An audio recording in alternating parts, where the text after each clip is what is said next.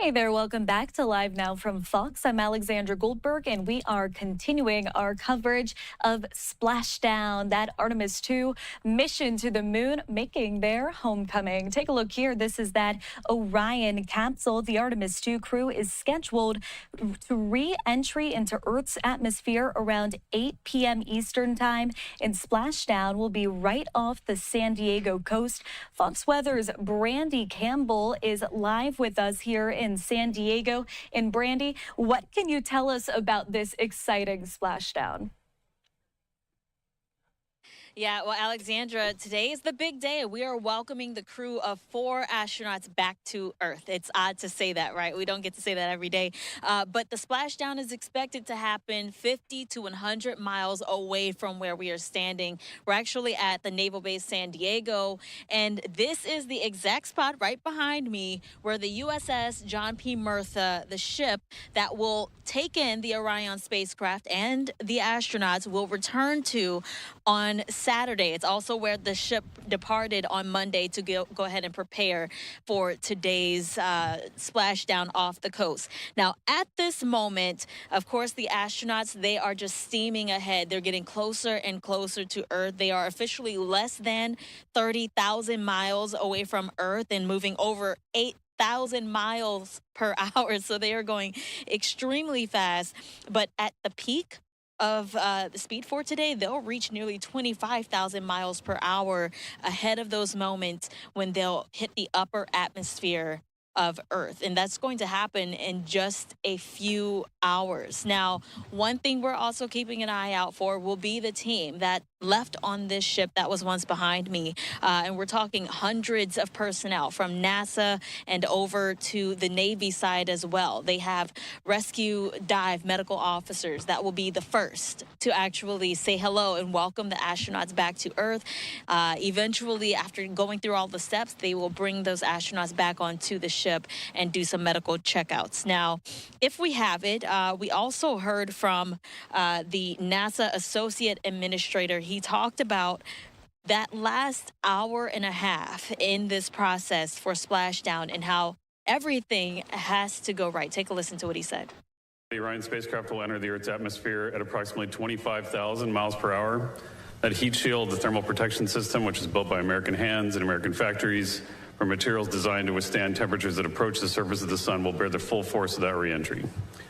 Every system we've demonstrated over the past 9 days, life support, navigation, propulsion, communications, all of it depends on the final minutes of flight.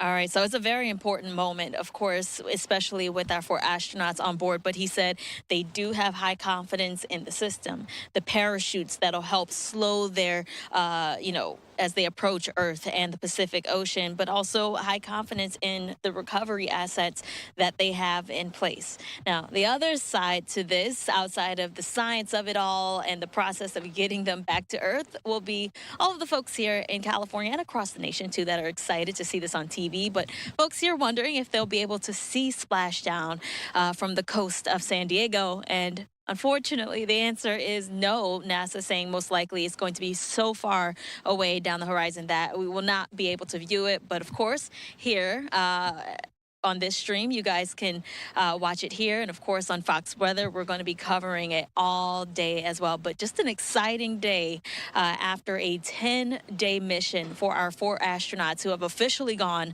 the farthest any humans have ever gone into space. Also seeing more of the backside of the moon that has ever been seen by human eyes before. So an exciting end to an amazing journey that's been great to follow along with. Back to you. All right, Brandy, before I let you go, I did want to ask, what's the energy like on the ground there in San Diego? Well, here at the base, I'll be honest, it's very quiet. A lot of the commotion, I will assume, is happening on that boat. It seems to be normal operations here, but just from talking to people in town, yesterday we were at the beach, there were some people who were very excited, and honestly, they were hoping to see it. So I was kind of sad to tell them, hey, you might not see it, but there's excitement knowing that our astronauts will be landing so close to us. So very exciting. All right, Brandy Campbell with Fox Weather. Brandy, thanks for being with us on Live Now from Fox. Of course. All right, our continuing coverage of the Artemis 2 mission to the moon continues after this quick 2-minute break.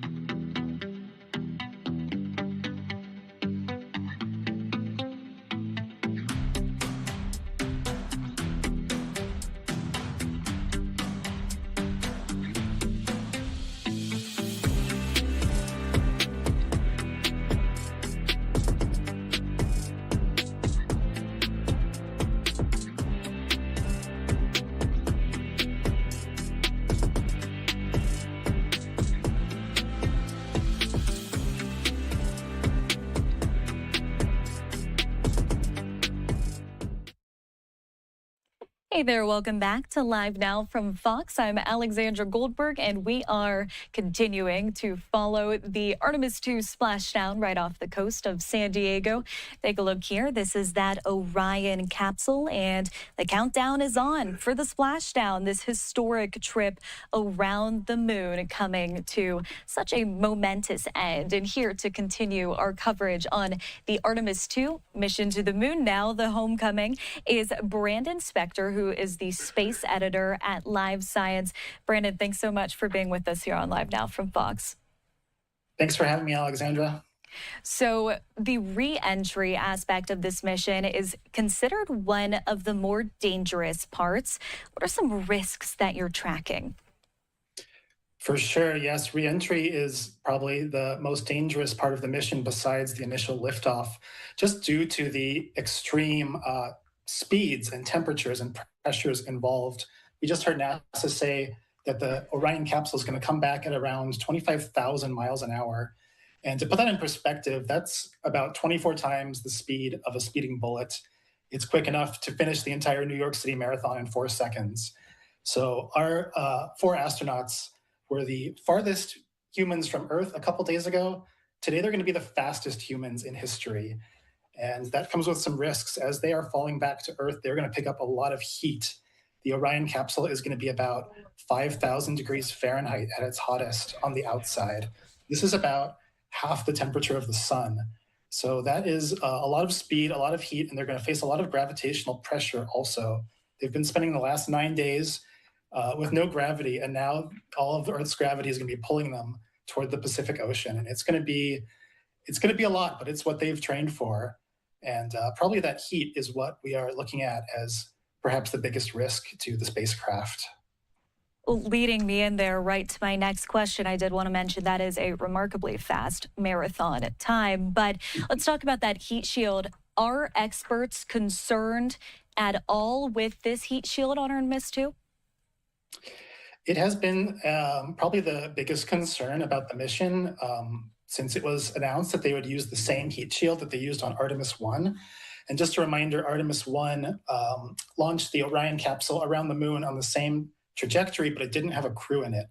And when it splashed down, they saw that the heat shield, which is supposed to char and burn a little bit in an even way, was kind of losing chunks in an uneven way. And that didn't come up in any of their simulations or tests, and that was some cause for concern.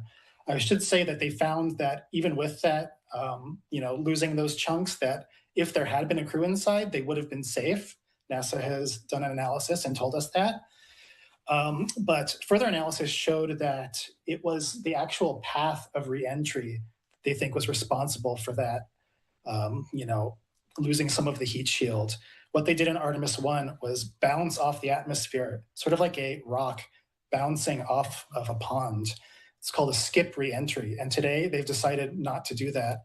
They're just going to do a direct descent through the atmosphere, which is going to make it a little bit rougher for the astronauts, but it should make the heat shield behave as it's supposed to.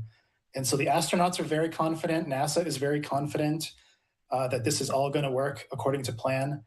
And of course, we hope so too. I can't wait to see what happens. I did want to talk about that path, of course, differences between that unmanned crew in Artemis 1. Now, the manned crew, you said, taking a direct path this time in Artemis 2. You briefly brought it up there at the end, talking about any changes to a physical sensation for those astronauts. Tell us more about that. Yeah, so when they did the skip reentry with Artemis 1, it was to sort of reduce the speed before that plunge through the atmosphere. So that made for a little bit of a gentler ride. So it's going to be a bit more speed and a bit more pressure facing the astronauts today. I think NASA has said it's going to be about 3.9 Gs of gravitational force on them, but they have trained for this. They have trained to experience more Gs forces than that. And so they're all professionals. I think they're going to be able to handle this just fine. My next question here about the recovery process. Tell us what happens right after that capsule touches the Pacific. Yeah, so right after splashdown, after those big parachutes go up and they inflate their sort of buoyancy system to make sure the capsule is facing the right direction, a Navy team is going to come in, and they're going to set up a big inflatable raft that they call the front porch. And this is kind of going to be the first place that the astronauts' feet touch back on Earth. The Navy team is going to wait for the capsule to be powered down by NASA. NASA says this could take about 15 minutes. And then one by one, the Navy team is going to remove the astronauts out of the Orion capsule, starting, I believe, with Christina Cook. And they'll bring out the entire team one by one. This is when they're going to start feeling the effects of Earth's gravity again. It's going to be probably a little bit hard to stand and walk on their own at first. So they're going to recover a bit on that raft and then be taken up into helicopters to be taken to one of the Navy's amphibious transport ships. And they'll have their medical analysis there, and then they'll head back to NASA after that. Certainly potentially a little bit dizzy after that, those astronauts readjusting to Earth's gravitational pull. I did want to talk about the weather here in beautiful San Diego. How does the weather play a role in splashdown? Yeah, so NASA is looking at some scattered clouds. Wind could play a factor, but they said that the weather is a go for now. The wind is not proving an issue. The waves are not proving an issue at the moment. They think that the weather is going to be just fine for this splashdown to go perfectly. And then speaking about that physical location of San Diego, why choose San Diego right there off of California's coast? Sure, yeah, there's a couple of reasons. For one, this is also where Artemis 1 splashed down, so they're familiar with this area. They're familiar with the weather patterns there and the ocean there, and they know it's relatively gentle place to recover the crew from. But a more practical reason is that there is a big naval base in San Diego, and that is where the recovery ship is going to come from. So just physically less distance for the recovery team to travel to get to these astronauts after they've landed back home. Certainly a lot to watch for. I'm just looking at our countdown clock there on the bottom of the screen. About 2 hours and 34 minutes until that projected time for splashdown. And Brandon, while I have you on the show, let's recap a little bit of the mission's successes so far. For sure, yeah. I think anyone involved in the mission would say that it has been a total success so far. This was the first crewed mission to launch on NASA's mega moon rocket, the SLS space launch system, and launch went perfectly. The only technical issue we've seen so far is something with the toilets, which they were able to troubleshoot pretty early on. Um, and then the Orion space capsule has never had a crew in it before, and that is performing perfectly. Reed Wiseman, the commander of the mission, said as much earlier today on the stream. And then, of course, that 7 hour journey around the far side of the moon went about as perfectly as anyone could have hoped. They showed us some amazing photos already of their close approach to the moon, and there's just so many more photos and scientific data to unpack from their mission that we're not going to be able to know about until they're safely back at home. So that's one of the reasons that the astronaut says we have to come home. We have so many stories to share. We have so much data to show you, so many photos. And this is going to change NASA's moon plans going forward. It's going to inform every subsequent moon mission, some of the things that they've seen here. I wanted to follow up with you on that last point. As you mentioned, these astronauts traveling to that far side of the moon, capturing data, collecting photos of brilliant features of the moon.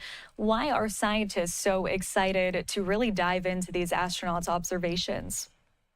For sure. Well, this is a view of the moon that humans have never seen before, this exact view from around the back of the moon. And we know the astronauts have already found some incredible things just in photos they've shared and things they've said. Like they've seen things called impact flashes, like when a space rock hits the moon, it could be as small as a grain of sand, but you still see a bright flash. And this is something that's rarely seen on Earth, but they saw at least 5 of them when they were going around the moon. And that could teach us a lot about impacts on the moon and how safe it is to build bases there and have permanent human presence there. They've also discovered new features like craters. There was that extremely poignant moment when the team discovered a new crater between the near and the far side of the moon, and they phoned back to mission control and asked if they could name it Carroll Crater after Commander Reed Wiseman's late wife, Carol. And it was just a very heartfelt moment. But these are the kinds of discoveries that can only be made by humans who know what to look for. They all have scientific training. They're all part of the scientific team of this mission, and they know what to look for and are seeing things that robotic missions couldn't possibly capture. Yeah, and I asked our last guest here on the Artemis 2 mission, Ed Stewart over at the U.S. Space and Rocket Center. I asked him what he's most looking forward to as there is so much data, not only about the capsule, the life support systems, and also the biology of a human astronaut on a type of mission like that. I mean, what are you most excited to really figure out in the following amount of days of observing and analyzing this data? For sure. Personally, I'm excited to see more photos of the total solar eclipse that they experienced. We get solar eclipses on Earth. The last one I saw a couple years ago lasted about 90 seconds. They were in darkness for something like 40 minutes. So I'm very excited to see what they were able to see on the far side of the moon during that time and seeing the sun's corona reappear after that. And like I mentioned, the impact flashes, I'm very curious about this issue of space rocks constantly bombarding the moon and what that means for NASA's future ambitions to, build infrastructure there. I think there's a lot to unpack and to figure out still as we look to the moon as, not just our neighbor, but a place where humans might actually live someday. Absolutely. Well, you can see on part of your screen there, that's the liftoff from April 1st.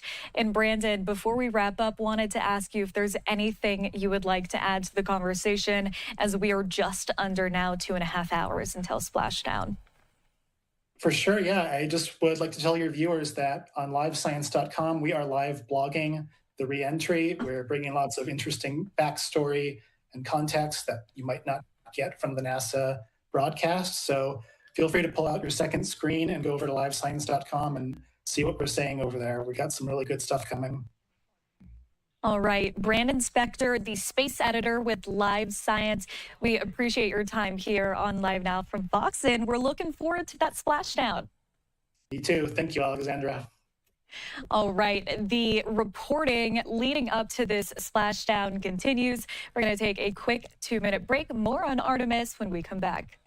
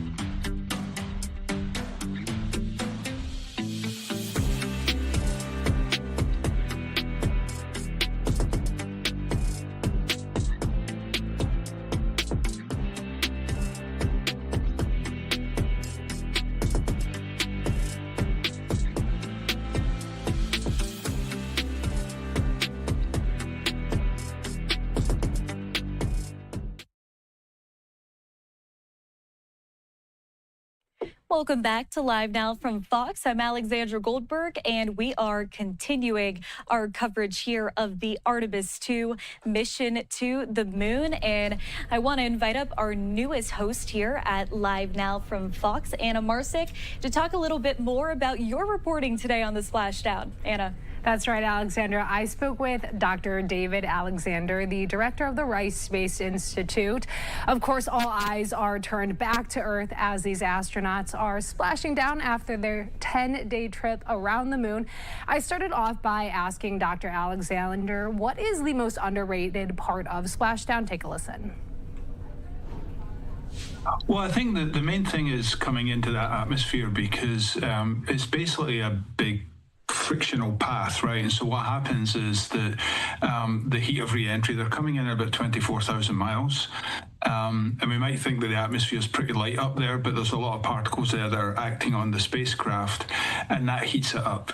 And so that's the most dangerous part. If you don't get the trajectory right, the angle right, the speed, you know, the point of entry, all those different things, then it can go badly wrong. And I think that that's where the key element is just coming into that first. But after that, assuming you make it through that kind of high temperature region, then it's essentially boosters and parachutes, and I think that's fairly straightforward after that, although, you know, again, everything has to go right. So I think it's that initial re-entry, that initial access to the Earth's atmosphere about 400,000 feet, that's going to be the thing to watch.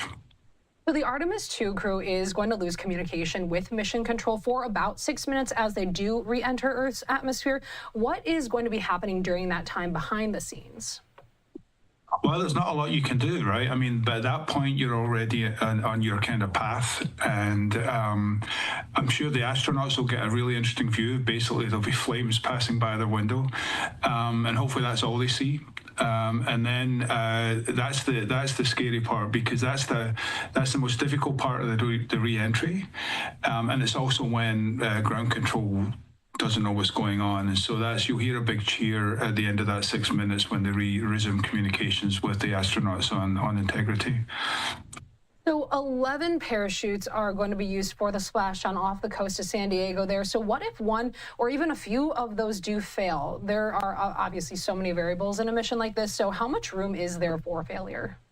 Well, there's a lot of redundancy. I mean, that's built in by design, and so the main chutes. So there's the drogue chutes, and then there's the that's a long time since I've jumped out of an airplane, but there's a series of chutes that slow it down progressively, and then the main chutes open. And I think on one of the early tests of the Orion spacecraft, they had maybe one of the chutes didn't open and it landed fine. So there is redundancy built in. The idea is it'll be slowing as they go, deploying these different chutes, and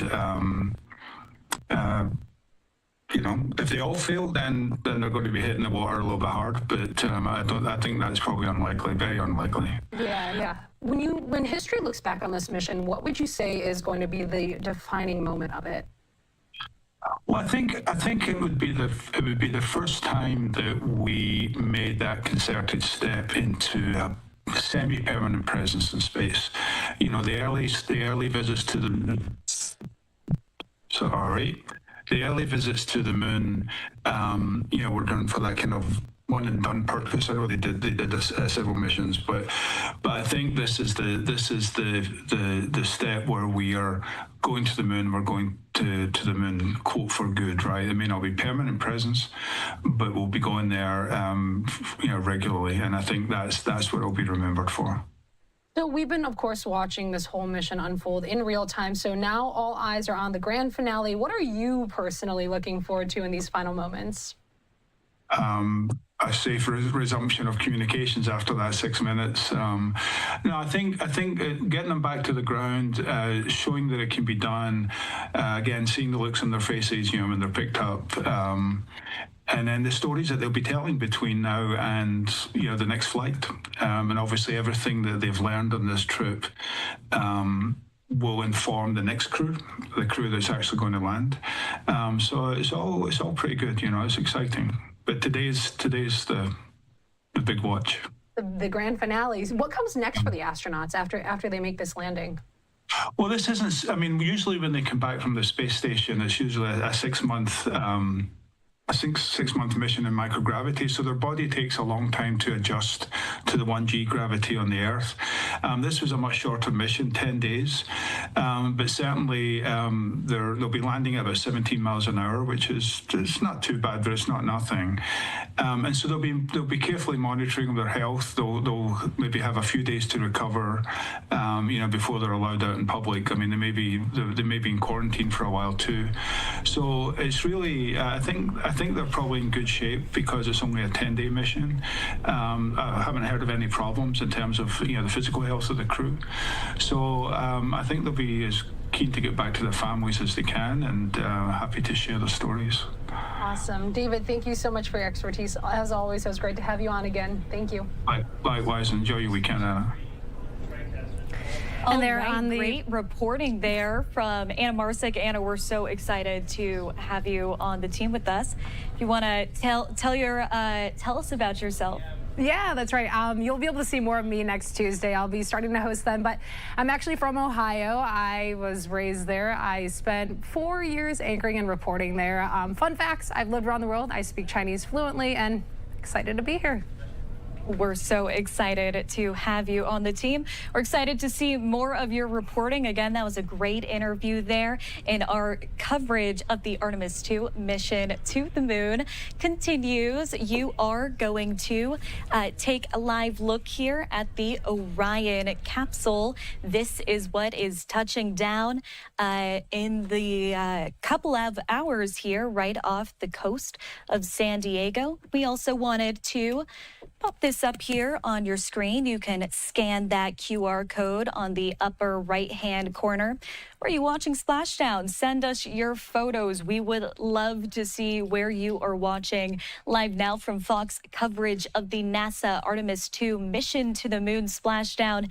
Send us those photos. We will feature a couple of those on the program throughout the night here.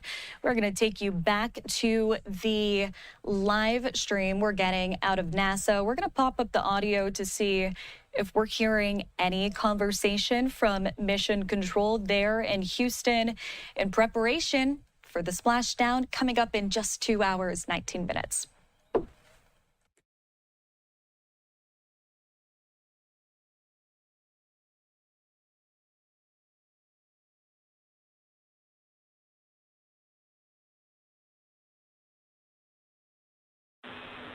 Integrity, Houston. We are ready for another CO2 reading on the AGA.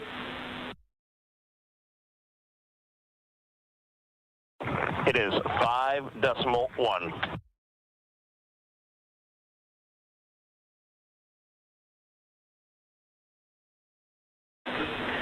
Houston copies. And Reed, earlier I did misspeak. The CO2 reading specifically would not have been affected by that particular bit.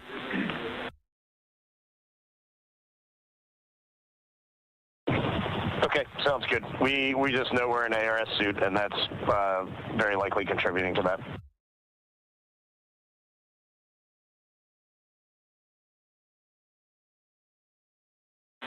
We concur.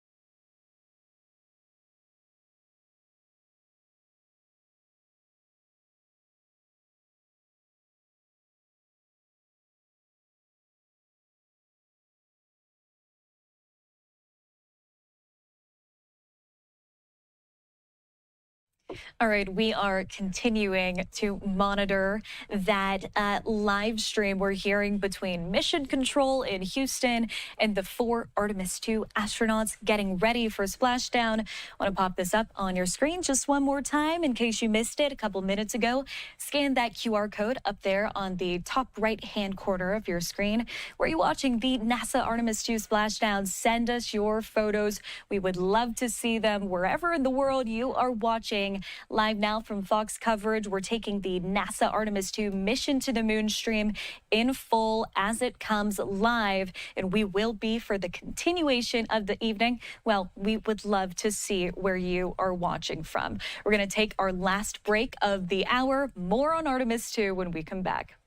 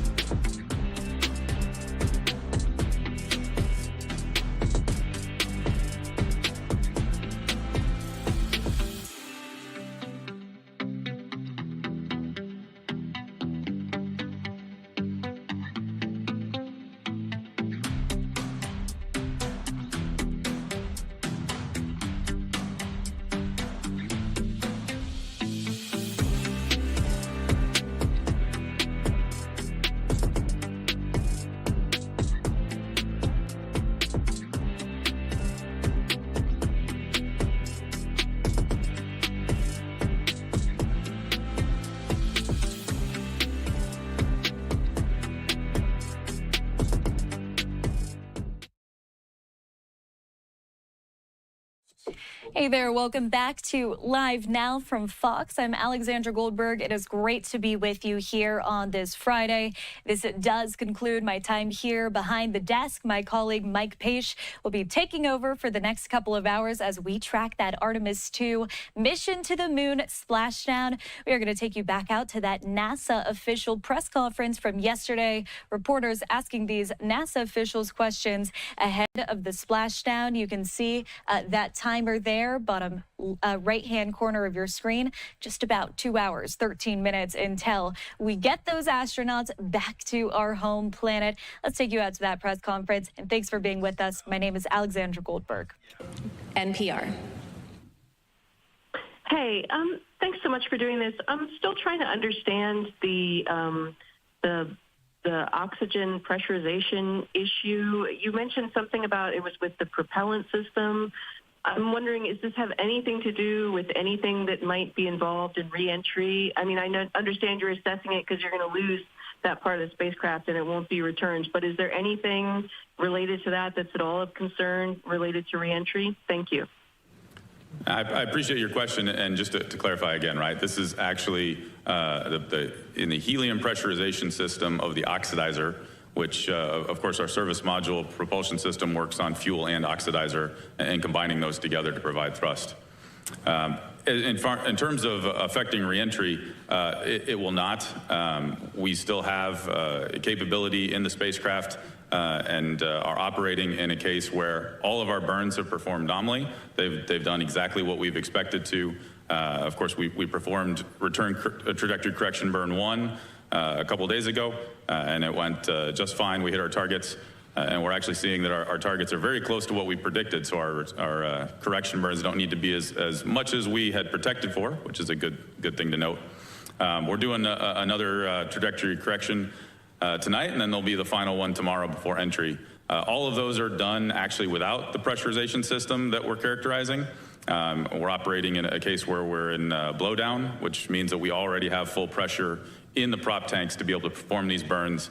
Even if we had, a 3 sigma dispersion, we still have plenty of prop pressurization to do the burns. So we don't see any impact to entry at this time. And of course, we will, jettison the service module, and that's where the system is. And of course, the crew module jets that we'll use actually on reentry are unaffected at this time.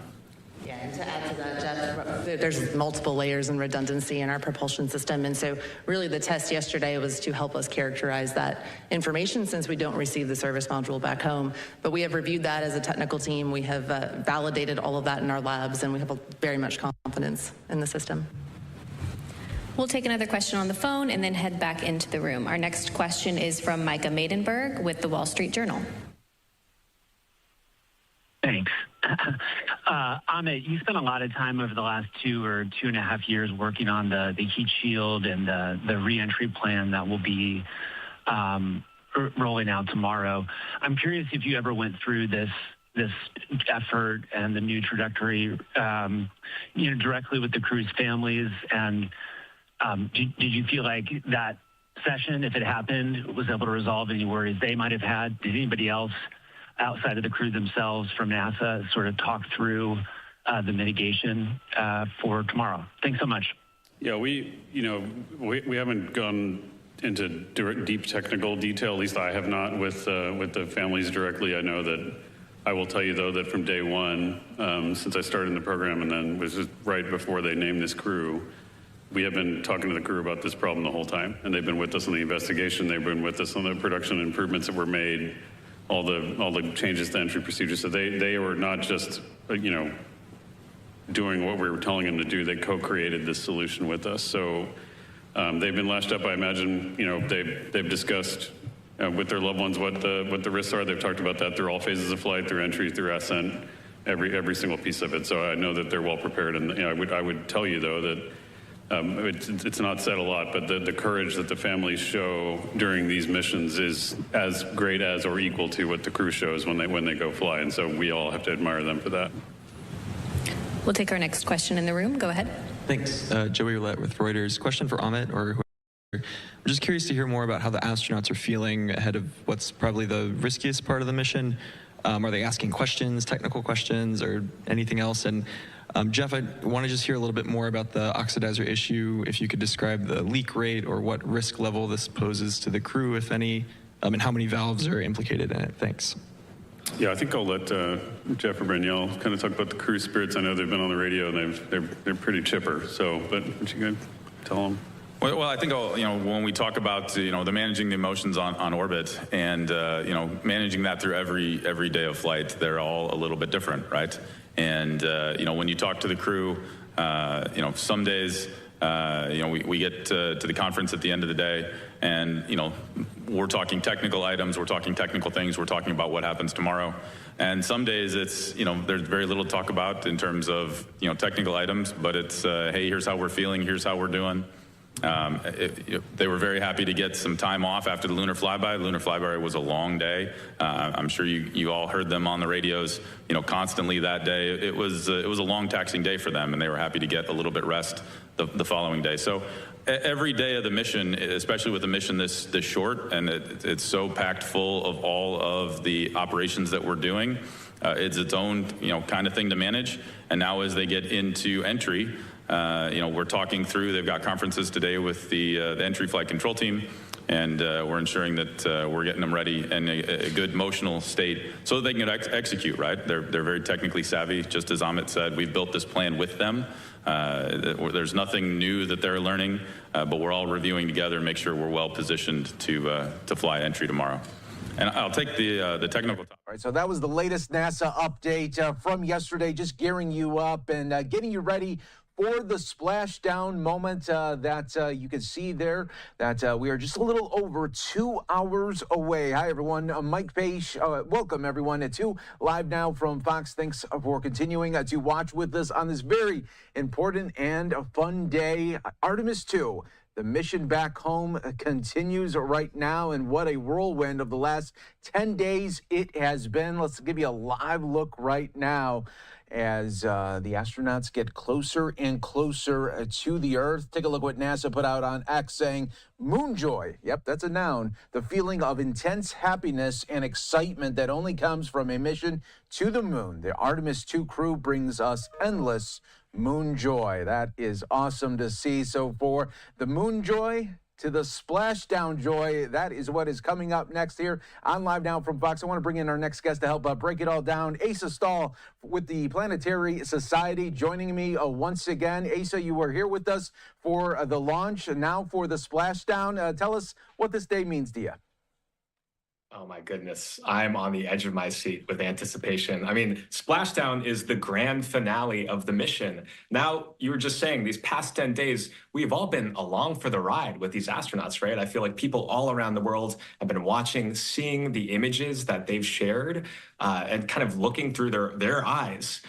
So this is the culmination of all that, where we've made this sort of personal relationship with this mission, with these astronauts, and now we get to see it all kind of come to this hopefully satisfying, safe conclusion as they, step off of that crew capsule into the raft that'll be waiting for them in the ocean. I think that a lot of people are going to be glued to their screens waiting to cheer them on, and it's going to be a fantastic moment of celebration. It really, really is. And I'm just always in awe of these moments, Asa. When you think about, just first off, how far they went to get to the moon. We're talking, 250,000 miles away from the Earth, wrapping around, and then NASA is able to put them in an area where everyone knows that they are going to be landing in the Pacific Ocean. I think that is incredible.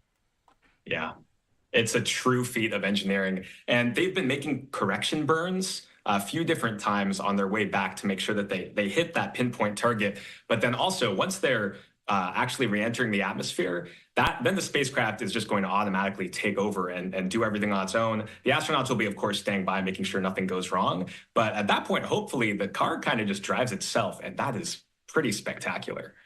Yeah, that really, really will be that autopilot from NASA. It has to feel good at that point when you feel that they have been really just glued on to this mission these last 10 days.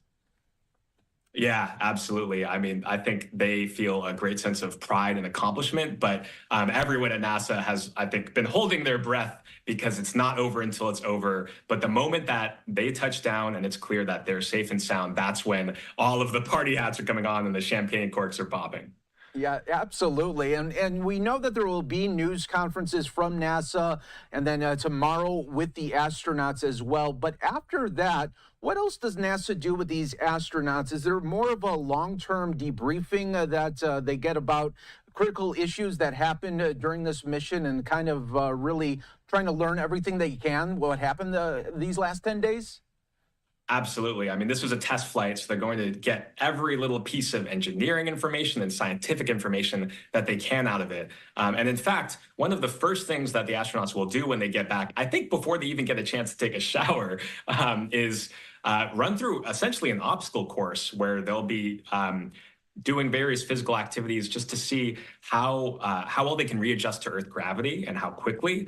And that'll help NASA prepare for future crewed missions to the moon and maybe one day Mars. So that kind of gives you a little window into just how much they have ahead of them, how much there is to unpack from this experience. And, you know, I also wonder, just because, I mean, the sights that they saw these last 10 days of seeing the moon, seeing our very own Earth from far away. I mean, I wonder what the come down is for these astronauts as they kind of try to reacclimate back into regular life. That's a good question. I think that they usually want to pay it forward. They feel like they've been given a gift that they, of all people, were the ones who were sent out on behalf of all humanity to witness this on our behalf and to share it with us. So I think they're going to probably keep continuing to do that. And then also, of course, advise for the rest of this Artemis program, contribute to its further success and bring us back to the moon, this time to stay. Yeah, and I mean, that is what it is all about, to focus on the future missions to get us back to the moon. So what will happen from really this moment really to 2028? What is going to be the next critical steps that NASA is going to need to undertake to get us to that Artemis 3 mission and beyond? Yeah, so just like you said, Artemis 3 is next. That's slated for 2027, and that is another test flight in preparation for the actual landing mission, where people get out and walk around on the moon again for the first time, and since the Apollo missions. And that Artemis 4 mission will be in 2028. But Artemis 3 is the stepping stone that will not send astronauts around the moon and back like Artemis 2 did. Instead, it'll be a sort of test of docking and the landing spacecraft that will be involved in Artemis 4 and beyond. And for that Artemis, because originally that Artemis 3 mission was going to be the one to land on the moon, but then they kind of changed things up. Did they have to change the crew then? Because I know they wanted a specific crew for the moon. That's a good question. I'm not sure, because they hadn't revealed the crew publicly yet. For either mission. We know that the crew is going to be different than the sort of crews that were going on Apollo. But yes, they did change. Originally, it was just going to be straight to Artemis 3. It was going to be the moon landing. They decided to break it up into more missions, which makes sense. This was how Apollo did it, by taking this thing that we have not done before in a very long time. And that is very difficult. It is hard to land on the moon. It's hard to go back to the moon. There's a reason that the United States is the only country that's done it, and that we hadn't done it in decades. So by breaking it up into more chunks like this and biting off the risk in pieces, that makes it much more likely to succeed when we do go. Yeah, no doubt about that. Truly inspiring all the way around. Asa Stahl, thanks so much for joining us on Live Now from Fox. Enjoy the splashdown coming up in a little more than 2 hours. Thank you. Take care. All right, everyone. And before we go to a 2-minute break, we do want to, again, see those photos. Let us know where you are watching the splashdown and our coverage. You could send in your photos. You could scan that top QR code on the top right of your screen. We would love to see the photos. And remember, that is the only way to get it on air, is if you scan that QR code and upload it through that way. And take a look here at some other posts that we have been seeing circulating on social media. This one posted by Fox News on X, saying a look at some of the most breathtaking images captured throughout the historic Artemis 2 spaceflight as the NASA crew prepares for the splashdown. And take a look at that. That is so neat with the astronaut there just sitting and taking in the Earth. And then you're seeing this amazing eclipse as well. And take a look here at this shot of the Earth. Always, always great to see. All right, everyone, we will get you back out to Artemis coverage. I do just want to show you, we have President Trump now on the ground, just coming down the steps of Air Force One. He is in Virginia for a fundraiser. Earlier today, we did hear him speak to the cameras for just a little bit, but now he is on his way to this fundraiser dinner. Tomorrow, he will be heading to Miami for a UFC fight that will be happening tomorrow night there. So we always got you covered here on Live Now from Fox, from Artemis to POTUS and everything else in between. You know, you can see it right here on Live Now from Fox. We'll take a 2-minute break and be back with more in just moments.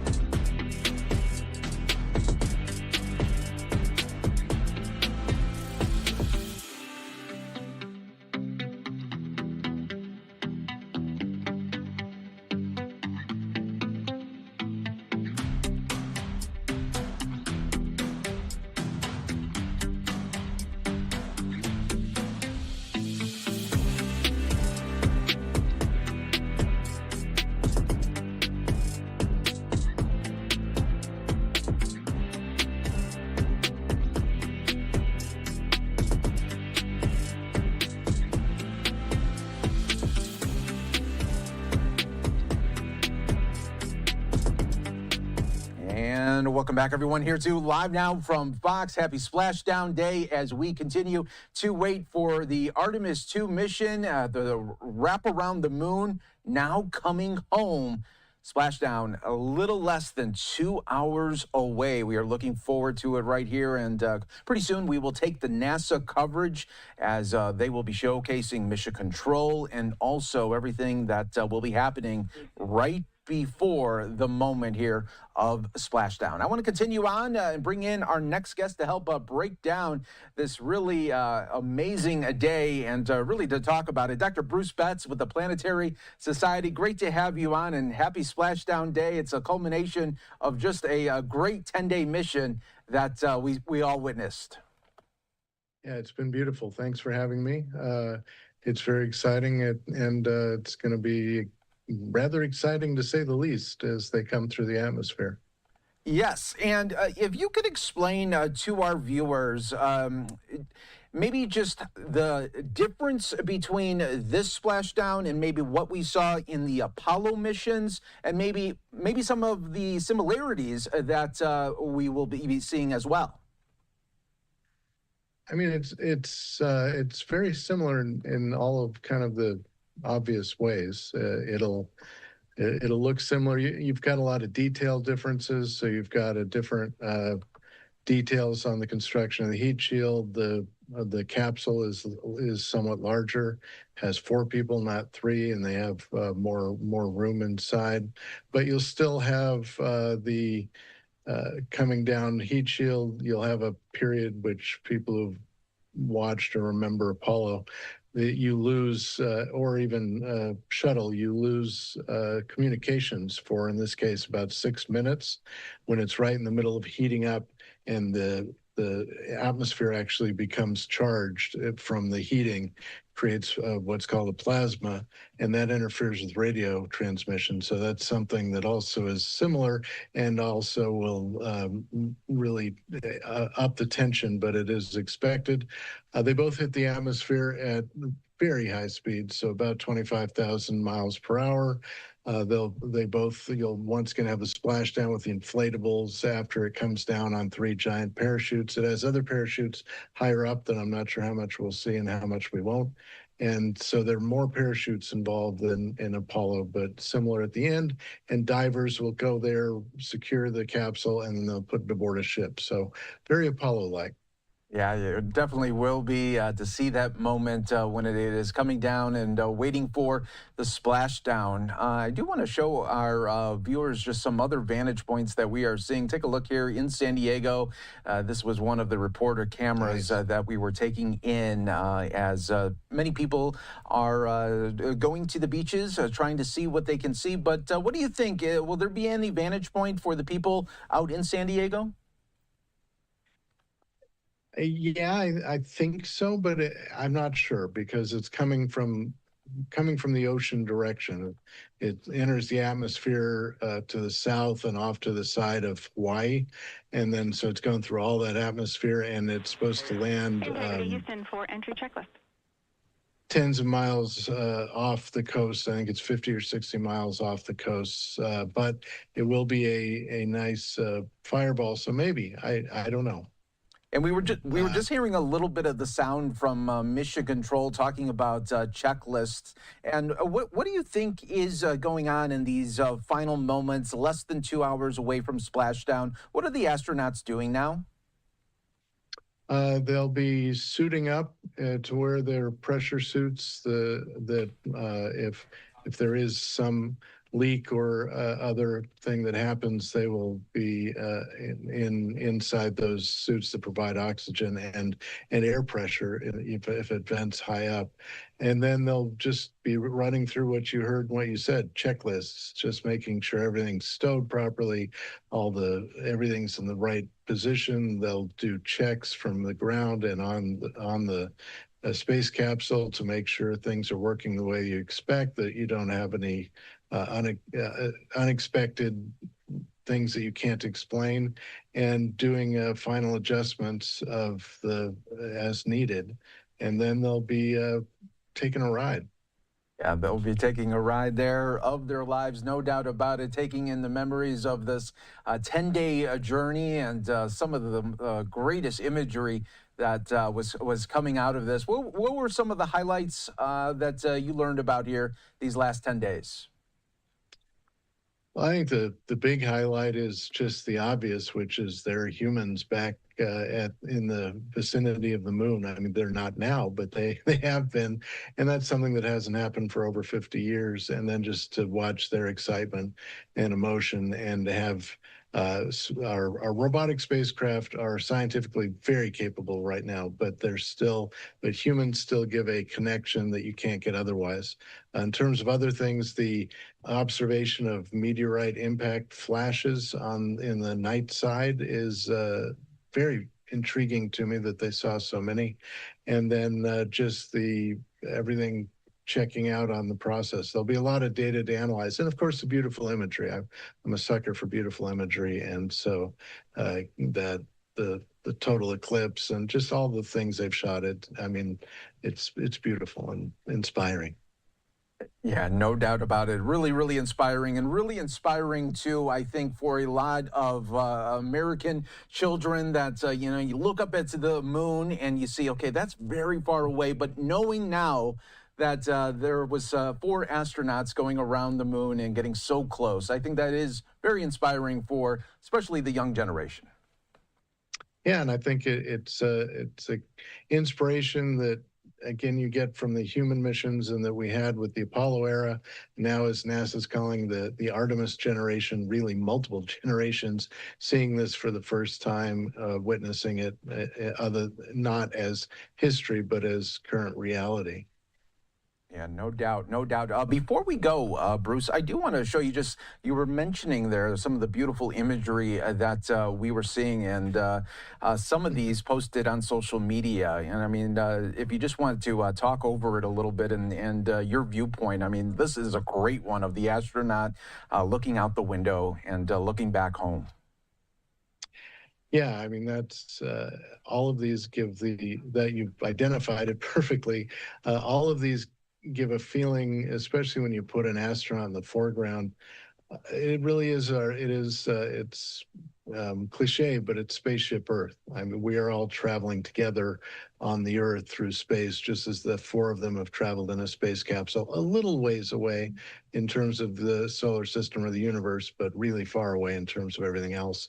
Here they're in the shadow of the moon. So this is a total eclipse of the sun, but seen from a different perspective than we ever see it, although robotic spacecraft have, but to capture the corona of the sun, that outer area, which you don't see except during a total eclipse when you block the really, really, really bright part of the sun and see the fascinating corona. And there we've got an image which is intriguing for various reasons. It's hard to tell here, but we've actually got aurora by the North Pole and the South Pole. And of course, the other just general, any Earth imagery, you lose track when you're wandering around on land all the time, but we're a blue planet and a white planet more than anything else. And that just kind of brings it back. Here, they've got a beautiful shot over the moon surface. The moon with lots and lots of craters because it doesn't have erosion and plate tectonics like we do. And so it preserves this beautiful history of 4 billion years of history of the solar system and impacts, whereas the Earth, most of that gets erased. And of course, it's showing a crescent Earth, which is fabulous. And here we've got another viewport type image. I can't tell what else floating in the foreground, but they had quite the spectacular view, to say the least. And this last, take it, Bruce, because this one's amazing.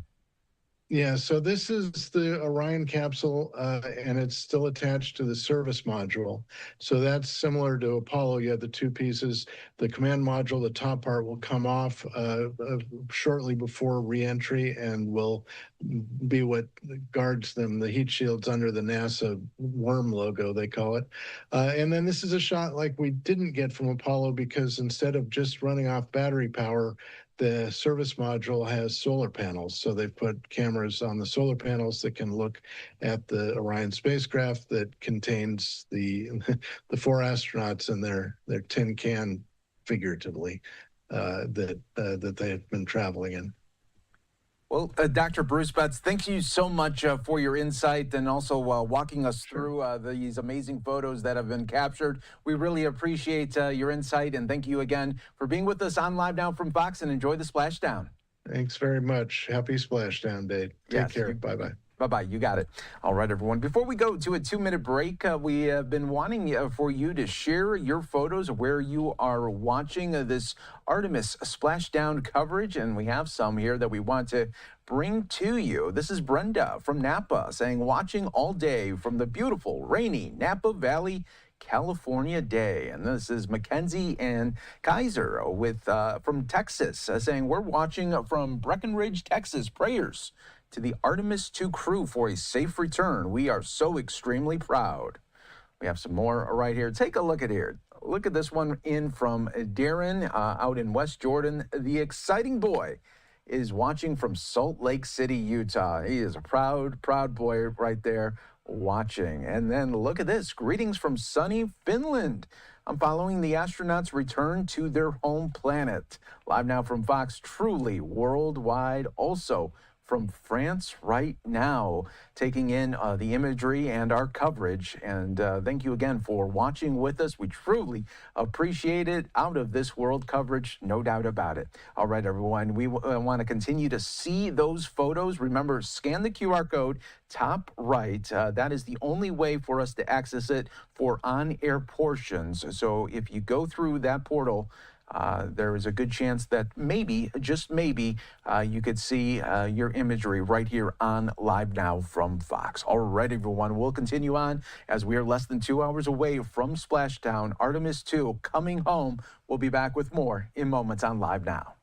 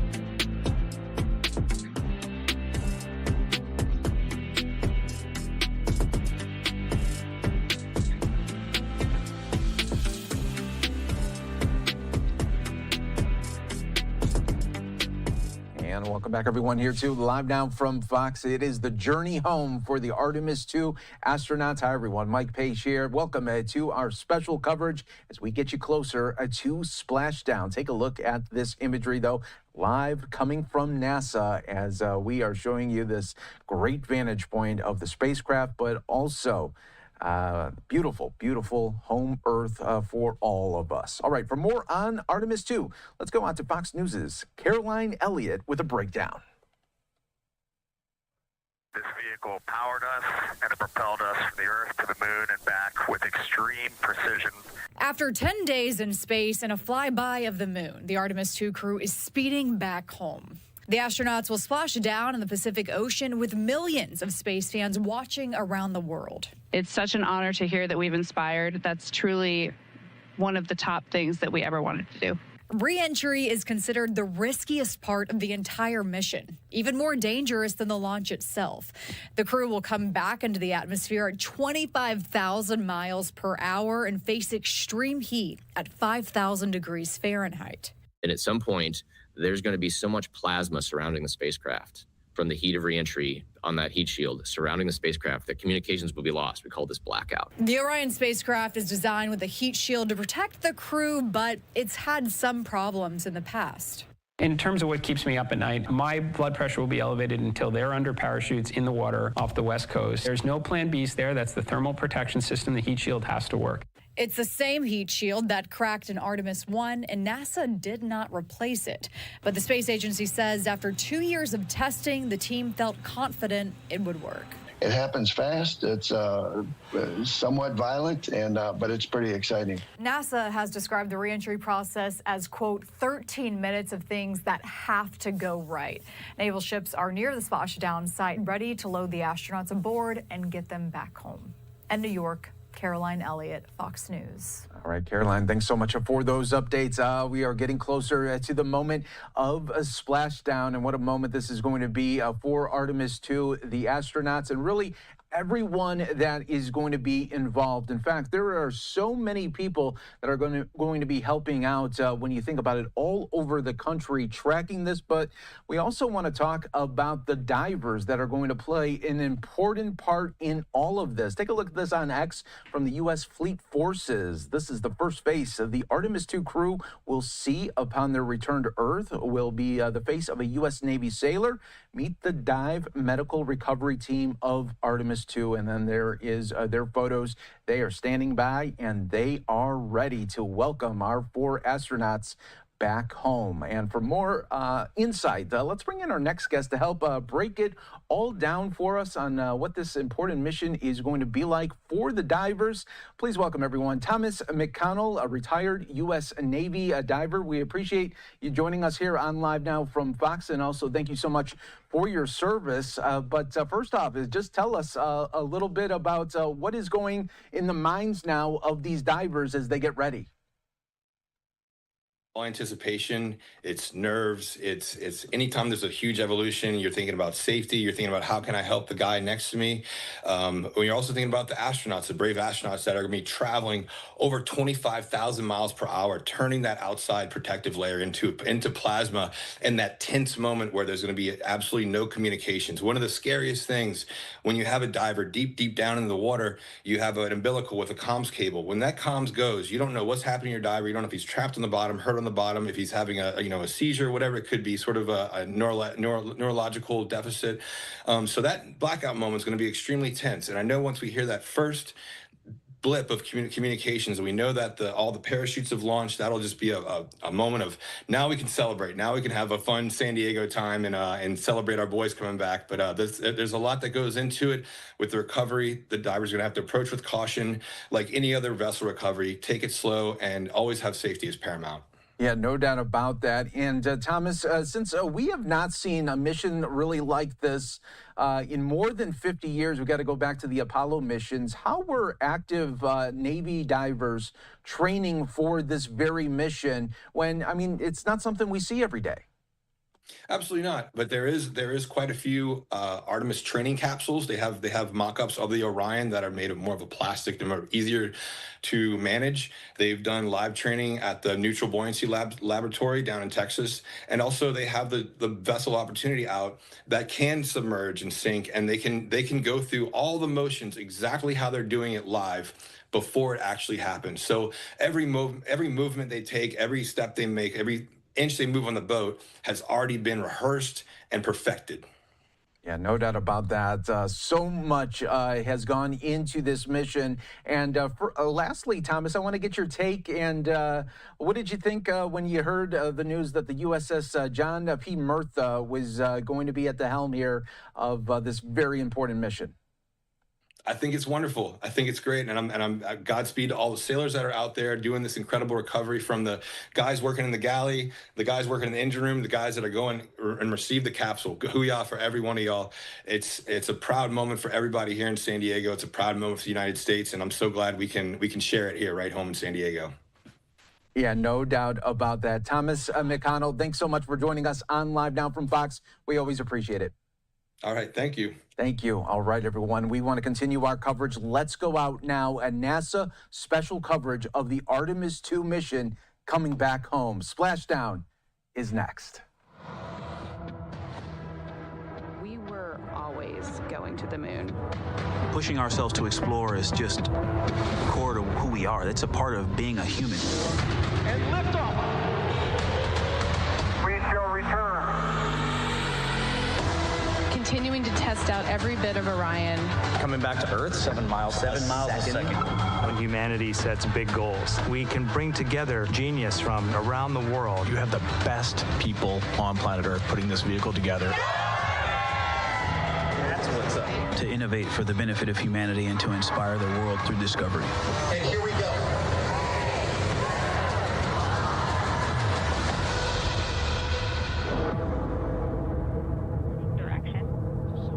19th, 1972, 2:25 p.m. Eastern Standard Time. The Command Module America splashes down in the Pacific with Gene Cernan, Ron Evans, and Jack Schmidt aboard as the Apollo 17 mission came to an end, along with humanity's first series of expeditions to the moon. Today at this hour, you are looking live at our planet from the Integrity spacecraft, heading for a splashdown in the Pacific off the coast of San Diego just 1 hour and 35 minutes from now. And good day from the Artemis Flight Control Room here at the Johnson Space Center in Houston, where the entry flight control team is on duty at this hour, led by Flight Director Rick Henfling, joined on console with the voice you'll hear talking to the crew throughout the course of the day. That is Jackie Mahaffey, second from your left. Everything has gone extremely well as we are closing in on the return of Artemis's astronauts from their flight around the moon and historic lunar flyby that will culminate with that splashdown in the Pacific off the coast of San Diego just 1 hour and 35 minutes from now. And with that, it's a good entry pad, and we can continue in the procedure. Integrity. You're looking at a live view inside Integrity.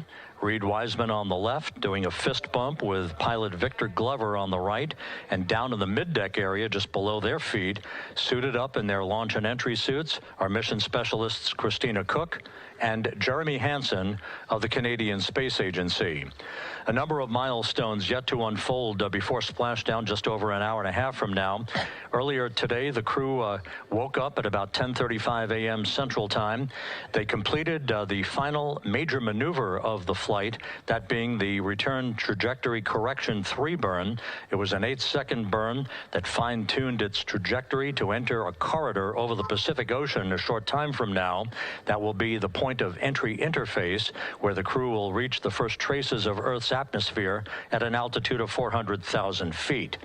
The crew moved into its entry checklist just after 4 p.m. Central Time, suited up in those launch and entry suits, conducted leak checks, and now are in the final stages of their entry checklist. Instruction 115 of entry checklist.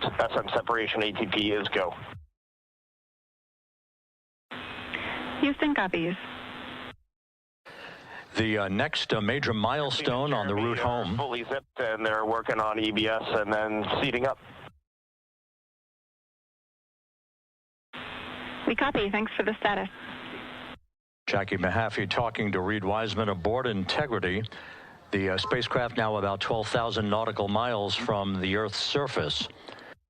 The next major milestone on tap for the crew will be the handover of communications from the Deep Space Network to the Tracking and Data Relay Satellite System.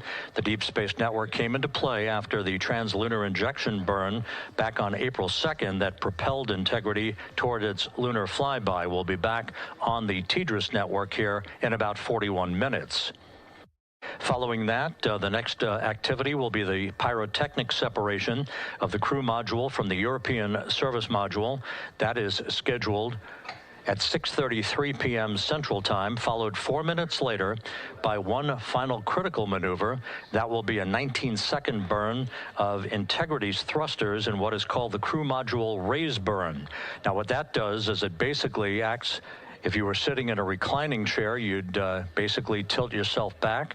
It raises the aft end of Integrity ever so slightly, and that is the final opportunity for us to fine-tune the angle of attack of Integrity through the area of peak heating at entry interface. That will come a bit later on, about an hour and 18 minutes from now. So after the raise burn, we will be in the final orientation that will minimize any peak heating on the heat shield of Integrity, and prior to the time the crew enters the Earth's atmosphere at an altitude of 400,000 feet. Entry interface. This is the critical time where the crew will reach the first traces of Earth's atmosphere at an altitude of 400,000 feet, traveling 34,882 feet per second.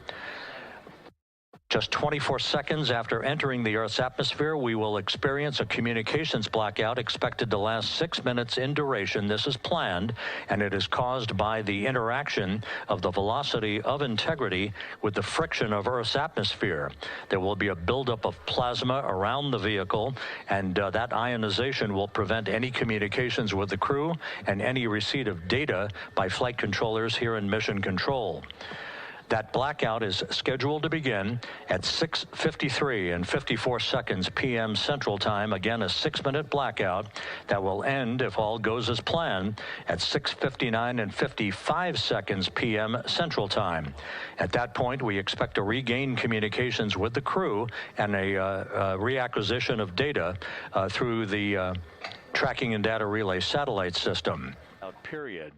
We will have a series of roll maneuvers. These are computer commanded that will roll the vehicle slightly to the left, then back to the right. That will bleed off excess energy as we begin our peak period of velocity. We expect to reach a maximum velocity of 24,661.21 miles per hour, equivalent to about Mach 33 times the speed of sound, shortly after we enter that blackout period. Once we exit the blackout period, of course, we're in the denser regions of the Earth's atmosphere, and then we get set up for the parachute deployment sequence. First, the deployment of 3 forward bay cover chutes that will pull essentially the top forward bay cover off the very top of the Integrity vehicle. That will be followed by the deployment of drogue chutes, and then the final deployment of a series of 3 main parachutes at 7:04 and 44 seconds p.m. Central Time. From that point on, it is about 3 minutes or so until splashdown. Splashdown scheduled at 7:07 and 8 seconds p.m. Central Time at a gentle speed of 19 miles an hour. So just to give you some perspective, at the time that we enter the Earth's atmosphere, we're traveling somewhere around Mach 32. We will splash down at a speed of about 19 miles an hour. The G-forces that will build on the crew members inside Integrity will build to about 3.9 Gs. That is what is expected and what they have trained for and what the spacecraft is designed to support.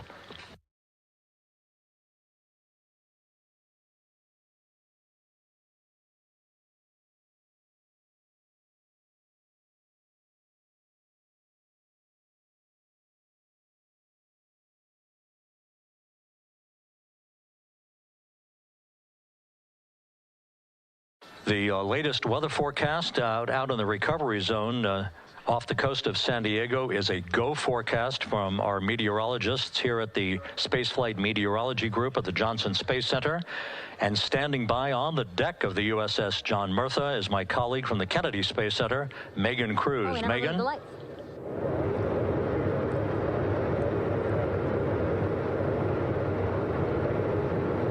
Hey there, Rob. Yeah, welcome to the bow of the USS John Murtha. This is where we will report out live updates from the ship as NASA and the U.S. military work to recover our Artemis 2 astronauts in just about an hour and a half. How exciting. Now, right now, as you can see, we are out in the Pacific Ocean. We are just west of San Diego. We're actually staged about 6.5 miles away from where we expect Orion to splash down. And then we will incrementally move closer. So at the time of splashdown, we'll be about 5 miles away, and then we will move to 3.2 miles away. At that point, we'll pause, make sure that all the debris that might be coming down with Orion, because basically some parts of like the parachute system, they're jettisoned off Orion during descent. So we'll just want to make sure that those all land in the water and that we are safe to move even closer. So we will make sure that we can move a little closer, and at that point we will move to a mile away from Orion. And at that point the ship will circle the capsule while NASA and Navy recovery forces work to get our astronauts out, and we should have great views of the bow from here. But also we have a ton of cameras all around the ship. For example, we actually have some cameras right to the left of me here on the bow. These are very strong, stabilized cameras. We can really get up close to make sure that we are sharing all the images we have available available to you. We also will have some views from above. We actually have 5 planes providing live views of splashdown today. In fact, some of those aerial assets just took off from San Diego minutes ago. And then actually here on the flight deck, you see 4 helicopters, the 2 in the back. Those will take off in about 30 minutes from now, also with live cameras. So again, lots and lots of imagery that we hope to share with you today. And then those 2 helos in the front, those 2 will pluck the crew out of the water and fly them back to our ship. Now, the combined team here on the ship, more than 550 people, left San Diego 4 days ago. And since then, I've watched different teams train every day, rehearse, final preps to make sure that they're ready for today. So to give us more of an update about how recovery is going on right now, why don't we turn over to Paul here, Paul Serpinski. He is the Assistant Artemis Recovery Director. Great to have you here, Paul. Great to be here. Thanks. Absolutely. So you just left the landing forces operations center here on the ship. How are we looking for recovery? Right now, it's looking great. When I left, they were just about to get into weather briefing with Mission Control Center in Houston. But listening to the loops this morning and everything that's been going on, the reentry trajectory correction burn, the return trajectory correction burn went great. They were right down the money, right on the money, right down the middle where they should be coming back. Our forces here, our teams out in the water, all our boats are launched or will be imminently. So yeah, it's just coming along great. Yeah. It's really nice to see. We did see some of those boats float behind us. We were hoping to give you a live view, but of course they floated right out of the camera shot as you came to us. But so basically the team right now here on the ship, basically like monitoring mode, but really things will pick up about 15 minutes after splashdown. Yeah, so a couple minutes before splashdown, things start happening really, really fast. Mm-hmm. Some events during the re-entry, they're maybe a second or 2 apart. And so it just takes a whole lot of effort and a lot of updates back and forth between us and Houston to try to keep track of everything that's happening, all in real time. And then after splashdown, that's when the recovery team really kicks into high gear. We have our boat teams, our boat crews going out, our divers doing hazardous assessments as they get progressively closer to the capsule, making sure, it's safe for all of our people to go in, and it's also safe for the astronauts to come out, because really at the end of the day, that's what we're here for, is we're to make sure that the astronauts get home safe after their tremendous journey to the moon and back. But then also we have, like you mentioned on a minute ago, all of our imagery helicopters are taking imagery, camera shots of it as it's coming in all the way through splashdown. I mean, they'll see it as soon as it crosses the horizon, all the way to the ocean here. And then afterwards, we have to recover actually Orion to bring it into the well deck of the ship. Absolutely, yeah. And so once the astronauts are safe on board, then those same dive teams are going to transition into securing the capsule. They'll position some equipment around it to kind of facilitate that. The ship will move into position. We'll attach a really big winch line to it, and then a bunch of tending lines. We'll pull the capsule around behind the ship and then start to slowly bring it in. And then, Orion comes in, goes hard down, and everyone cheers. Yeah, great day. Great day, exactly. Lots to coordinate, a lot to manage. Basically planning for this recovery, Artemis 2 recovery, started a month after Artemis 1 launched. That was the uncrewed test flight of the Space Launch System rocket, as well as the Orion spacecraft. That was November 2022, a month later, all the planning for this. How does it feel to be so close to welcoming our friends, our astronauts home? I mean, for the whole team, I walked around the ship this morning, just kind of visiting with a lot of people, a lot of groups, and just kind of get the feel of them. And everyone has that same kind of mentality. Everyone's excited. Everyone's thrilled to see all that work that's what we've been doing, like you said, for the last 3 years, since right after the last one came back till now. And some people even further back. Some of them go back a decade or more. So everyone is just excited, and they're ready. They're really ready for this. And just to be able to see our crew come back, that's going to be a thrill for everyone. How are you feeling? Are you ready? Is this something you ever thought you'd be doing? I'm ready. I'm excited. This has been the pinnacle of my career so far. It really has. I've seen a lot of firsts, a lot of lasts, but I can't think of ever topping seeing the first crew to go to the moon and back in 50 years, and to be here and be a part of that. And it's just a tremendous privilege. And on behalf of the whole team, I'm thrilled, and so are all of us. We're ready. Yeah, I definitely think that those words really embody how everybody on the ship is feeling. So thank you so much, Paul. I appreciate you being here. And so, Rob, we'll toss it back to you again. We will continue to join you with live updates from the ship as much as possible. Thank you, Megan. Back here at the Johnson Space Center, the entry team of flight controllers looking over the shoulders of Reed Wiseman and Victor Glover there on the flight deck of Integrity, and again, just below their feet in the mid-deck area, if you will, Christina Cook and Jeremy Hansen of the Canadian Space Agency. They're in the final review of their entry procedures and all of the activities that will follow here very shortly in trip hammer fashion. We should note that after splashdown occurs, the flight control team here in Houston will be monitoring the orientation of the Integrity spacecraft. We are expecting it to splash down upright in what is called the Stable 1 configuration, with the top of the spacecraft pointed upward. Stable 2 would indicate that it is upside down in the water. Regardless of the orientation, there will be 5 inflatable airbags called the CMOOS system. That's the acronym for Crew Module Uprighting System. We are suit on complete. Houston copies. Reed Wiseman acknowledging that the final steps in suit donning are now complete for the crew. Leak checks have been completed earlier. The CMOOS system, those 5 inflatable airbags, will be inflated with helium. Those airbags will ensure that the vehicle remains upright. While that activity is going on, the flight control team here will be checking the systems on Integrity, also making sure that there's no leakage of toxic gas from the spacecraft. It should take about 15 minutes from splashdown to the power down of all of the systems on Integrity. And at that point, assuming everything is in a nominal fashion, then the green light will be given for the Navy recovery teams to begin to make their way closer to Integrity to begin the erection of a large inflatable life raft called a front porch that will be buttressed up alongside the hatchway to the spacecraft. That life raft will be used to bring the crew members out of this vehicle once the hatch is open, one by one. They'll get their land legs back after 9 days of weightlessness before they're put in harnesses to be hoisted one by one in sequential fashion, in an alternating fashion, to the 2 hovering Navy helicopters overhead. Houston Integrity for a status. Go ahead. Seats 3 and 4 are connecting umbilicals. We're going to be stepping into leak check soon. 1 and 2 will be seated. 3 and 4 will be free float, and we'll configure EPROC accordingly. Houston copies all. Reed Wiseman talking about the current procedures with the suiting of the crew members and subsequent leak checks, a final leak check for all 4 crew members. Everything is actually running a few minutes ahead of schedule.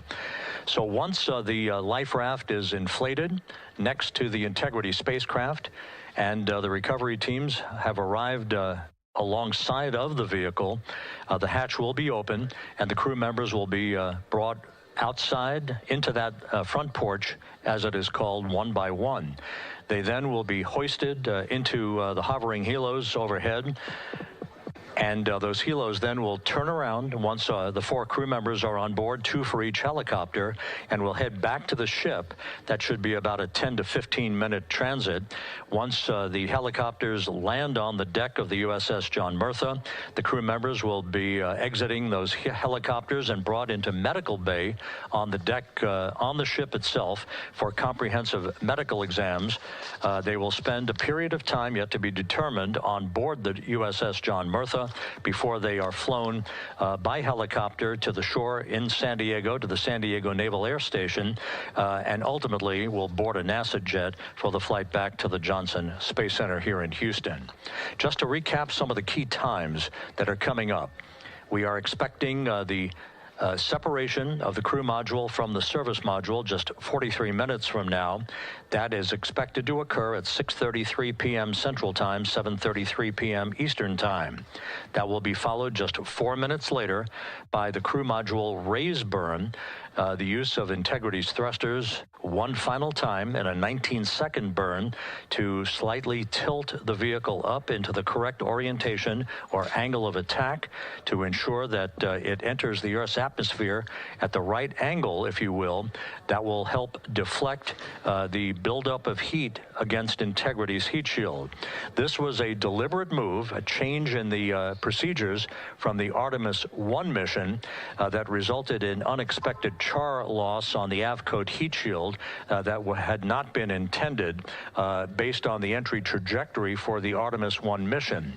What we're doing is we deliberately changed the trajectory of the entry from a skip entry that was about a 3,000-mile transit across the Pacific Ocean.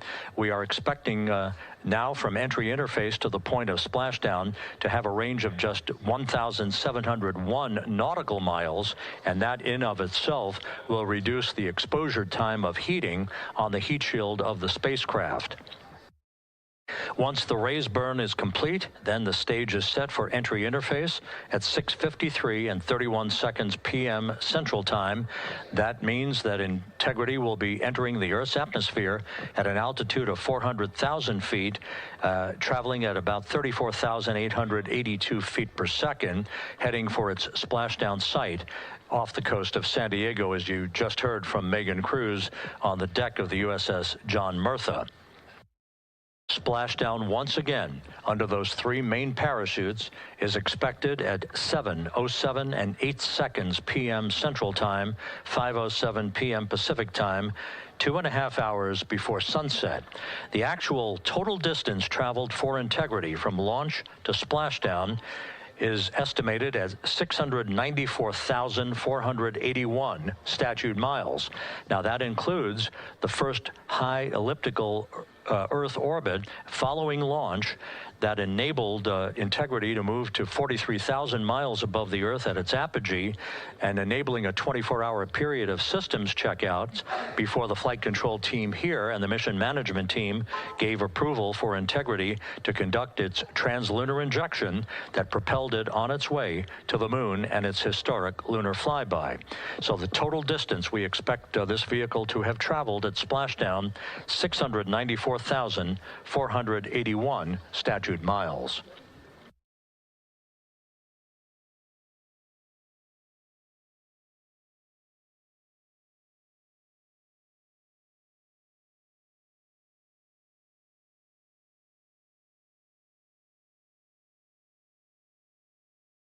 With everything proceeding on track and on time aboard Integrity, the vehicle system's in excellent shape as the Earth grows larger in the field of view.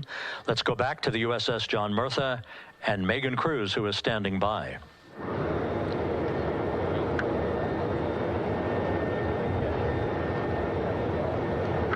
Hey, yeah, Rob, welcome back. Again, we are out in the Pacific Ocean, staged just about 6.5 miles from where we expect Orion to splash down now in just over an hour. How exciting. And the weather, awesome conditions here. I know you see some wind blowing around my hair, but really nothing to speak of when it comes to having to recover our astronauts, as well as no waves here, really. So yeah, we're expecting a really great day. Also, hopefully, some really great views. You can see behind me that some of the clouds are starting to break up, so that's really exciting. And now, of course, this ship has a lot of people ready and excited to welcome our crew back home, including Dr. Rick Schuring here. He is a NASA flight surgeon. Great to have you here, Rick. You too, Megan. It is a blessing to be out here this day with our teams. We've trained 3 years for this nonstop with the U.S. Navy and along with EGS, and we've so looked forward to this day. And you know, just by God's grace, everything's parting, the skies and everything. The crew's doing great. Looking forward to come back, and our teams are ready. So this is one of those days you've dreamt about, and now it's finally here, and we're ready, and just thankful to be a part of it. Yeah, and you play a really integral role. When was the last time you spoke to the crew, and how are they feeling in this last hour before splashdown? Sure. Yeah, so the crew woke up. When they splashed down, they were woken up about 8.5 hours ago.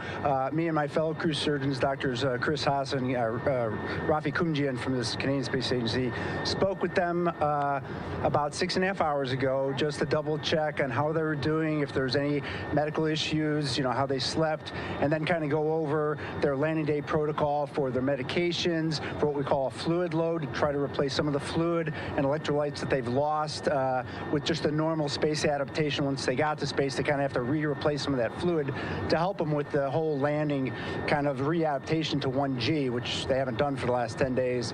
And then just kind of let them know how things are going to play out, out with the open water teams all the way until we finally get to the med deck. So they were very pumped up, very hurried though. They had a lot of cabin configuration, a lot of things to get ready.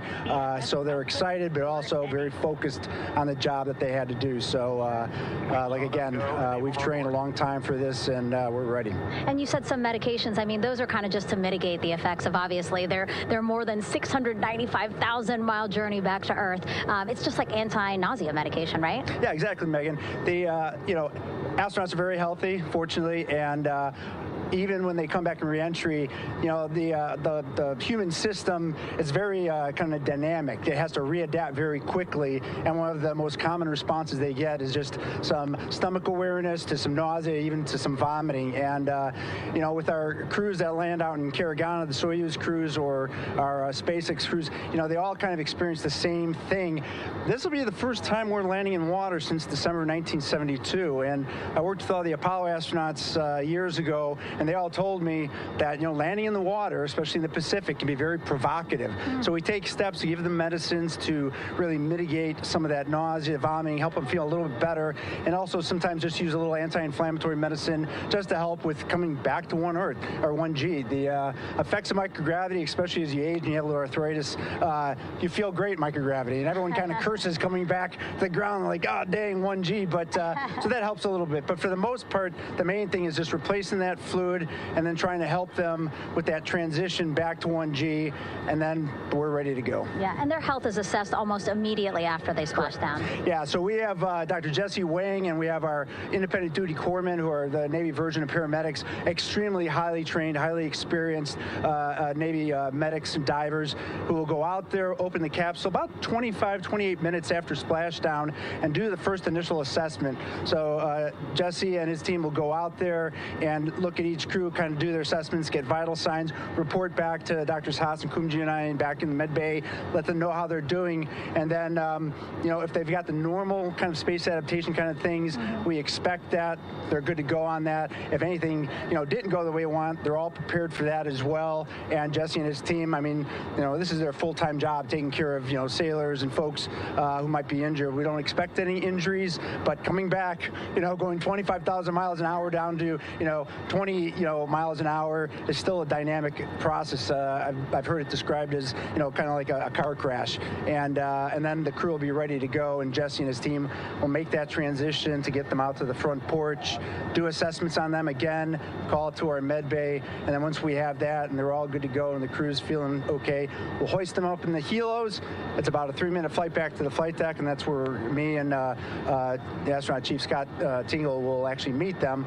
I'll get eyes on them, make sure they're all good, just take very slow transitions, and then one by one we'll either get them out with the SMTs, the SAR med techs under each arm, just kind of just walk them very slowly to med bay, which actually helps them acclimate back to 1G. Or if they really don't have their sea legs back yet, then we might put them in what we call a stair chair, which will be right behind them, and then just very slowly kind of get them back into med bay to start our full assessments for the team. Yeah, so a really great team here to support them as soon as they get back, and also all throughout the mission, of course. You talked a little bit about this, but obviously, we have seen astronauts return from the International Space Station for over 25 years, so we kind of know that journey, how it affects the body. But yes, we're talking about humans returning from the moon for the first time since 1972. How is this different from your perspective?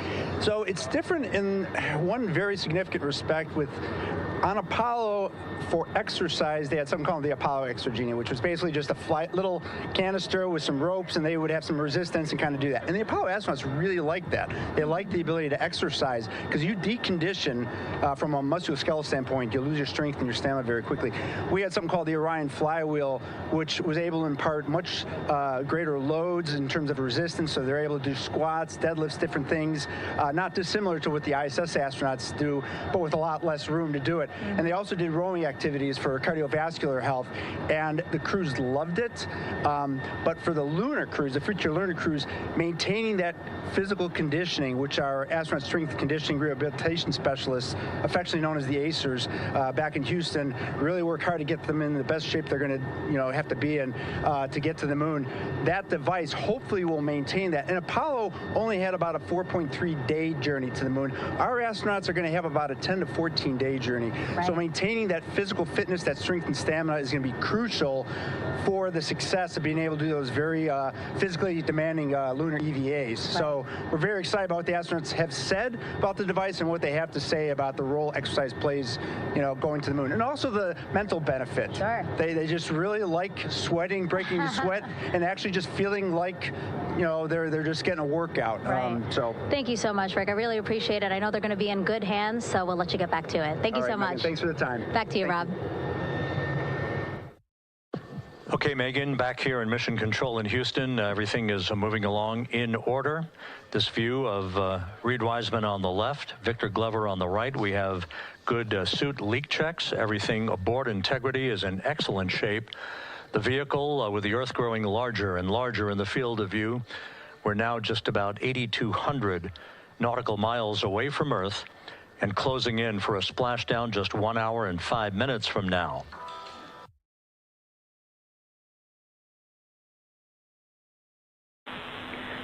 Integrity, just under a minute till your GPS maneuver initiates, and both GPS units look eager to acquire. Outstanding. Seats 3 and 4 are working on seat strap in now. Houston copies. Once again, as we start to close in on some of the major milestones, the first one coming up in just 31 minutes. And Integrity, just confirming the LCG gas trap was able to be closed out. Affirmative. Copy. Crew module, service module separation scheduled just 31 minutes from now.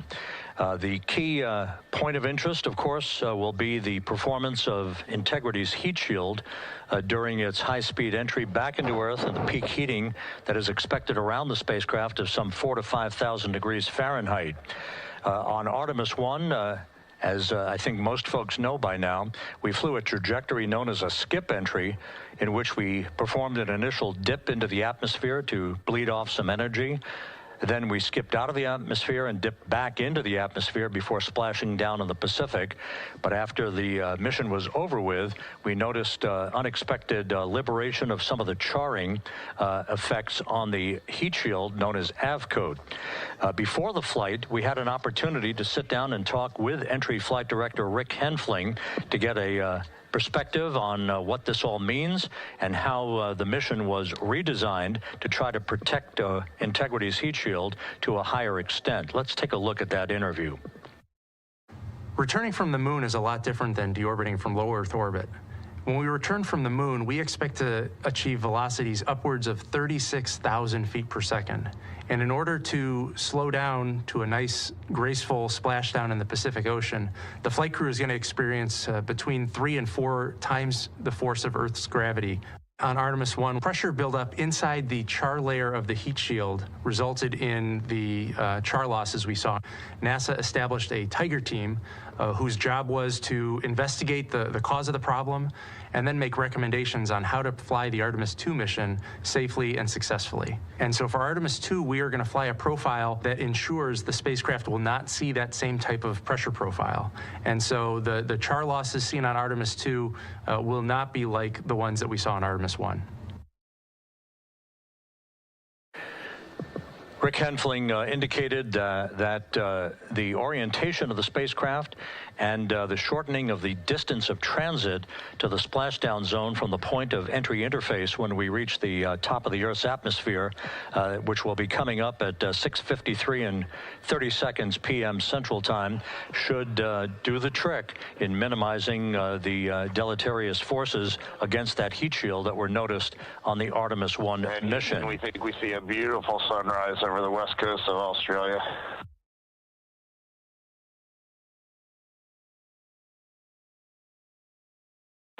We copy.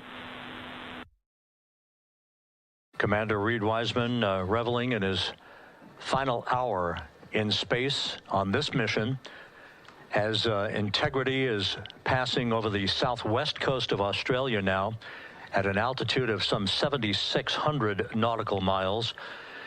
That will begin the southwest and northeasterly transit across the Pacific Ocean. Let's talk a little bit more about some of the highlights and some of the numbers associated with the points of interest here. We are 27.5 minutes away from crew module, service module separation.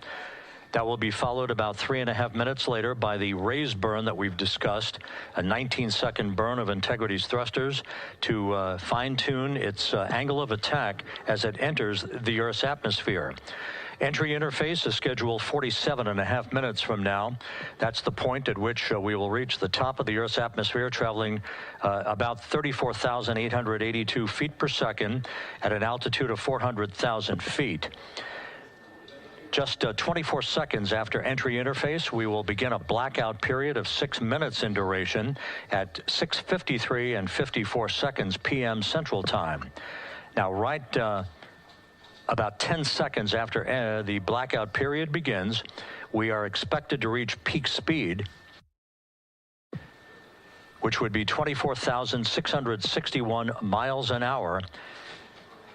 That'll be about 103 miles an hour short of the velocity record set by the Apollo 10 astronauts, Tom Stafford, Gene Cernan, and John Young, when they returned from the moon on the Apollo 10 mission in 1969. That blackout period is expected to last 6 minutes in duration.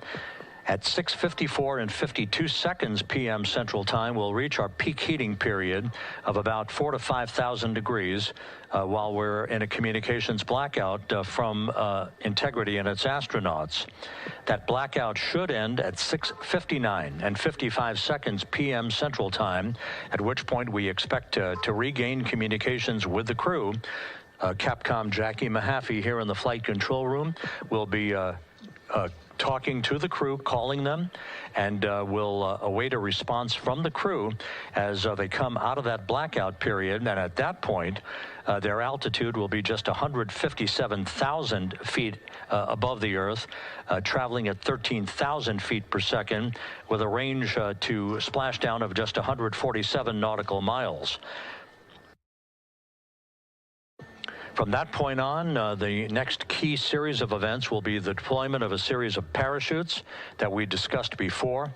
First, the forward bay cover chute deploy that will pull the forward bay cover away from the top of Integrity, followed by drogue chute deploy, and then the main chute deploy that's expected at 7:04 and 44 seconds p.m. Central Time. That will begin the gentle descent of Integrity towards its splashdown at just a velocity of just 19 miles an hour, and that will begin the recovery operations that you just heard Megan Cruz discuss with her folks on the USS John Murtha. All of Integrity's systems in great shape. The crew is suited up. Leak checks complete as we stand by for the next major milestone, which will be the crew module service module separation just 24.5 minutes from now.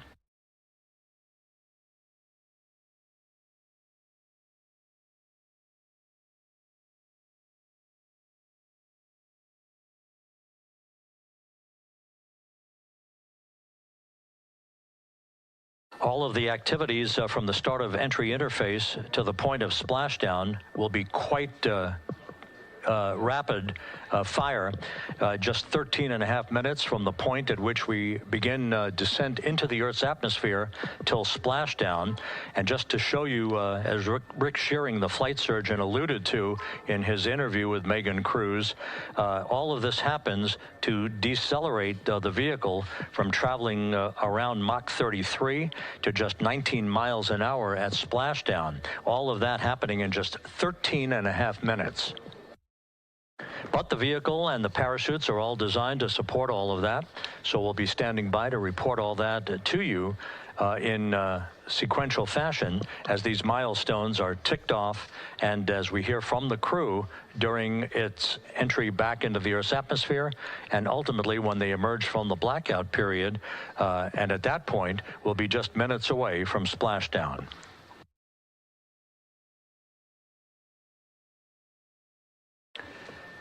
So with all of those preparations ongoing, we can return here briefly for another report from the USS John P. Murtha and Megan Cruz. Megan?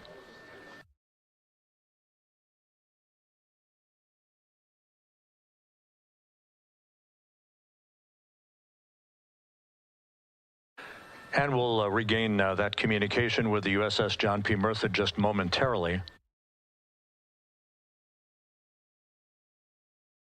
In the meantime, everything is on track aboard Integrity, the flight control team here in Houston, led by Entry Flight Director Rick Henfling.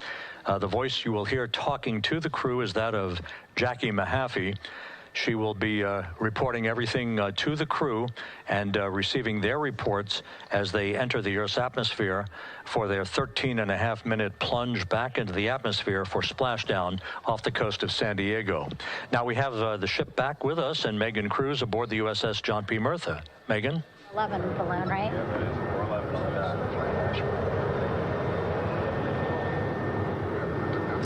Hey, Rob, yeah, the excitement is really building here on the ship. I'm watching right now one of the weather balloons being lofted up from the ship. Again, weather balloons, very important for us to make sure that we are tracking the right kind of weather and also the data that's needed for what's called our Sasquatch team. Again, it's a team out of NASA that basically makes sure that the debris that comes off of Orion, again, some of those pieces of the parachute system, make sure that they don't fall on us here in the sea, and also our aerial assets, our folks in helicopters. So watching that float away right now. But with me right now is Captain Eric Kenny.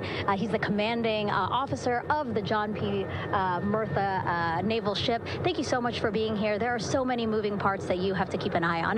That's absolutely right, yeah. But first of all, on behalf of the crew of USS John P. Murtha, Megan, thanks for having me on today. Happy to tell you what we're doing and excited to get the interview started. Yeah, absolutely. Why don't we actually take a look at the flight deck here? We'll start there.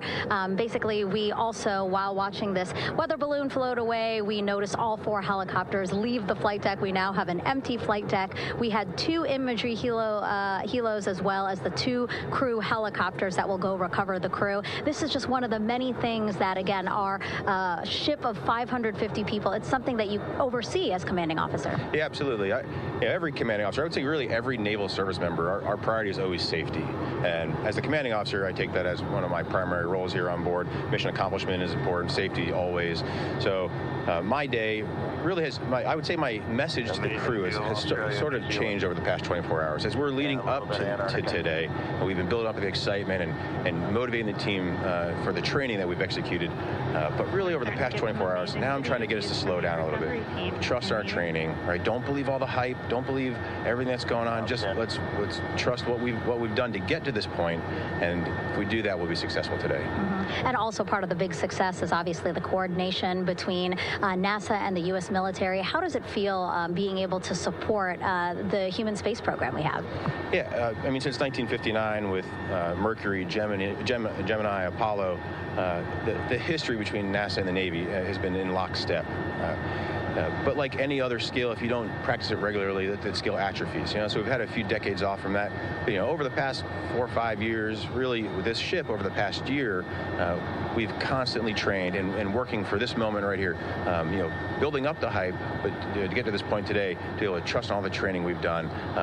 We've worked with, working with NASA, the Air Force, the medical team, dive team. You want to talk about high-performance organizations coming together, working in unison? We are seeing that here on board the USS John P. Murtha, and I can't be more proud of all the work everyone's doing. Yeah, you had some great words this morning saying just that, again, that it's really nice to see everybody working together and so excited. I mean, you just became the commanding officer of this ship back in February. How does it personally feel for you to be a part of this historic moment today? Yeah, I mean, first and foremost, I'd say any opportunity to command any warship in the United States Navy is a tremendous honor, is a pinnacle of any naval officer's career.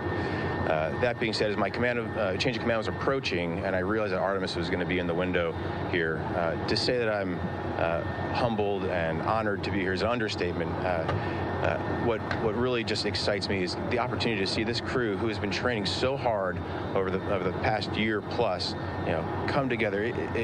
It is what inspires me. Listening to NASA and the ownership and pride they take, they make my crew better. I think we're making NASA better together.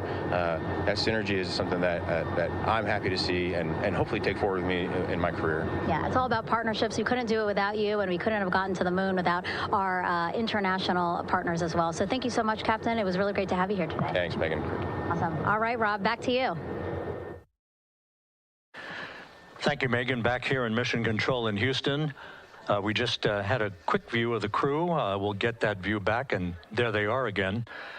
Here in Mission Control, the entry team of flight controllers led by Rick Henfling and Jackie Mahaffey serving as the spacecraft communicator.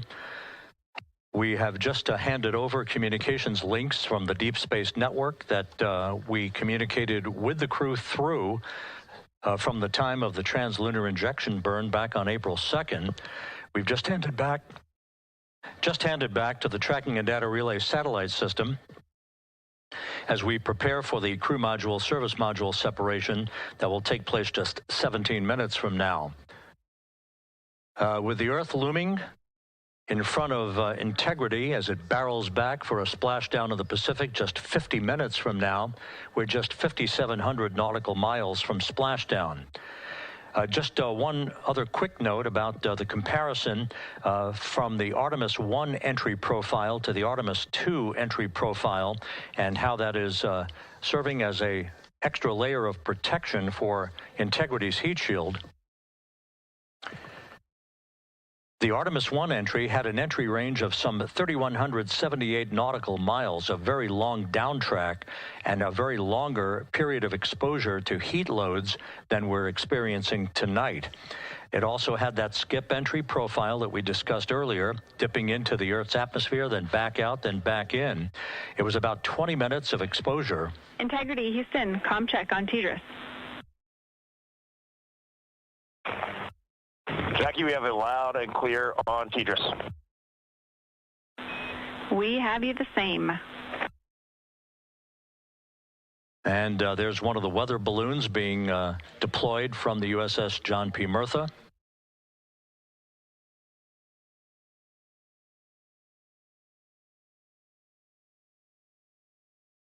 So the Artemis 1 entry had the vehicle. Any update on GPS? We haven't seen a track in yet.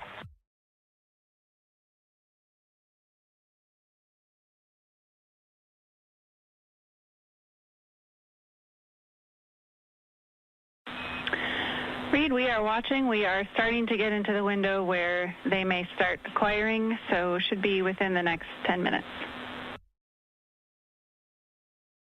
Okay, sounds good. We're holding at step 17 and getting ready for CMRCS hot fire.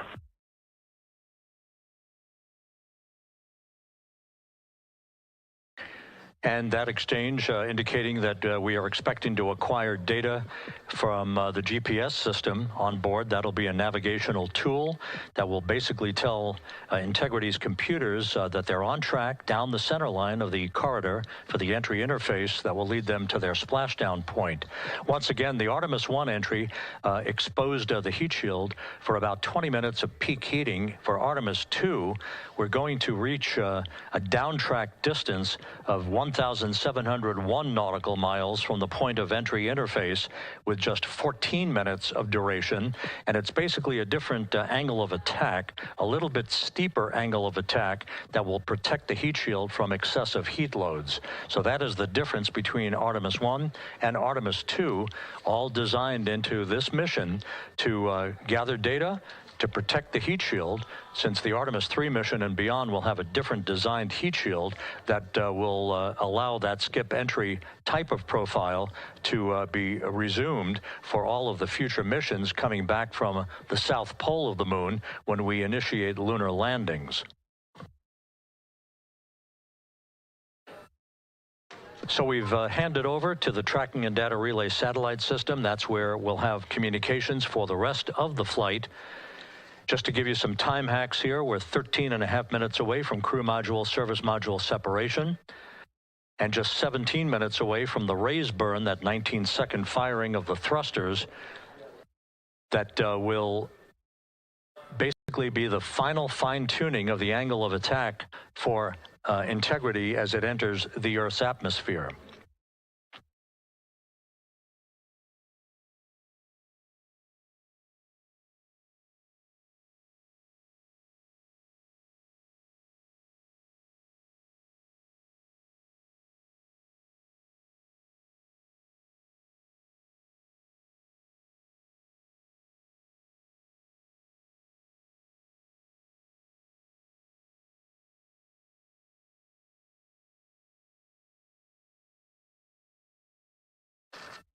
And once again, a dueling box view of some of the assets that are involved in recovery operations today.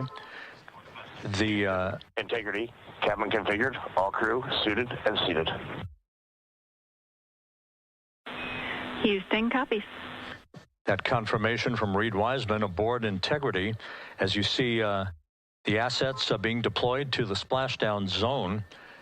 At the time of splashdown, we expect the John P. Murtha to be about 5 miles away from Integrity, keeping a safe distance until we are sure that the vehicle is in the water and upright, and that it is in a good configuration system-wide for the recovery teams to begin to approach the vehicle to erect that inflatable raft. 2 minutes to CM RCS warm-up hot fire.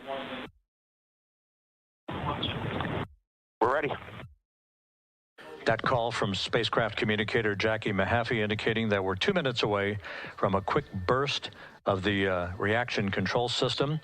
Thrusters, that will be a hot fire test prior to the separation of the crew module from the service module. The European service module has performed flawlessly throughout this flight.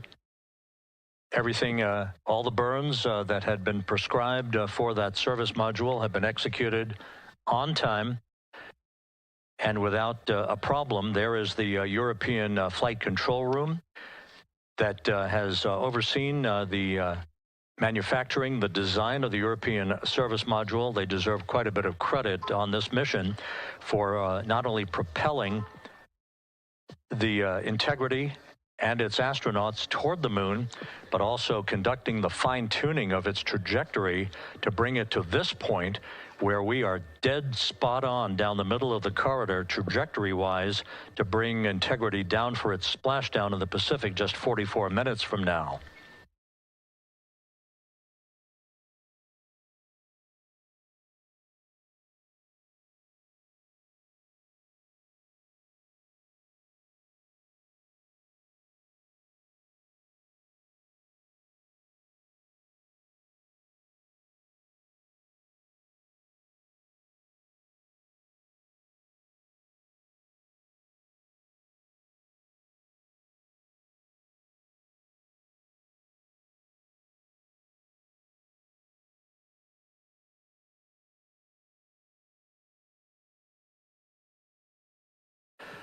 What you're looking at is a computer-generated visualization based on real-time telemetry from Integrity.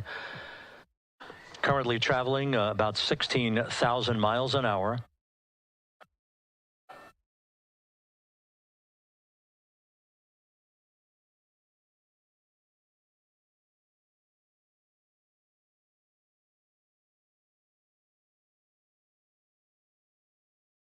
Integrity traveling about 16,000 miles an hour. For the prop cautions, we're taking a look. Copy that. Now just about 5,100 miles from Earth. Splashdown scheduled 43 minutes from now. We're just 9.5 minutes away from the crew module service module separation.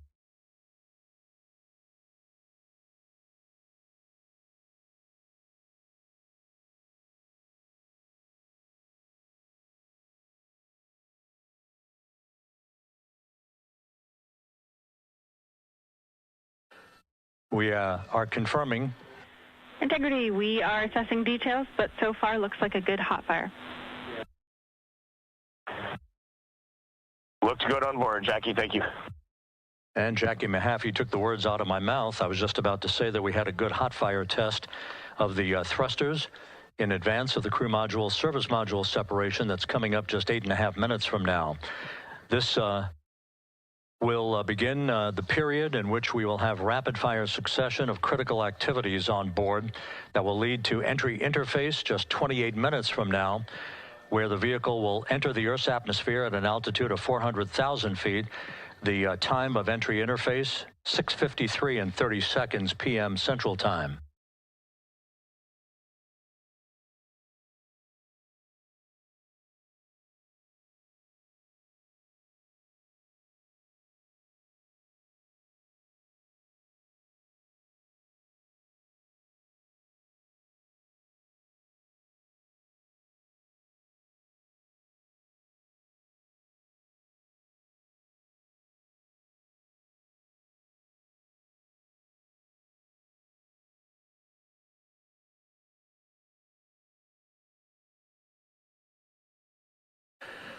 Integrity's astronauts were awakened at mid-morning to begin their entry preparations. And propulsion officer now reports a good hot fire test in preparation for the crew module service module separation.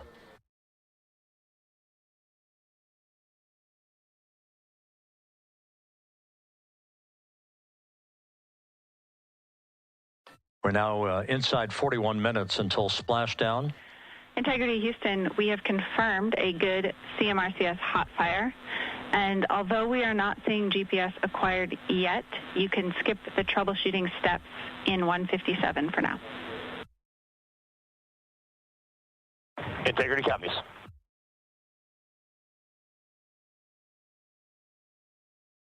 That GPS discussion indicating that we will be acquiring navigational data for Integrity through the Global Positioning System equipment on board. We just don't have it yet, but we will. All of Integrity's systems are in great shape to support its high-speed entry into the Earth's atmosphere. It, once again, will reach a peak speed of 24,661.21 miles an hour. Your call, GPS. We at least have GPS 1 looking good on board.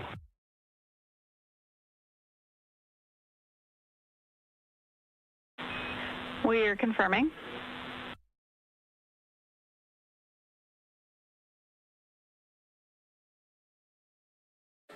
The guidance, navigation, and control officer here in Mission Control confirming that we have good lock on GPS data. We are on a communications link now through the tracking and data relay satellite system.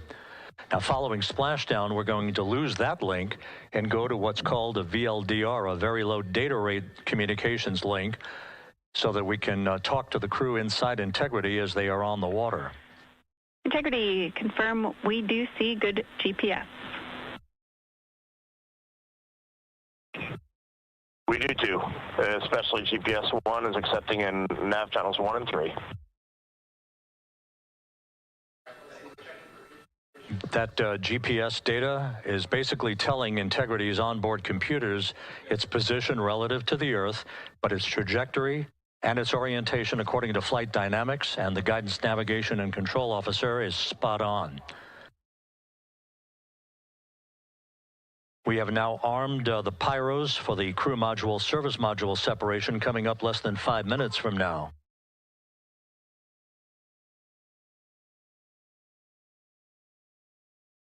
Once again, just 10 seconds after entry interface, we will see Integrity reaching its peak speed of 24,661.21 miles per hour. That will be just seconds before we begin a 6-minute blackout period. Integrity, Houston. Your vehicle is in a good config for CM-SM SEP and go for CM raise. Houston, we see the same on board and copy go for CM raise.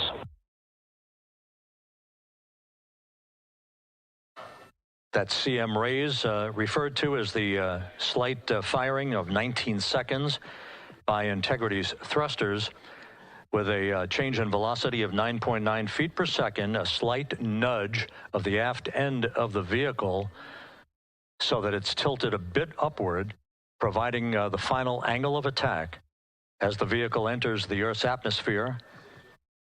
This being the mitigating factor that will reduce heat loads on the heat shield as we reach a point downrange from the start of entry interface, some 1,701 nautical miles to the splashdown site.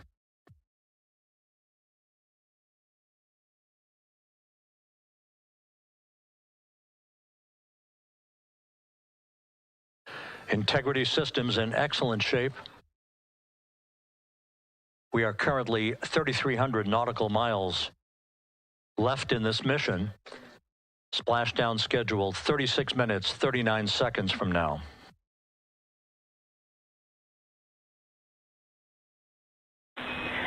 Integrity, Houston. For the 2 enabled prop cautions, what happened is while the thrusters were firing, multiple pressure sensors on each of the strings diverged a bit from each other. Those limits look to be set pretty tight. We think it could happen again when the thrusters fire in the future, so we are going to suppress those messages. We concur with suppress, not inhibit. Thank you. That exchange between Jackie Mahaffey, our Capcom for tonight, and Reed Wiseman aboard Integrity, indicating basically to ignore sensor data. All of Integrity's systems are in good shape.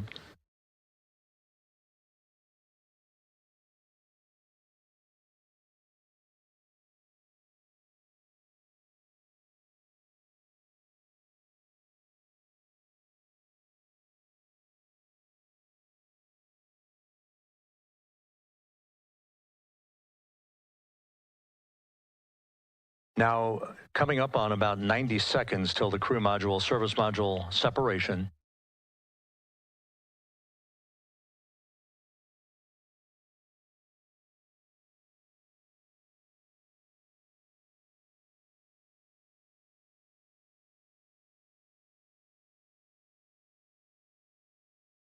All quiet here in Mission Control as we enter the most critical phase of the completion of this flight. All of the preparatory activities leading up to the vehicle entering the Earth's atmosphere just 21 minutes from now.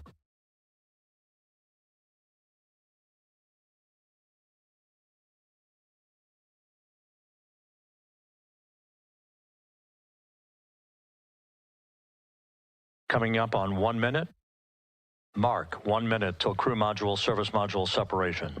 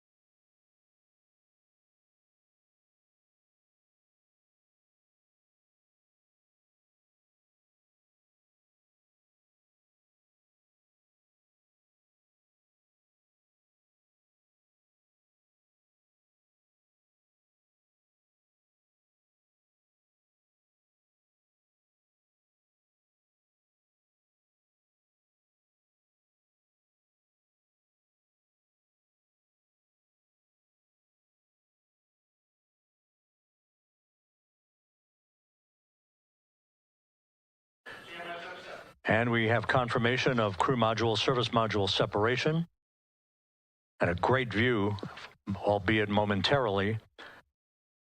Houston, good step on board. Houston copies and concurs. The European service module now separated from Integrity, a job well done. Integrity, no action for the 4 CDH cautions. Those are SM related, not applicable. Integrity.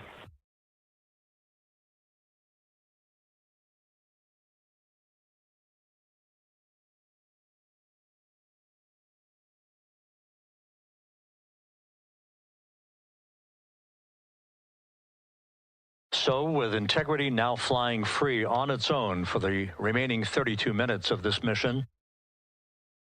Next up, the raise burn, a 19-second firing of Integrity's thrusters. Good GPS 2.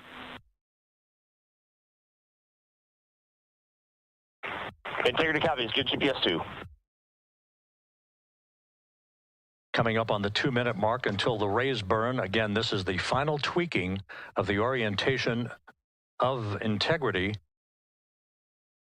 to put it in the right angle, if you will, the angle of attack that it will fly in during its entrance into the Earth's atmosphere. Entry interface now just 18 minutes, 25 seconds away. This is a visualization, but driven by real-time telemetry. This is the maneuvering of Integrity to the raise burn orientation. Just 2,800 miles from Earth.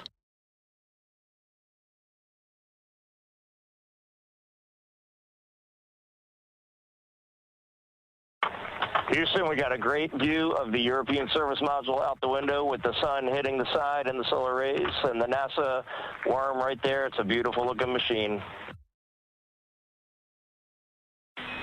Roger.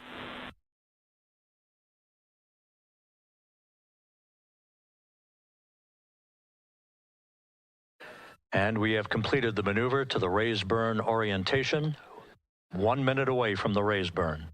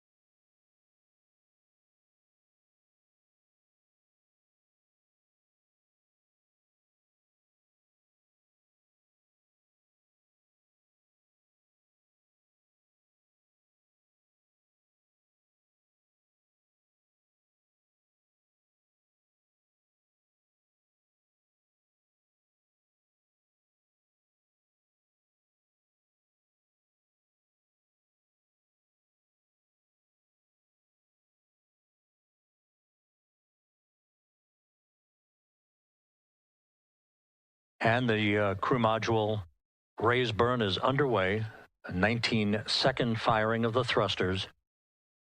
And we have a completion of the burn.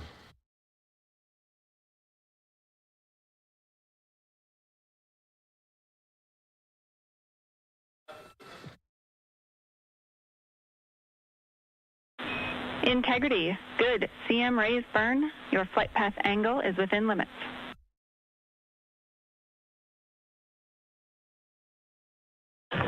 Integrity copies. Looks good on board, Jackie. So the final maneuver is now complete. Our trajectory for a splashdown in the Pacific 29 minutes from now is set and will not be amended any further. And we have the right angle of attack to mitigate any excessive heat loads on the vehicle during entry interface. Integrity, Houston, a heads up about comm coverage. When you perform the 180 roll, for the first minute or so in that attitude, we expect about a minute LOS. We copy.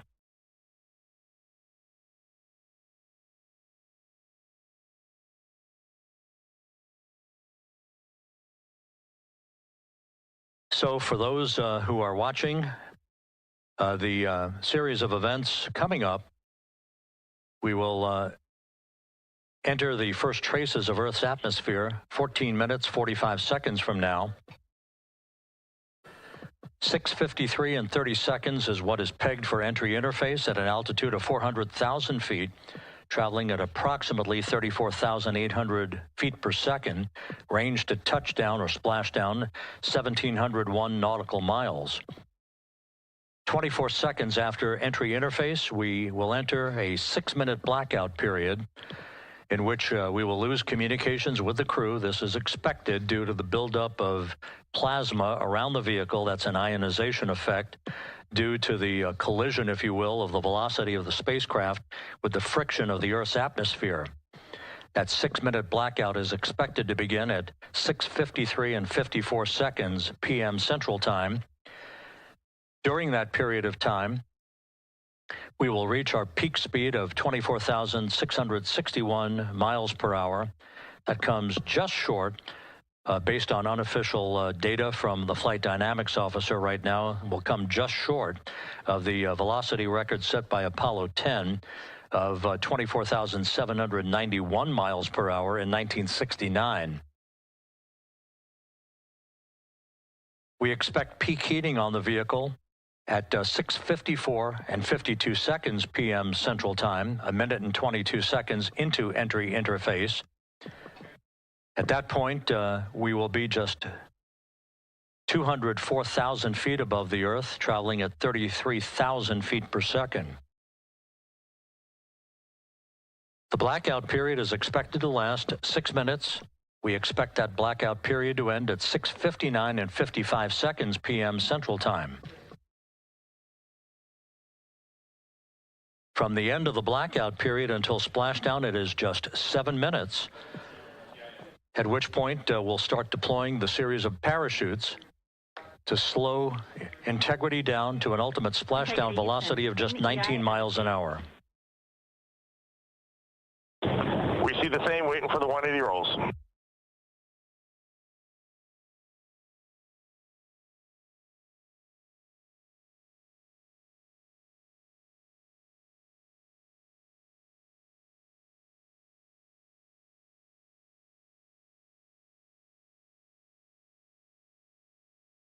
The parachute deployment sequence, once again, will come in several segments, but in rapid fire succession. And we have a great view of the moon out window 2. Looks a little smaller than yesterday. Guess we'll have to go back.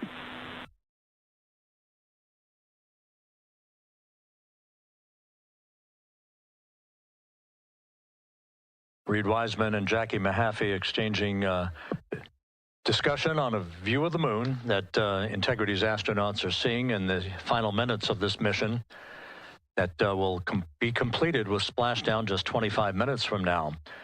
3 forward bay cover parachutes will be used to pull the forward bay cover off the top of the vehicle.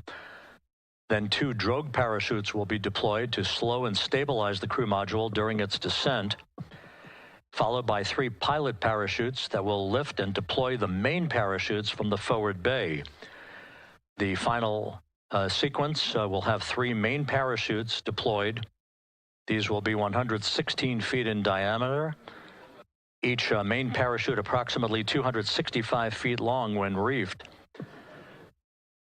The parachutes will ultimately slow Integrity down from its peak speed of almost 33 times the speed of sound to a gentle 19 miles an hour as splashdown.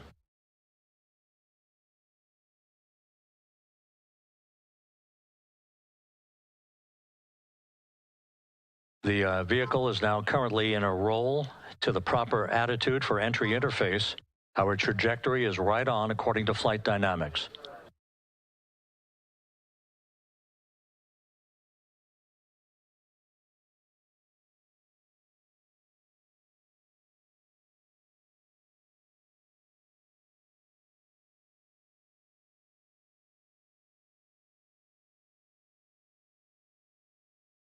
Integrity is on a trajectory from southwest and northeast across the Pacific Ocean, descending at a rate of 15,000 feet per second.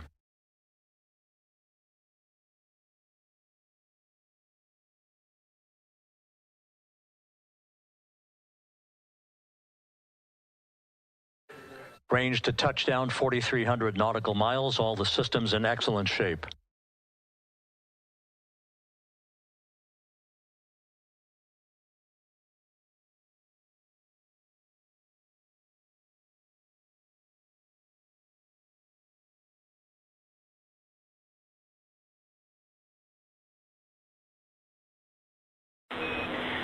Integrity, Orion in the EI roll 180 attitude.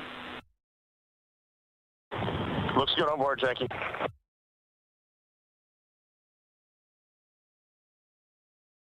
This view out of one of Integrity's windows. We had a call for 3 good baros. Those are barometric pressure sensors that feed altitude and rate of descent information to Integrity's computers that will trigger the parachute deployment sequence.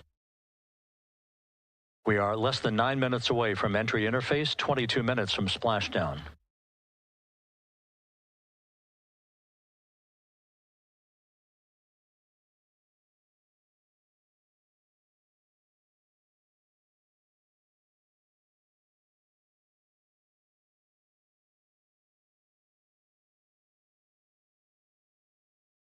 You can see the reflection of one of the crew members in the window.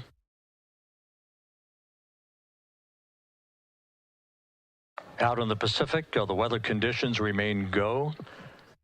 Just a few clouds, some scattered clouds, winds at 10 knots, wave heights just about 4 feet. A gentle day in the Pacific for the homecoming of Integrity's astronauts.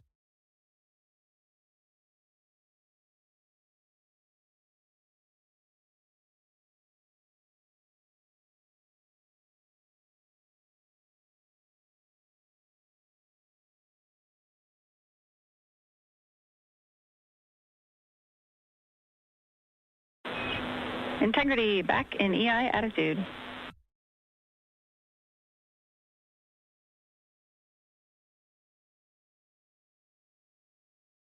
We see the same on board, Jackie.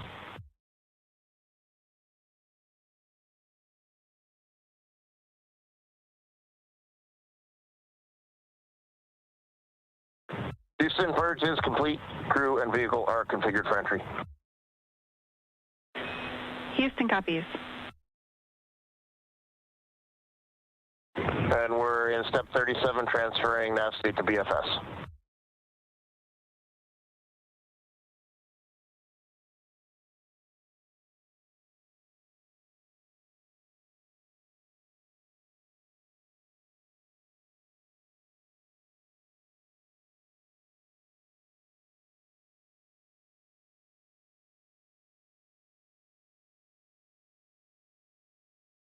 And Houston, in instruction 509, we are not below 0.2.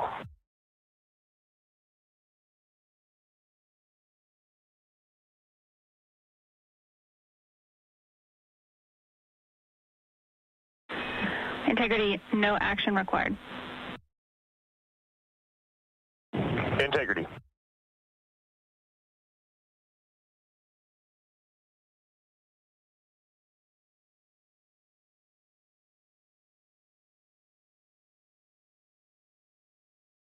Now 6 minutes away from entry interface.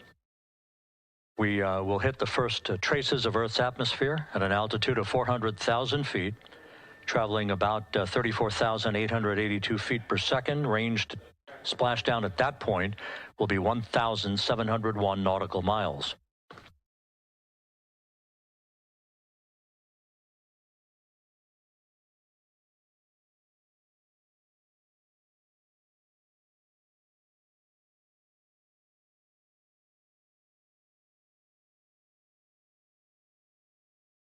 And once again, just a reminder, some 24 seconds after entry interface, we do expect to lose communications with the vehicle and the crew during a 6-minute blackout period when a plasma shield will build up around the spacecraft due to the ionization, due to heating effects.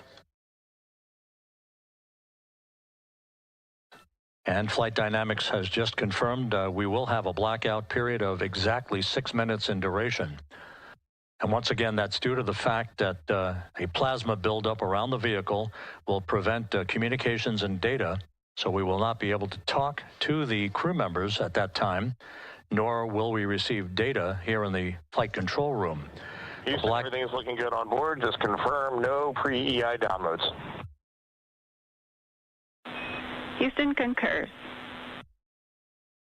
That blackout period to begin at 6:53 and 54 seconds p.m. Central Time, and again will last about 6 minutes in duration.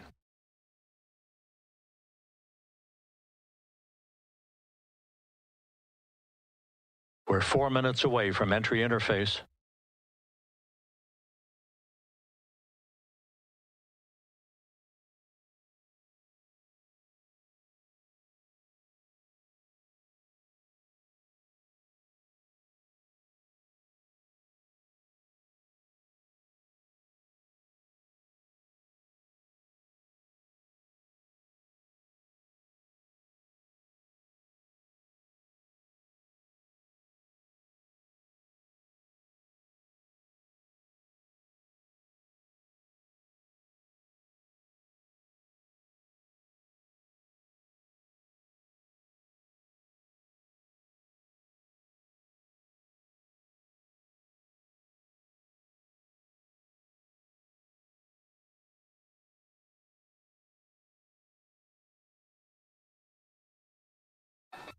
This view from Integrity as it crosses from southwest to northeast across the Pacific Ocean, 3 minutes from entry interface.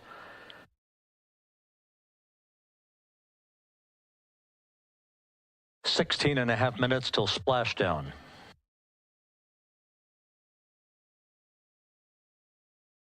The USS John P. Murtha and the recovery team is on station and in position, as are the airborne imagery assets that we hope to receive imagery from as Artemis enters the Earth's atmosphere and through parachute deployment.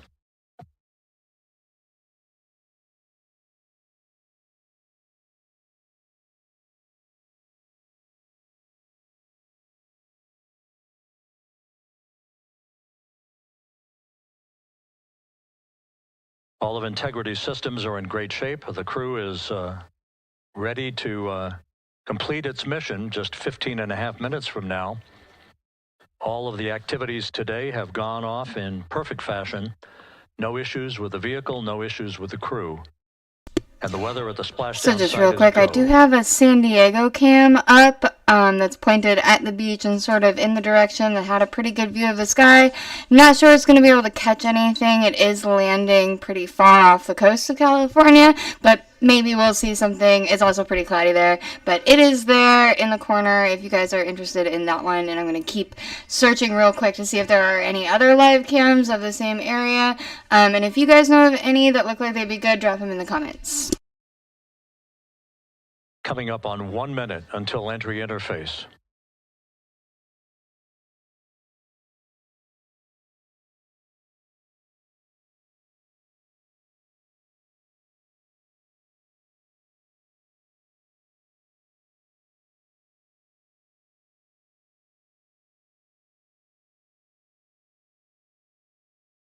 Mark 1 minute until entry interface.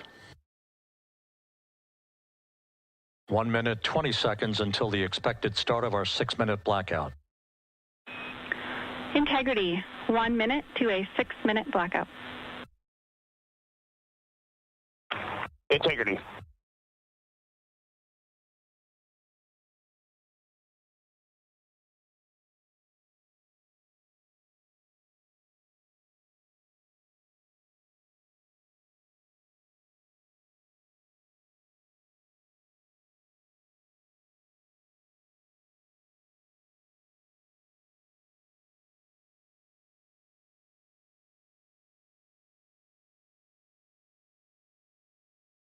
Ten seconds till entry interface.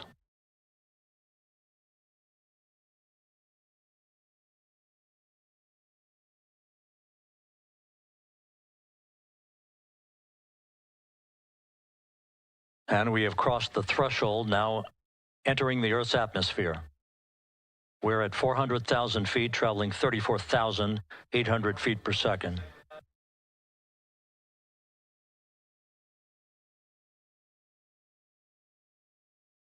Time to splash down, 13 minutes, 10 seconds.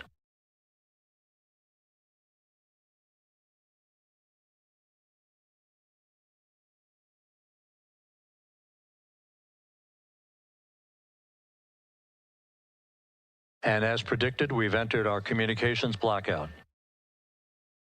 This will be a 6-minute blackout period. No voice, no data from the crew.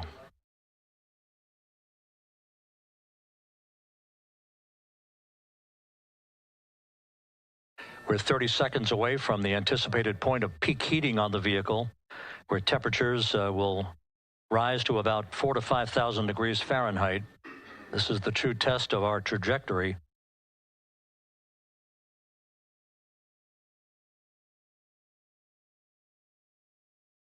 And from the G5 aircraft in the vicinity of the splashdown zone, this view of integrity. So that pinpoint of light shows the vehicle as it enters the period of peak heating in the Earth's atmosphere, the first tug of gravity being felt by Integrity's astronauts since their launch back on April 1st.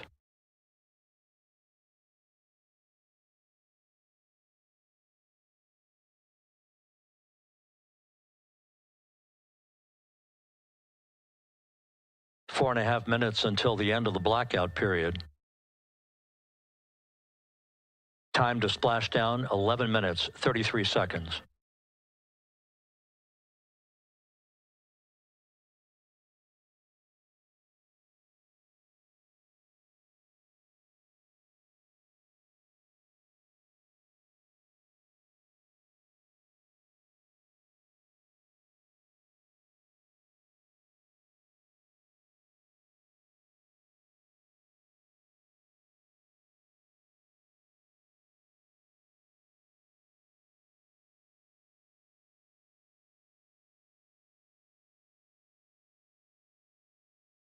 The landing and support officer reports that the P3 has acquisition on Integrity.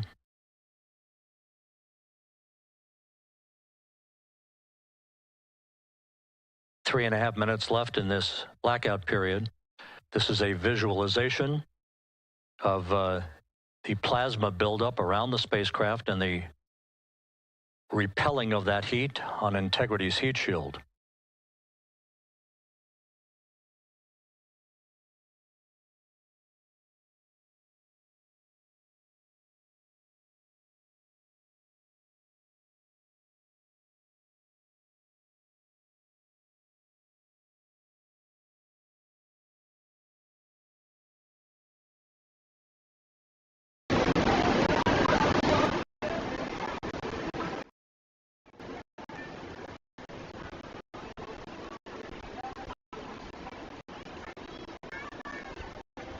Flight Dynamics reports that airborne assets in the vicinity of the splashdown zone do have a visual on Integrity. Still 2 minutes and 40 seconds left in our blackout period. Time to splashdown, 9 minutes, 35 seconds.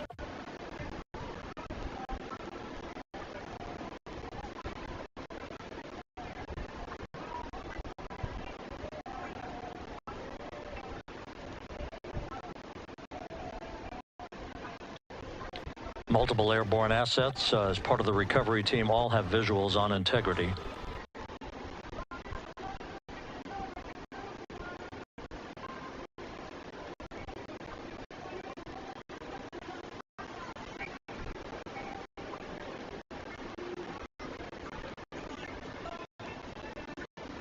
And the WB-57 flying in the splashdown zone also has a visual. And the Navy helos also have visuals.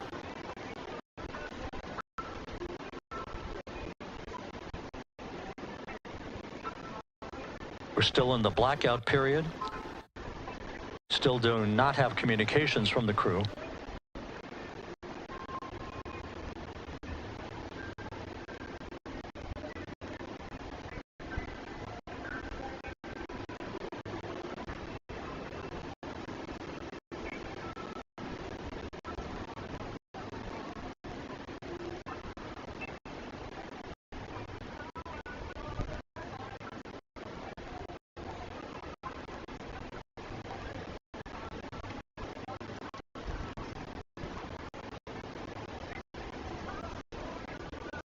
We're standing by for communications from the crew.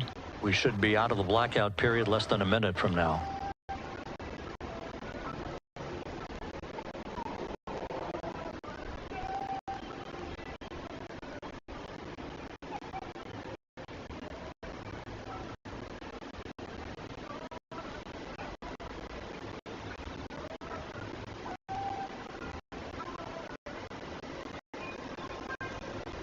We are now processing data from Integrity.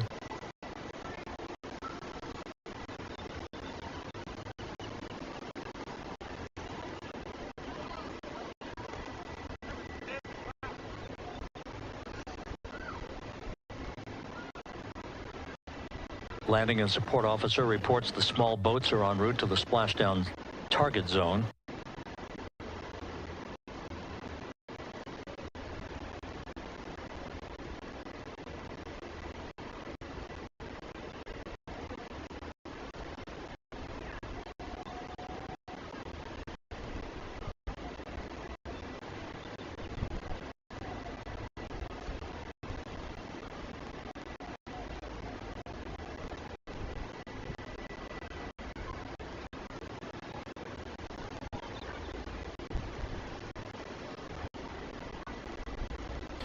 Passing through 150,000 feet, our trajectory is perfect.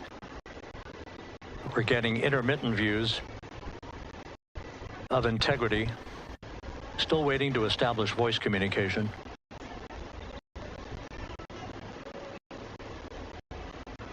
Integrity, Houston, comm check, post-blackout. Houston, Integrity, we have you loud and clear. Your trajectory is nominal, and your recovery teams have visual. Guidance looks good. No action for the enabled internal camera controller fail. Big cheers from the viewing room here in Mission Control as voice communication reestablished with Commander Reed Wiseman. For America and a waiting world, Integrity is 5.5 minutes away from coming home.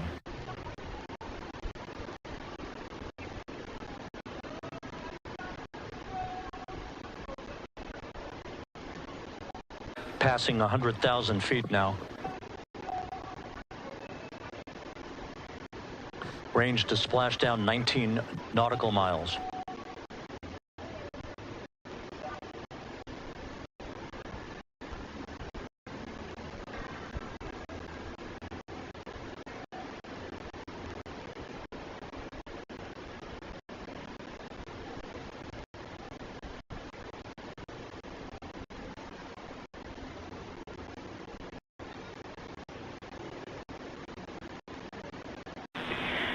Integrity, impact to the camera controller fail is no Cab 1 views of the chutes.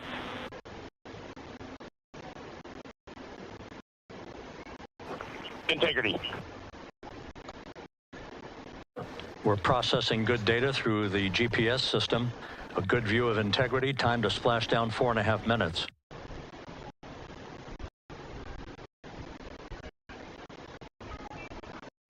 And a view of Integrity from the WB-57. We're at 50,000 feet.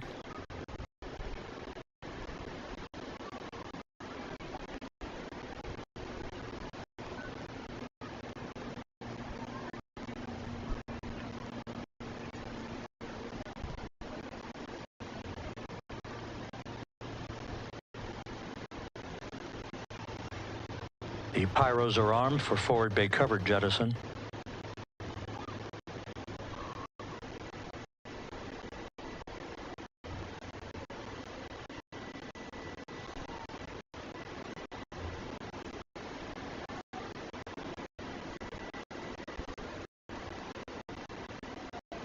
And there go the first series of parachutes, and we're on drogues. And Houston, we're visual 2 drogues out the window. 2 good drogue chutes. Next up. We copy, we see them. Next up, the deployment of pilot parachutes that will pull the main chutes out. Time to splash down 3 minutes and 10 seconds.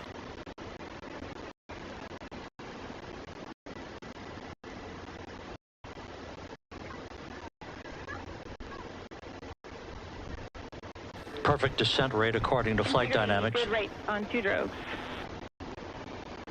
We see the same on board.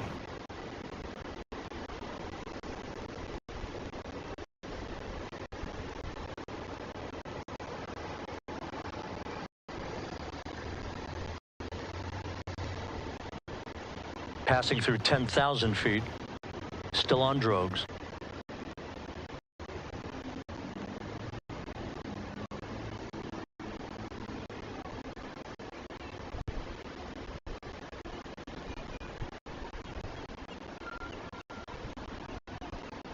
Main chute deploy. We're at 5,000 feet.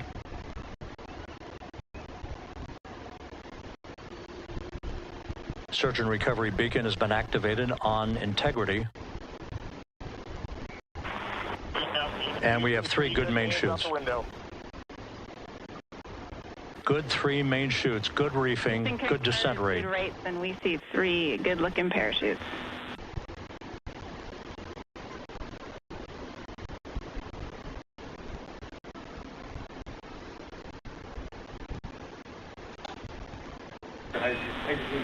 Integrity. Cabin pressure indicates no need for hydrazine checks. Integrity copies. This is a perfect descent for integrity. Its crew sounding hale and hearty on board. Time to splash down 1 minute, 15 seconds.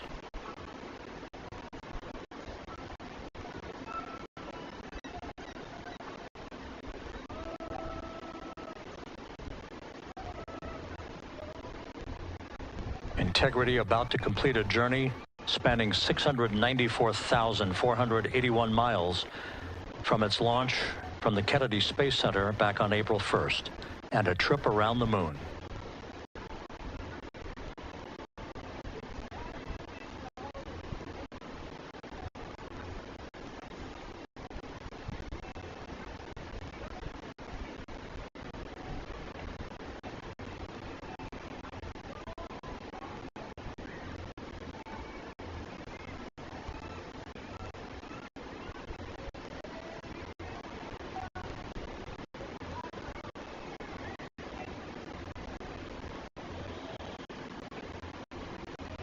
Passing through 1,000 feet.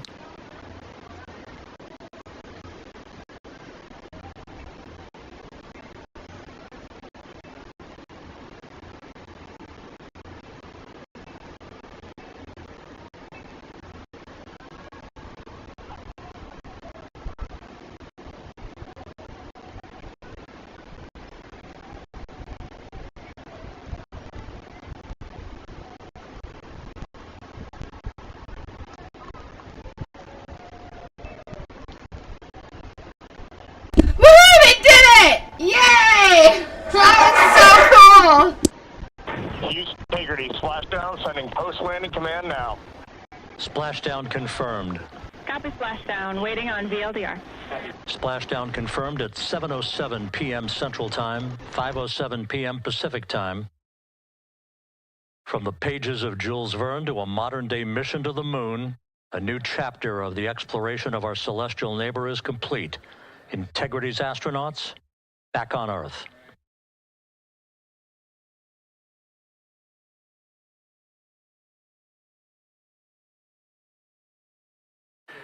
And the landing and support officer reports the vehicle is stable 1. We still will be deploying the crew module uprighting system to maintain that orientation. A perfect bullseye splashdown for Integrity and its 4 astronauts.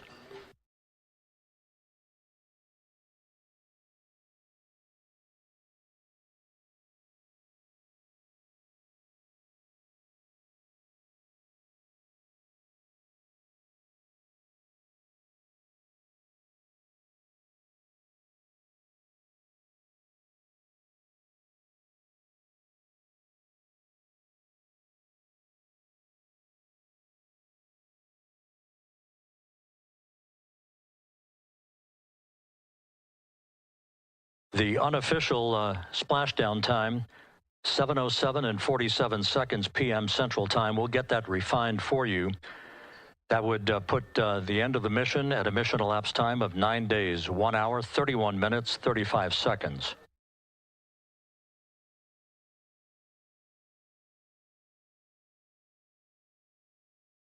And we're configuring for very low data rate.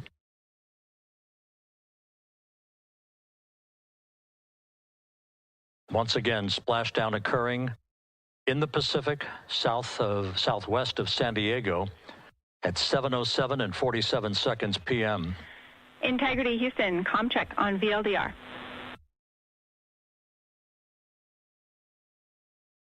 Houston, we have you loud and clear on VLDR. How us? We have you the same. We'll meet you over in post landing. Perfect communications established. A journey. We are stable 1, 4 green crew members. Houston copies all. Reed Wiseman reporting 4 green crew members. That is not their complexion. That is the fact that they're in great condition. That's what that means. So stable 1, upright. The crew module uprighting system is being deployed. The 5 airbags being inflated through helium to maintain the upright configuration for the vehicle. This was a textbook entry and a textbook touchdown for Integrity. Reed Wiseman, Victor Glover, Christina Cook, and Jeremy Hansen back on Earth after a journey around the moon.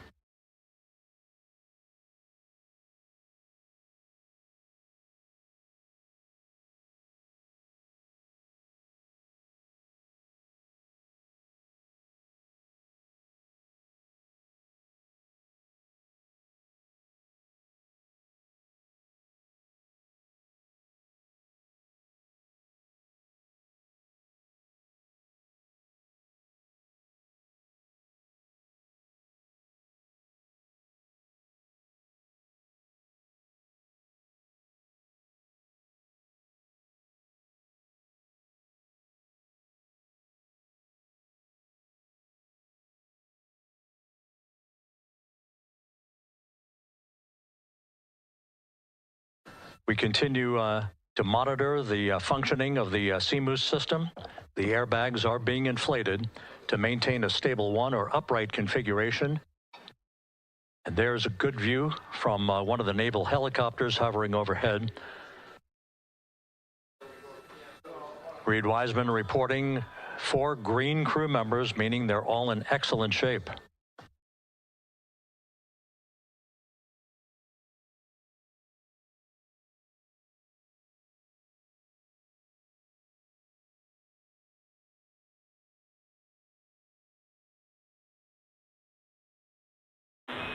Integrity Houston for SAR beacon and radio. SAR beacon is in for 06, and we're powering the radio now. Go ahead. We see the beacon on. However, the recovery team is not seeing the signal.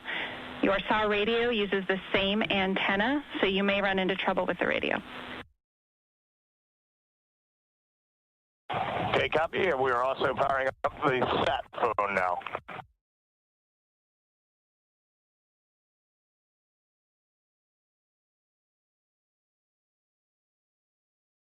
So Integrity is in great shape. And as the crew continues its post-splashdown timelined activities on board, Reed Wiseman once again reporting that all 4 crew members are in excellent shape. And we have 5 inflated airbags to maintain an upright configuration so that the recovery team can now begin a slow approach to the vehicle. Meanwhile, here in the flight control room, Entry Flight Director Rick Henfling is polling his team of flight controllers for the start of powering down the vehicle after a thorough systems check. We have no toxic gases to be concerned about, so the recovery personnel can approach the vehicle, but not until we have powered down the spacecraft. That's expected to take a few more minutes.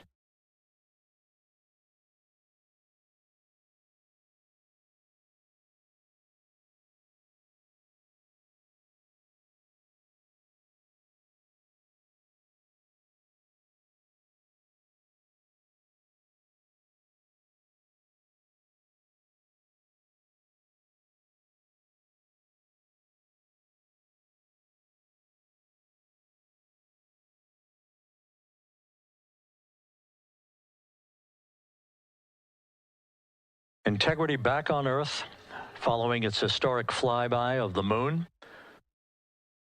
It was, for all intents and purposes, a textbook mission. On 2828, but I'll remain on this frequency. We copy.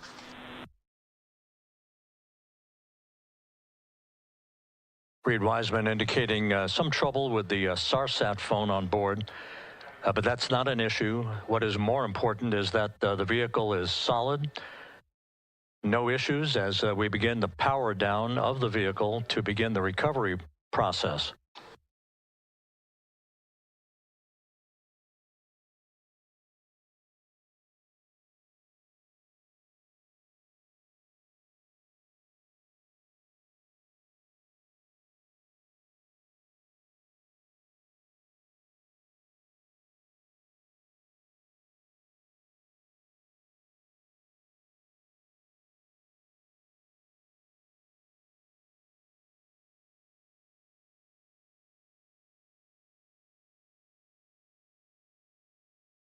The propulsion officer here in Mission Control reports that we have safed the prop system on Integrity.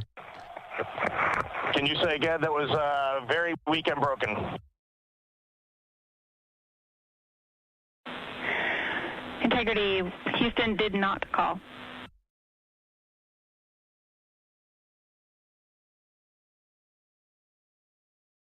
Copy that, Houston. It might have been on the SAR radio. Stand by.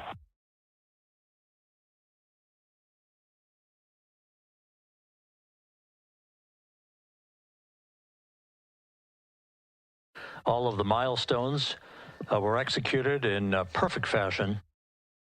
Integrity entering the Earth's atmosphere right on time, reaching its peak speed shortly after a blackout period began. We emerged from the blackout period, but the recovery imagery airborne assets were able to pick up Integrity's descent almost immediately through entry interface, tracking the vehicle all the way down. And finally, you saw the sequence of chute deployments. First, the forward bay cover being pulled off the top of the vehicle by a series of 3 parachutes. Then the drogue chutes were deployed, followed by the 3 main chutes that slowed the splashdown velocity of Integrity to just 19 miles an hour.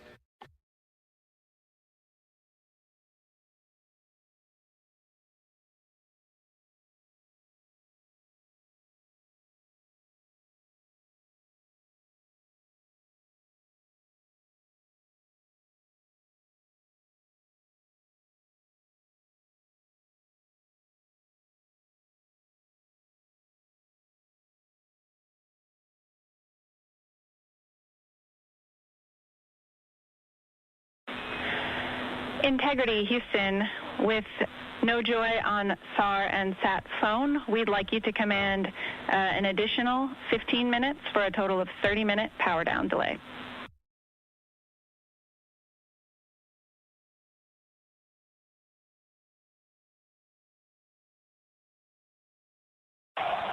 All right, Jackie, we just selected T/D+30. No joy on SAR radio or SAT phone. And stand by, we have the master diver on SAR radio. Please hold comms. Hey, Lily, excuse me. Hey, Jackie, we just got the master diver on SAR.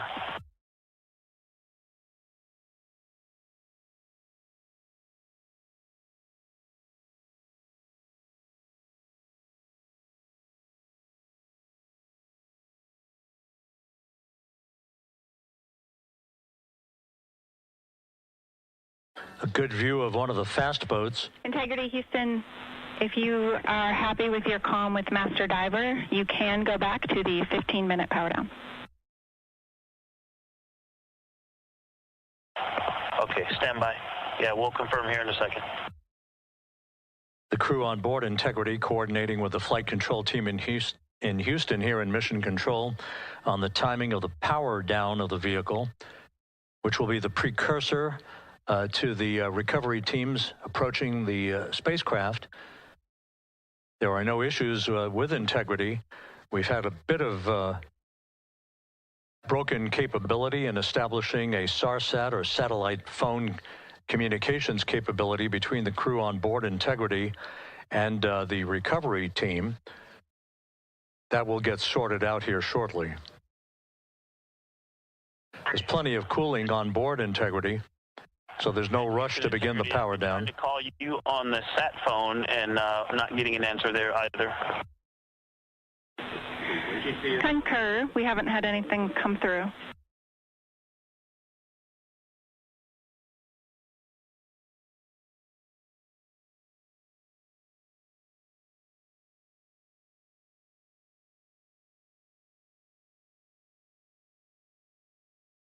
And Houston, if you could relay to recovery that we hear them, but it does not appear as though they are hearing us.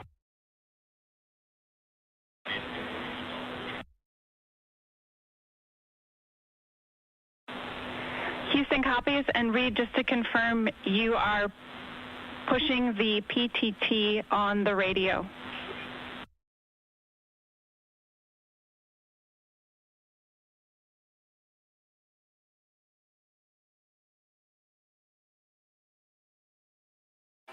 So as we continue to sort out the communications between Integrity and the recovery teams, we are standing by for the initiation of the power down procedures that, as you see, the recovery teams are moving towards the side of the capsule.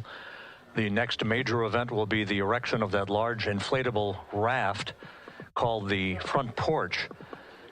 That will be the port of call for the crew as they're being extracted one by one from the vehicle.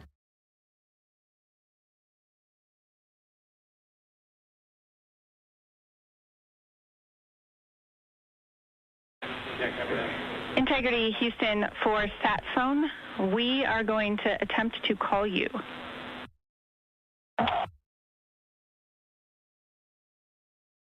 Good idea. Standing by. And Jackie, yes, we are pushing the push to talk, the two buttons on the left side of the radio below the up-down arrows. We are utilizing them. I'm rebooting the radio to see if we get good comms.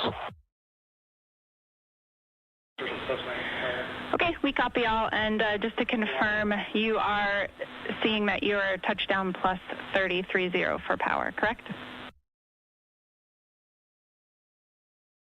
That's affirmative.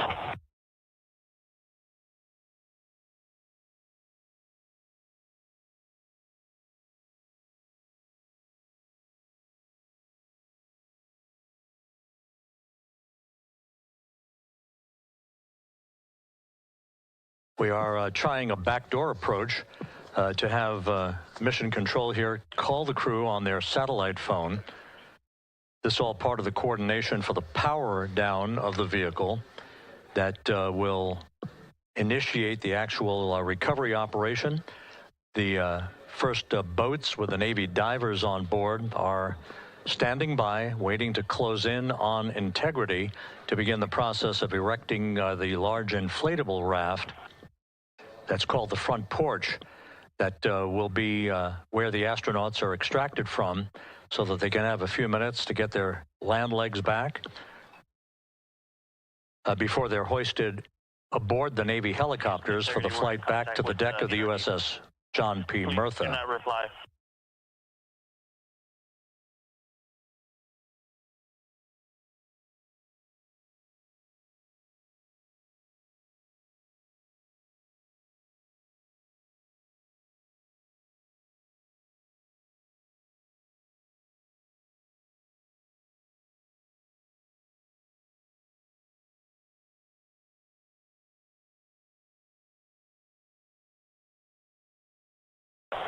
And Houston, please don't reply. NRD, very weak,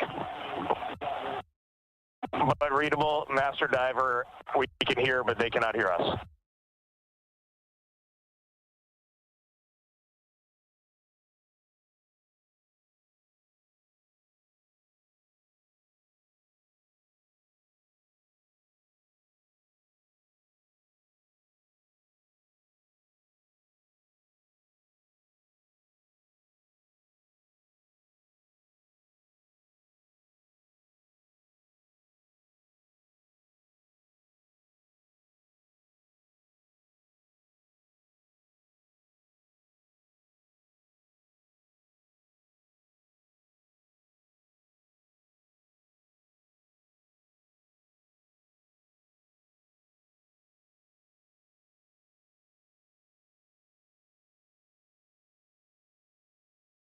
And Houston on OE1, is there any chance to tie us into NRD?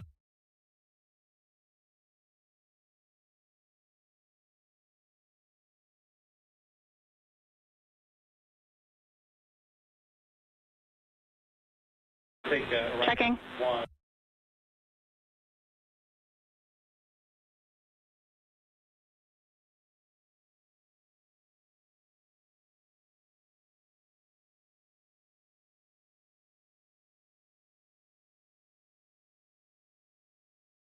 This is Mission Control Houston. While we stand by for the establishment of communications between Integrity and the recovery team that is basically standing by very close to the spacecraft, we're going to go to the deck of the USS John P. Murtha, where Megan Cruz is standing by with Administrator Jared Isaacman.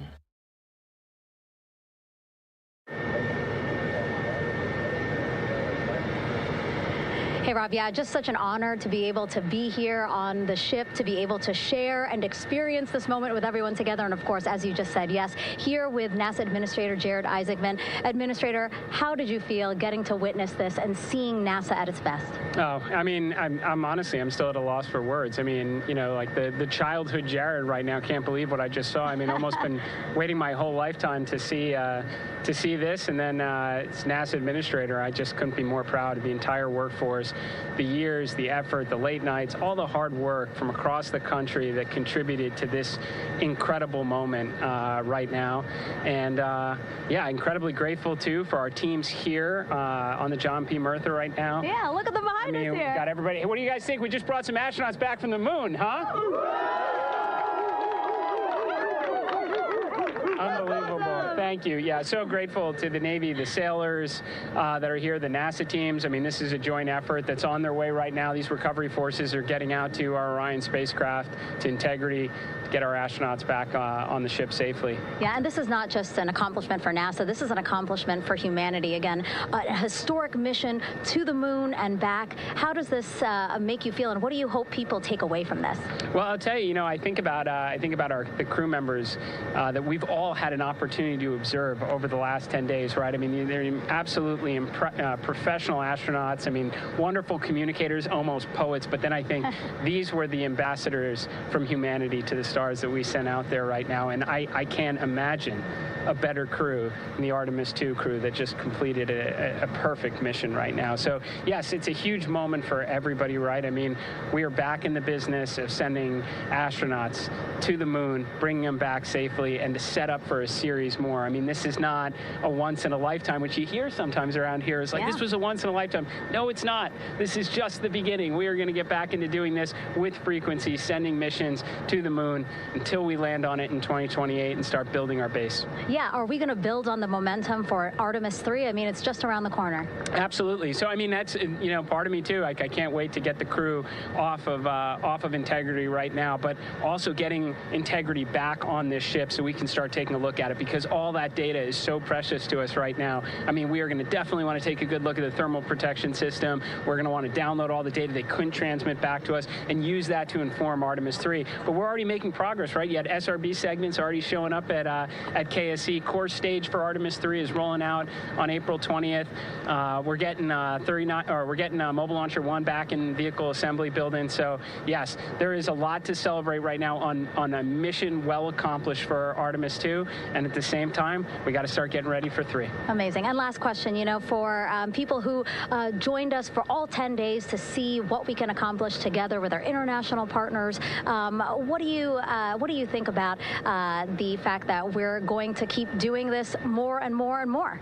It's incredibly exciting. I mean, yes, it's the contributions, like the best and brightest across the NASA workforce from across the country, our industry partners, our international partners. We had a Canadian Space Agency astronaut on board in Jeremy. We had the European Service Module. And you think in the days leading up to this launch, I mean, 48 hours prior to launching Artemis 2, I was meeting with the Italian Space Agency. We signed a memorandum of understanding to build a habitation module on the moon. I mean, you have countries, all of our allies and partners coming together saying, we are committed to this effort. We are returning to the moon. We're doing it to stay. We are building that enduring presence. We are going to master the skills on the surface of the moon so someday we can undertake missions to Mars. Mars. It's just an incredibly exciting time, and we're not going at it alone. We're bringing everybody along with us. Absolutely. And speaking of everyone, one more time, we're going to ask the crew here, you guys ready to land on the moon?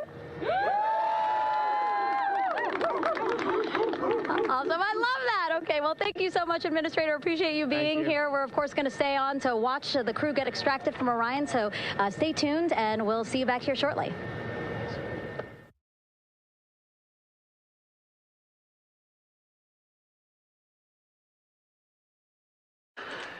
Thank you, Megan, and thank you, Administrator Isaacman. We are in the process of working to establish that communications link and to establish the procedures that will lead to the power down of the spacecraft, which is gently bobbing in the Pacific following a bullseye touchdown that occurred at 7:07 p.m. Central Time, 5:07 p.m. Pacific Time, 2.5 hours before sunset in the Pacific, southwest of San Diego. We have once again heard from the crew during that interview opportunity with the administrator, and we have 4 healthy crew members on board.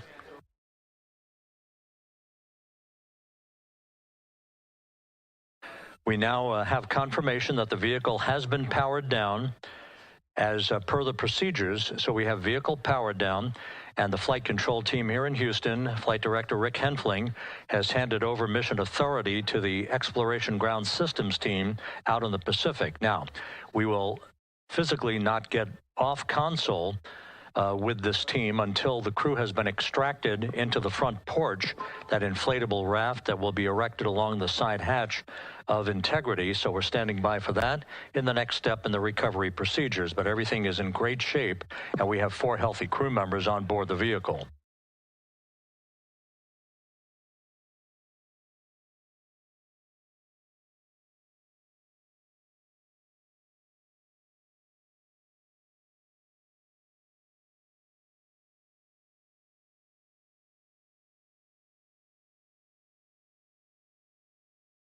All of the entry events went by the book, no issues, perfect trajectory for Integrity that was culminated with one final raise burn to improve the angle of attack for the vehicle as it entered the Earth's atmosphere. All of that flight dynamics computation worked like a charm.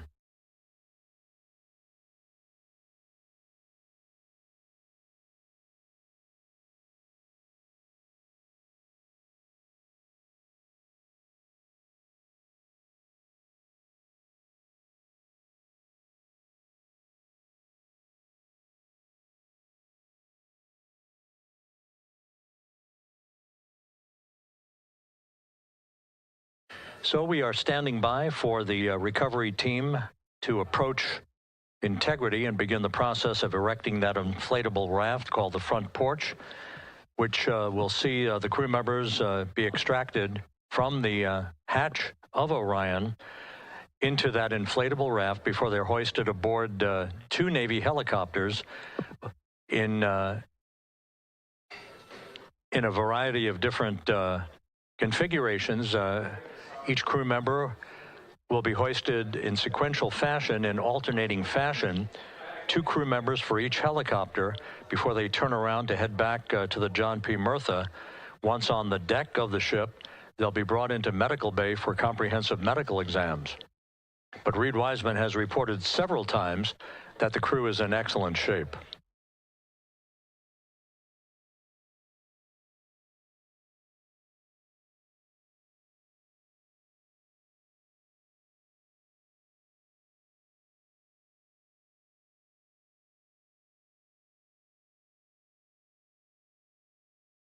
So just to recap, it has been some 26.5 minutes since the splashdown of Integrity in the Pacific. The vehicle is in excellent shape. It performed like a champ all the way down through the Earth's atmosphere. All of the vehicle functions were checked off in excellent trip hammer fashion. The parachutes all deployed as planned. Splashdown occurring at 7:07 p.m. Central Time, 5:07 p.m. Pacific Time.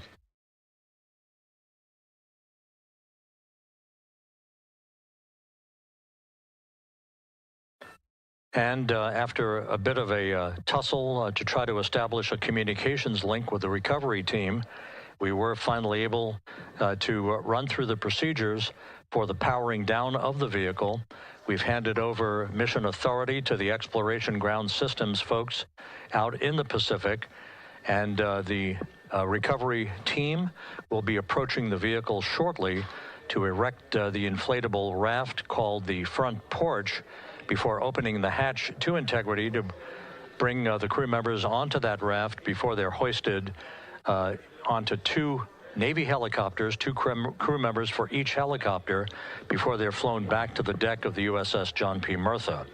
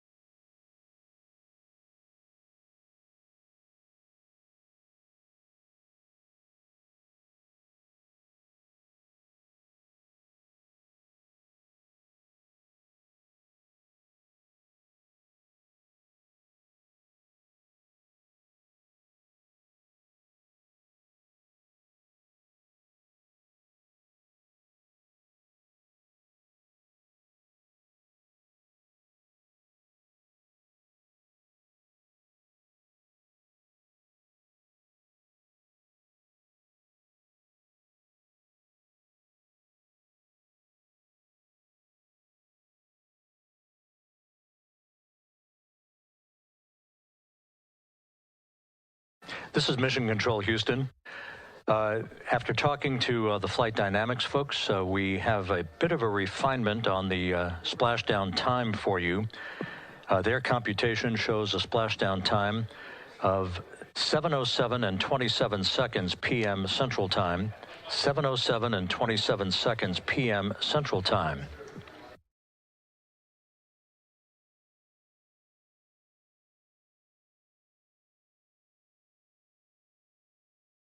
That would equate to a mission elapsed time of 9 days, 1 hour, 32 minutes, and 15 seconds.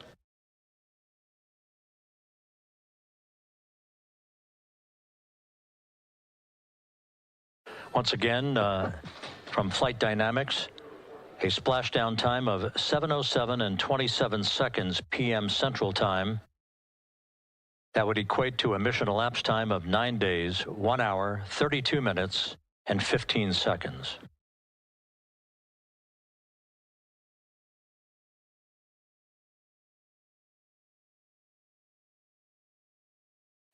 Reports from the Pacific indicate that the recovery team, in communications with the crew aboard Integrity, that the crew remains in excellent shape as they await the approach of the team for a final hazard gas evaluation before they move to the side of the vehicle to erect the inflatable life raft called the front porch.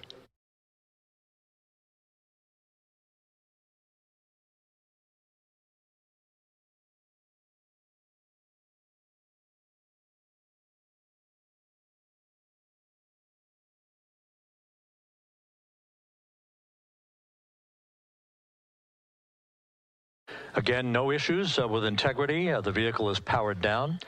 All of its systems are now safed.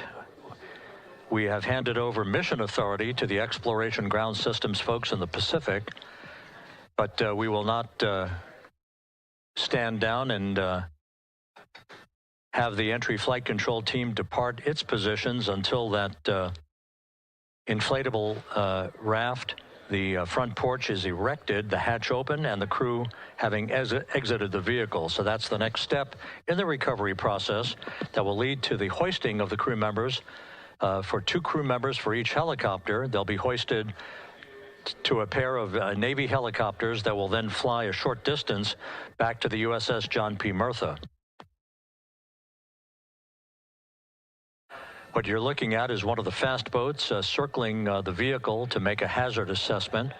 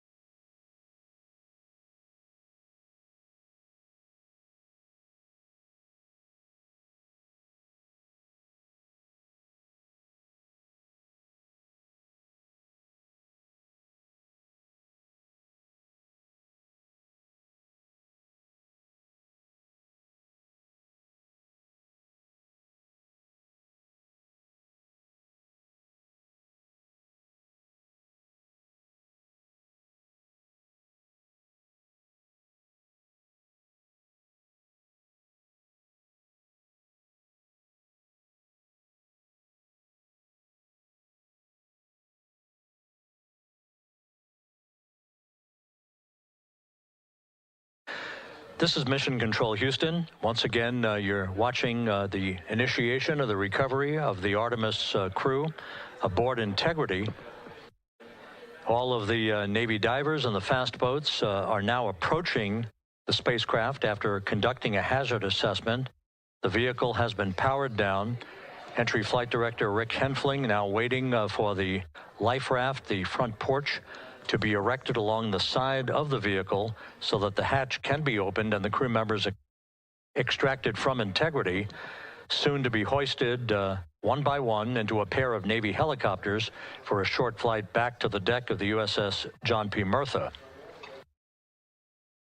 If you missed it earlier, we talked to Flight Dynamics and received a more official touchdown time or splashdown time, as it were, of 7:07 and 27 seconds p.m. Central Time, 5:07 and 27 seconds p.m. Pacific Time. That would equate to a mission elapsed time of 9 days, 1 hour, 32 minutes, and 15 seconds.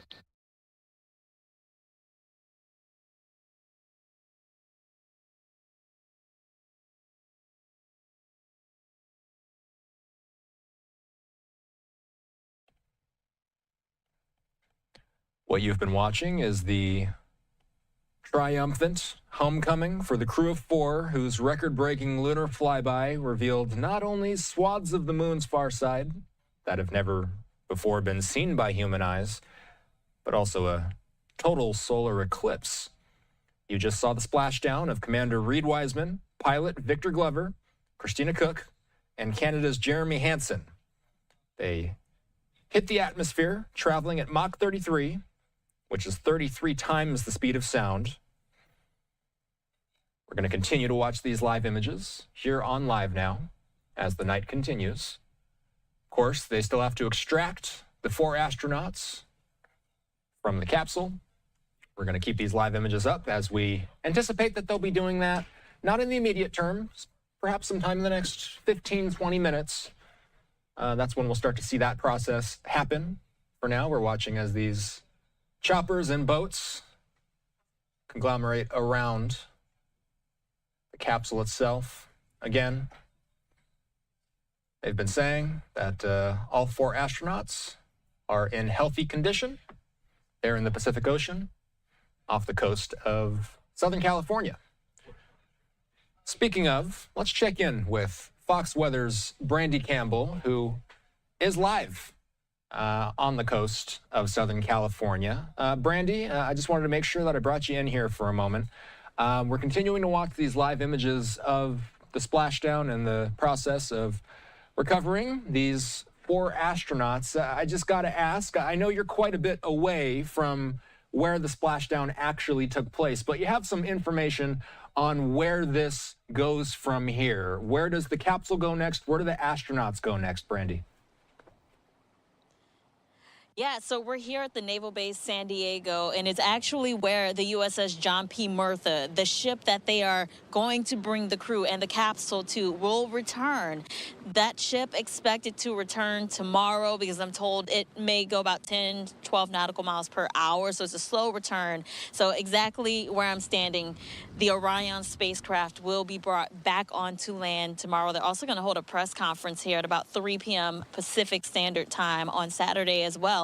Now, when it comes to our crew of astronauts, our 4 astronauts who have made history over the past 9 to 10 days, they are expected to also go onto the ship today once they are extracted from that capsule, and they'll go through medical checkouts and such.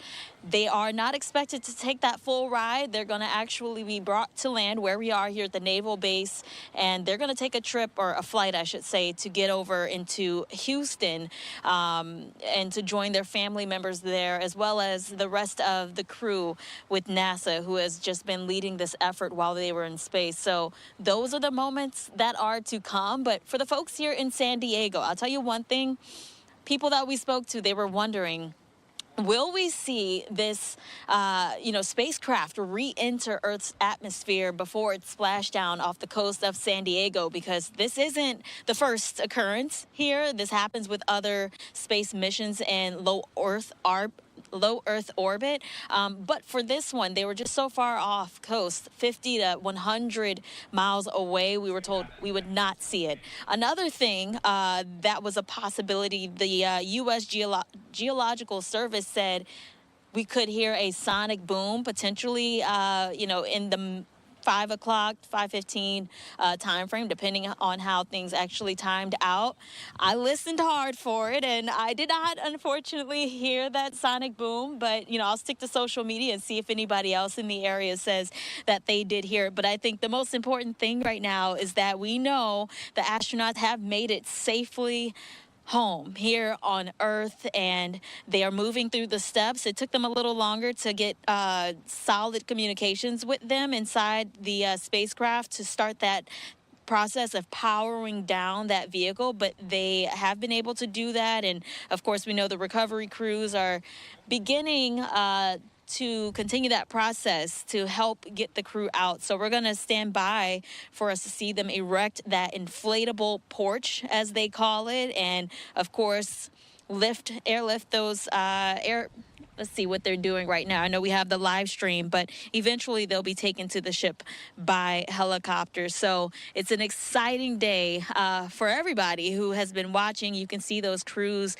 on one of the smaller boats near the spacecraft right there. So an exciting day, and for myself personally, we started off covering this in Florida for its liftoff, and it was amazing to see them take off on that first actual launch attempt. It was a beautiful liftoff, and of course, we've seen them in space describing parts of our solar system, the moon, that humans have not laid eyes on before. I think we also realize our 4 astronauts, they are poets and also very brave as they've made their re-entry back into Earth. And you can see those crews working. It looks like they might be trying to get that hatch open.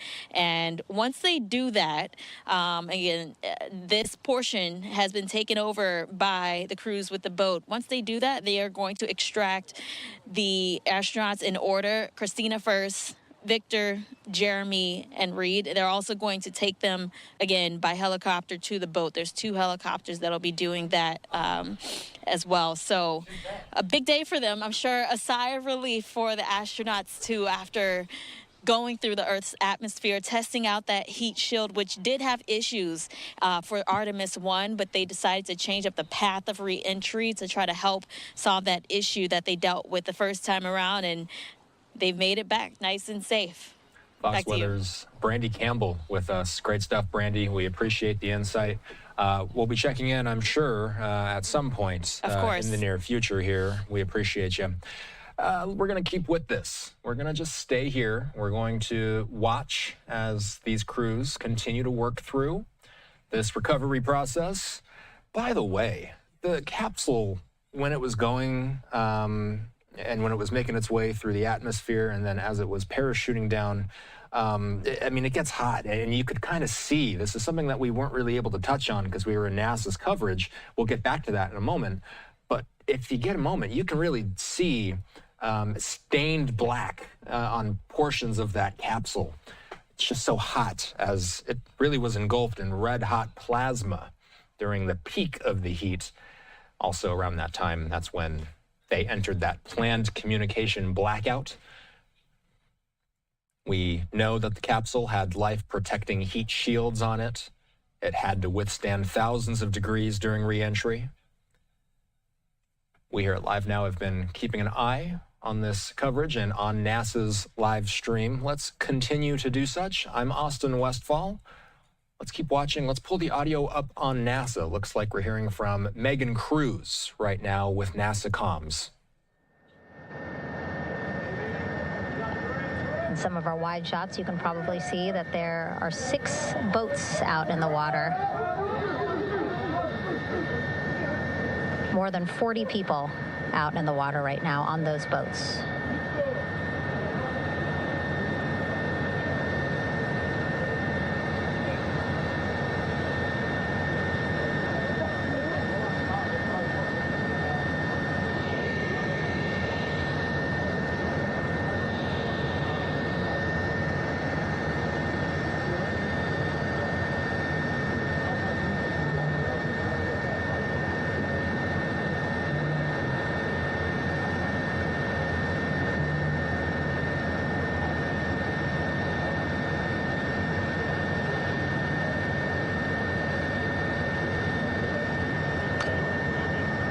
First order of business is to set up the front porch and the stabilization collar. You might also hear it referred to as a stab collar. Basically just to make sure that Orion stays upright, doesn't sway in the water too much, again, to make it easier for recovery forces to get the astronauts out.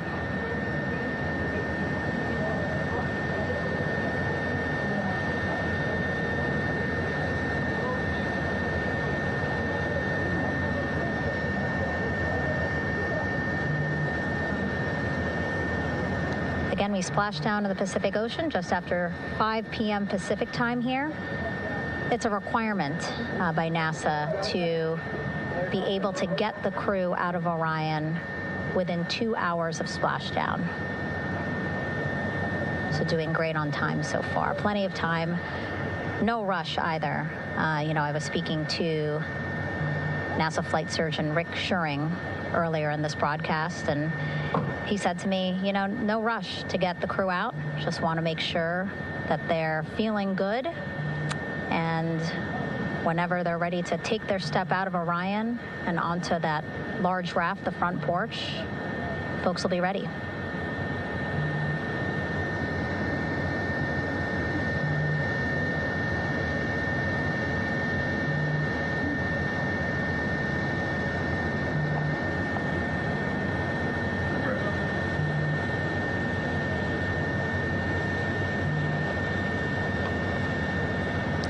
And as there are mission audio loops in Mission Control in Houston, there is a mission audio loop here on the ship, and it was just reported out that the side hatch is open.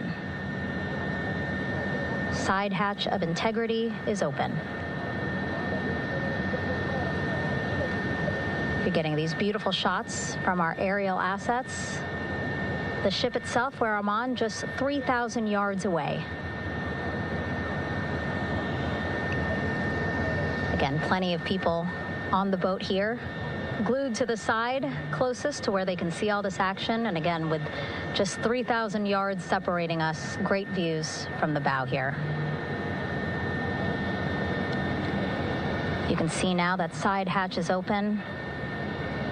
One of the Navy personnel is about to get inside there.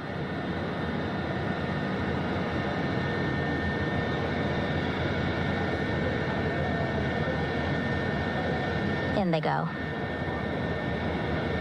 In total, 4 will go into Orion. So it'll be a little bit of a tight squeeze, but the goal is to have a recovery personnel with each astronaut assessing them.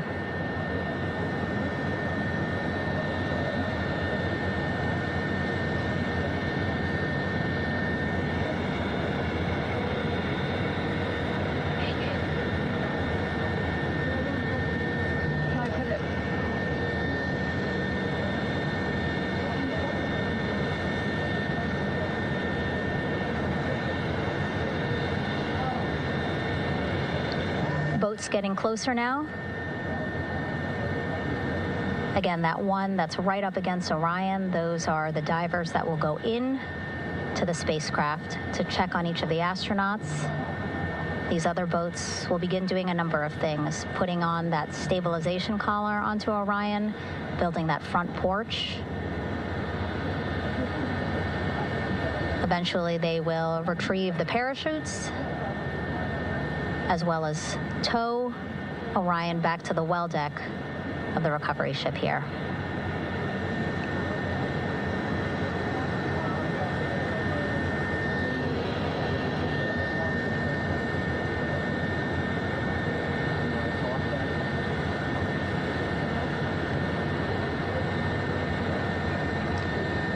And so as we wait for the Navy and NASA personnel to get their assessment of the crew inside of Orion, why don't we toss it back to Rob for an update? Yeah, thank you, Megan. Here in Mission Control, Flight Director Rick Henfling and the entry team of flight controllers still on duty. The vehicle has been powered down for some time now. There are no hazardous gases emanating from Integrity. That, of course, allowed the recovery personnel to approach the vehicle and then open the hatch to begin the initial medical assessment of the crew, as you just indicated. Now we're standing by for the erection of that inflatable raft, the front porch, alongside of the vehicle that will enable the crew to be extracted one by one onto the raft, have a moment or two to get their land legs back before they're hoisted into 2 hovering Navy helicopters, 2 crew members for each helicopter, for a short flight back to the deck of the USS John P. Murtha.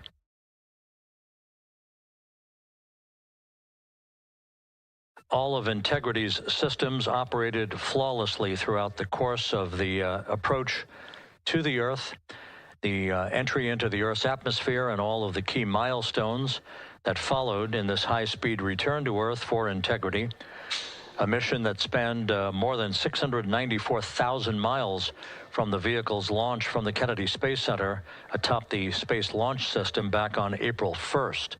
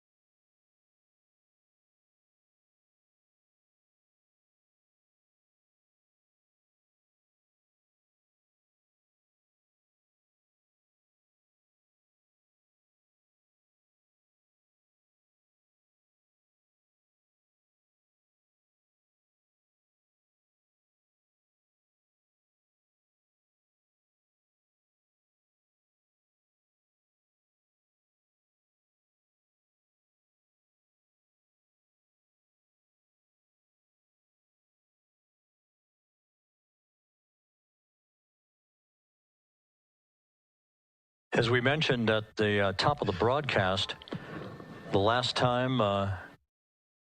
that the Apollo program saw a splashdown in the Pacific was Apollo 17 back on December 19th, 1972. So for the first time in 53 and a half years, we have reenacted that with the arrival of Integrity's astronauts as they flew around the moon in that historic lunar flyby that began with a trans-lunar injection burn that took them out of Earth orbit following 24 hours of a high Earth orbit trajectory. The high Earth orbit trajectory enabled flight controllers here to have a full 24 hours to evaluate the systems on Integrity and the condition of the crew before they would commit to flying to the moon.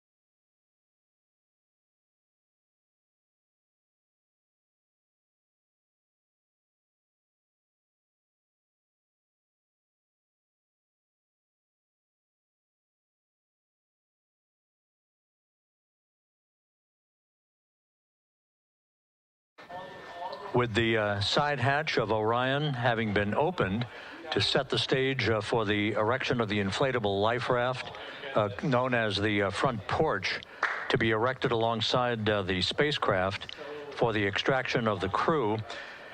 Let's play for you an interview that my colleague Megan Cruz conducted on the USS John P. Murtha with Navy diver First Class David McMahon that explains how this process is unfolding.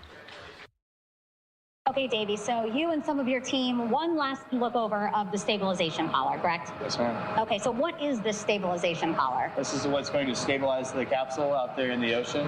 We don't know how good the weather or the waves will be that day, so this will help prevent any unnecessary occurrences from happening, stabilizing the capsule and the astronauts inside. So basically this is a float that will go around Orion. I'm assuming that what they're doing right now, these are the lines that will attach the collar onto Orion? That is correct. And so what are they doing here? So we've got the lower line that will secure the inflation device before we inflate it. That gives us the go-ahead that it's secure in its space, and then we'll inflate it. And then once that is done, we'll undo all the carabiners and get this orange line on top tied in the same fashion. And then this will be secured to the capsule, and the astronauts can safely take their first steps out of the capsule onto the front porch. Okay, and how long will it take them to set up the stabilization collar? You should definitely be able to handle this in under 10 minutes. Okay, wow. And then you just mentioned the front porch. So basically after they set up this stabilization collar, then they set up what's called the front porch here. That's correct. Okay, and what's the front porch? Front porch is basically a bigger waiting room for the astronauts to sit in while we wait for the helicopters to show up and grab them. Okay, so the medical team that was inside with the crew, they're going to help them out and onto the front porch? That is correct. And then what happens here? We have higher trained medical personnel also on board the front porch that will give them lookovers and just make sure they're okay while we wait for the helicopters to show up. Okay. How does it feel, I mean, your team, you, to be part of a mission that's returning astronauts from the moon in more than 50 years? We all feel extremely honored to be a part of this, as well as a bigger mission for the Navy and joining up with NASA to do great things. Mm-hmm. And do you feel like you and your team are ready? Yes, very ready. Cool. All right, thank you so much. Thank you.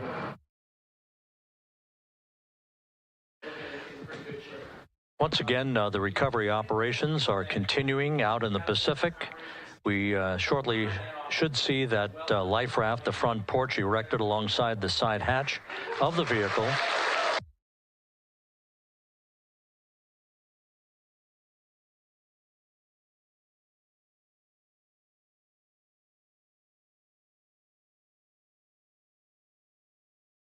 A number of flight controllers have come into the flight control room to receive congratulations from Entry Flight Director Rick Henfling.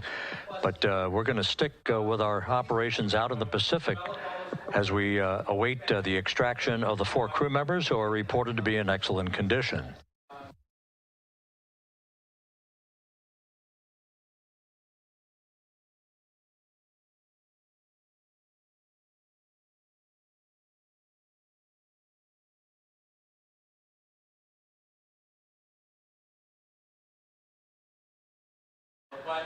Again, while we stand by for that front porch to be erected alongside of the side hatch of the vehicle, let's go back to the USS John P. Murtha and Megan Cruz. Megan?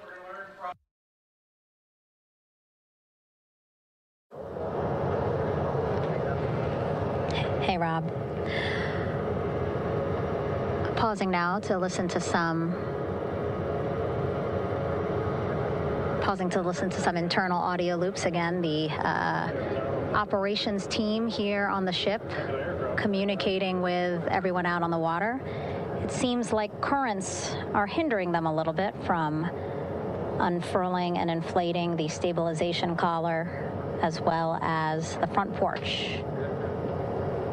But again, the requirement to get the crew out within 2 hours of splashdown, plenty of time. So no concerns just yet. But as calm as the water looks, yeah, it looks like it's hindering the teams just a tad.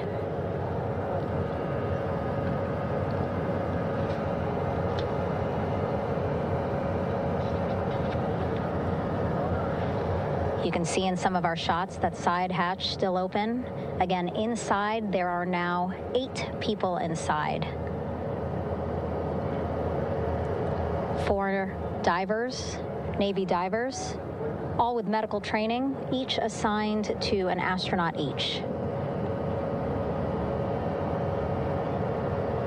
Making sure that they're comfortable, feeling good.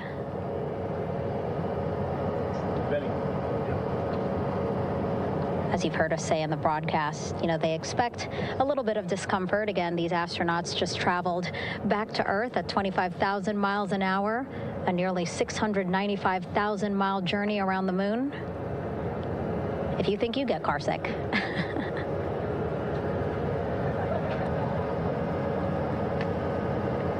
Again, 6 boats out there, lots of gear with them, just in case, right?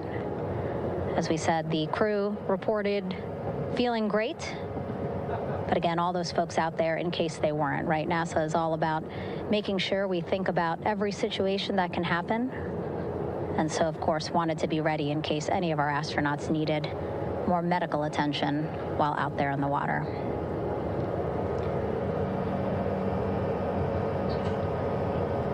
You see now teams, again, trying to set up the stabilization collar and front porch for the crew to get out of Orion. They need both, right? The stabilization collar will keep Orion from swaying as you see it is doing now.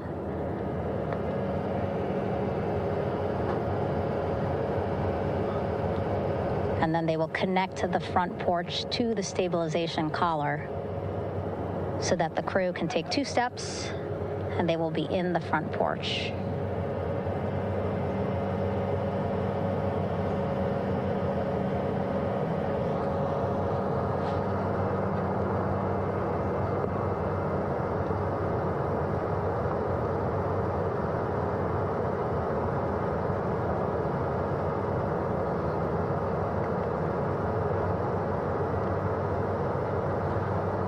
Chatter on the mission audio loops, that's a good thing.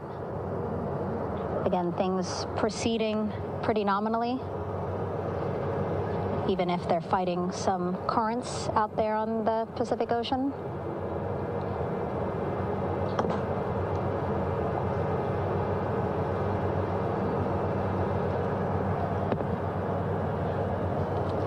Again, the goal, setting up the stabilization collar and the front porch so that the crew can rest comfortably in the front porch, get placed into harnesses so that 2 helicopters can lift them off the front porch and onto the USS John Murtha here.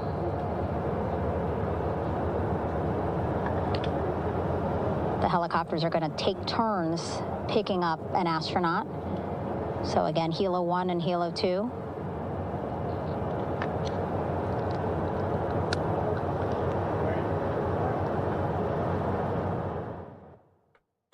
We just wanted to make you aware that we are getting official word from the president as we continue to watch this operation to retrieve the 4 astronauts. President Trump saying congratulations to the great and very talented crew of Artemis 2. The entire trip was spectacular, the landing was perfect, and as President of the United States, I could not be more proud. I look forward to seeing you all at the White House soon. We'll be doing it again, and then next step, Mars. President posting that moments ago. The astronauts didn't land on the moon or even orbit it, but during Artemis 3 and 4, they very much will be doing that. And some of the systems and operations that they performed on Artemis 2, they're going to take those lessons learned and they're going to apply them to Artemis 3 and 4. That way they make the next visit to the moon that much more smooth. Continuing to listen into NASA's feed, let's pull the audio up.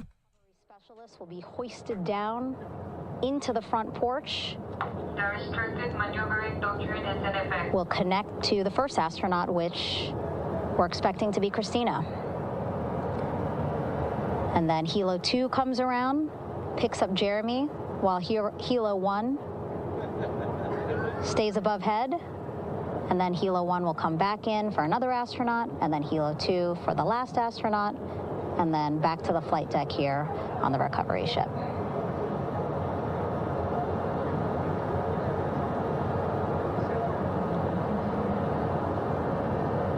I was talking to Assistant Artemis Recovery Director Paul Sierpinski. He said helos are a much quicker, safer way to get on board. They did actually consider boats, but then if you think about it, longer time, the crew would have to move through more of the ship. This way the helos will give a more direct, quicker route to the medical bay for our 4 astronauts.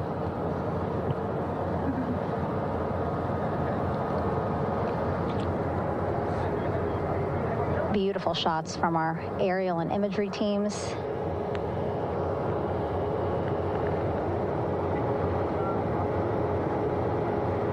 Clouds have dissipated for a clear view from the bow of the recovery ship here.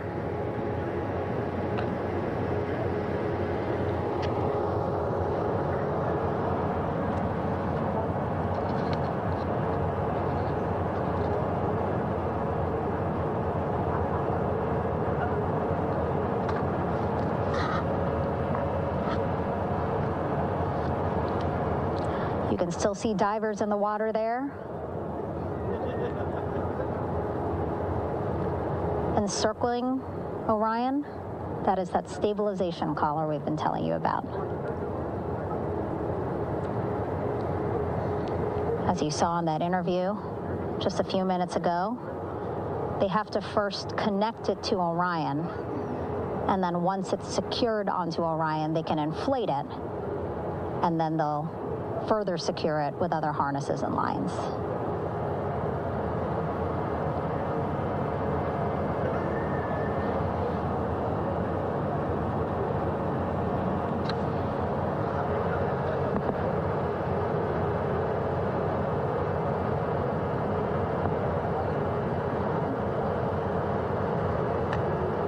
About an hour and 10 minutes since splashdown in the Pacific Ocean here.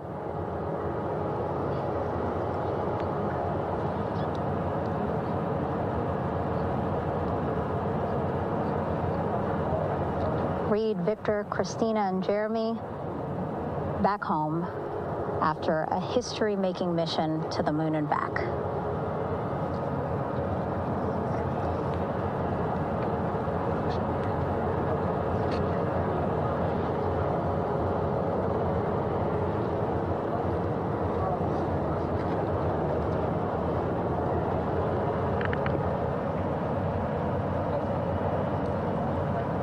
If you missed what we said just a couple of minutes ago, the undersea medical officer inside with the crew in Orion reporting. President Trump is in Charlottesville. We're going to just look at this really quickly. Curious if he's going to take some questions. Looks like he did turn away from the reporters and he's going to head on up. Air Force One, he is in Charlottesville, Virginia for an event. Just wanted to make sure we brought this live in case he gave remarks about the Artemis mission, a wave to the cameras as he steps on the plane. Let's get back into NASA's coverage. Unfold the front porch in order to get that into the water here shortly and inflate that as well.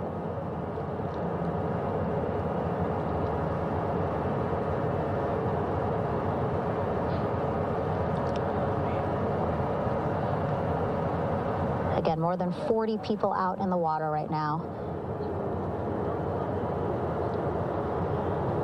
And those Navy and NASA personnel have been in the water for now about 4 hours.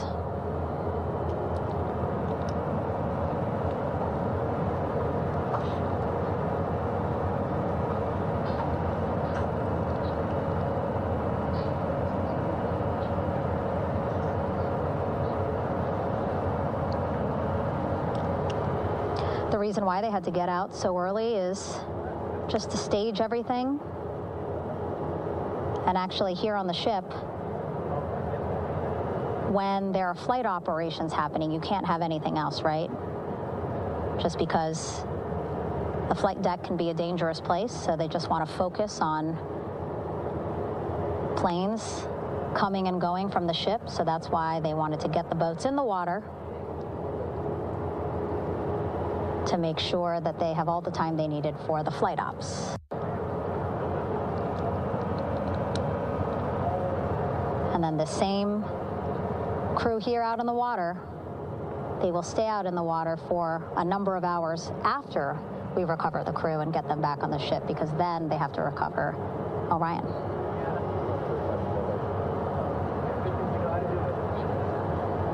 All right, that stabilization collar looking good around Orion. We're now seeing some recovery personnel getting on to that collar. Again, they need to further attach it to Orion to make sure that it can really prop up the spacecraft. It's basically lifting it up off of the water just a tad. Again, so it's not so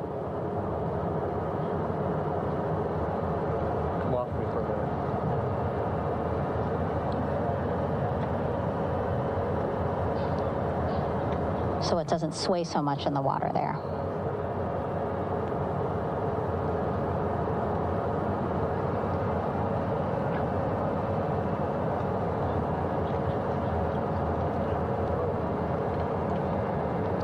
And now that front porch looks like it's nearly fully inflated as well.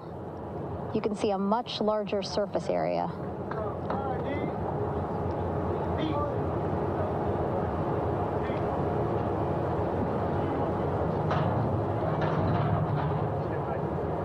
So once the crew get out of Orion, they can stretch their legs a little bit on this front porch, get some fresh air.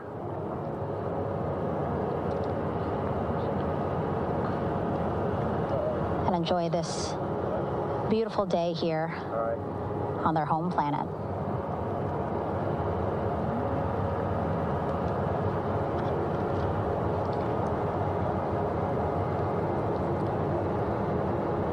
It appears teams now are about to connect the front porch to the stabilization collar.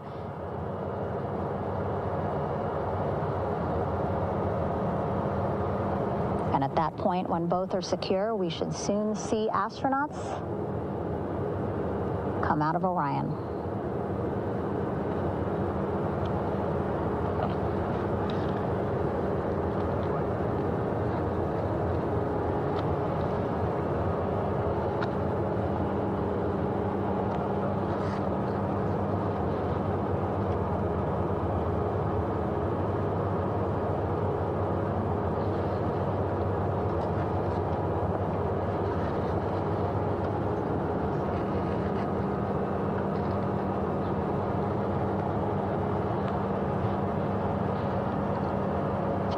All these views you see also being fed to the Landing Force Operations Center here on the ship. Of course, it is very important for our recovery teams leading the mission to have all the views that you're seeing as well. Again, listening to their communication loop here on the ship. Very quiet, which is a good thing. It means things are going pretty nominally,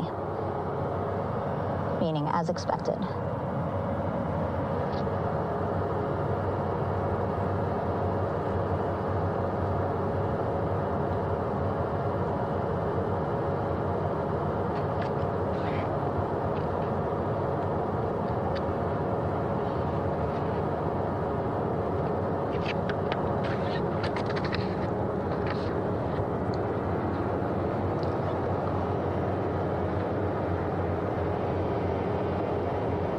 Again, all this activity happening just 3,000 yards away from the ship. So that means this will be a very quick flight back on the helicopters for the crew. 2-3 minutes, and then they'll be back here on the ship. I know.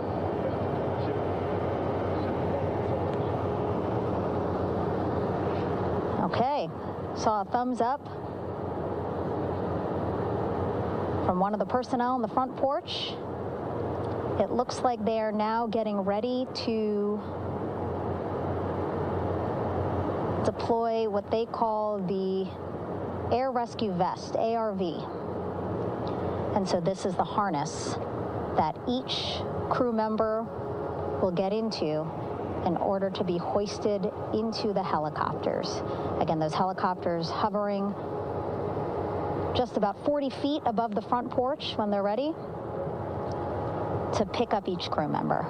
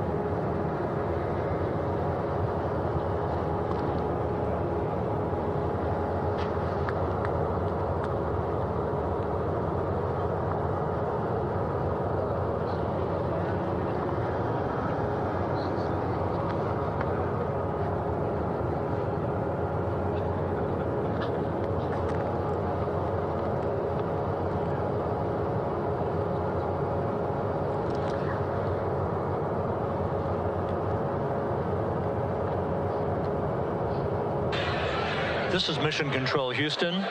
Behind me, a fairly raucous scene as hundreds of flight controllers have poured into the flight control room here. This is reminiscent of the scene after the final shuttle mission of STS-135, although that was the end of a program. This is only the beginning of a program with the textbook splashdown of Integrity and its 4 astronauts. We're standing by for the crew to be extracted from the spacecraft. Entry Flight Director Rick Henfling invited all of these flight controllers who have contributed to this mission to enter the flight control room to have an opportunity to receive well wishes and to share the mutual glow that exists in the wake of a textbook mission for Integrity. On the front screen here in Mission Control, a sign that says, "Welcome home, Integrity, taking humanity back to the moon, going further, and returning safely to Earth." So all of that jubilation, part of the post-splashdown activities, even as we await the crew being extracted from the vehicle to be hoisted onto Navy helicopters for the trip back to the USS John P. Murtha.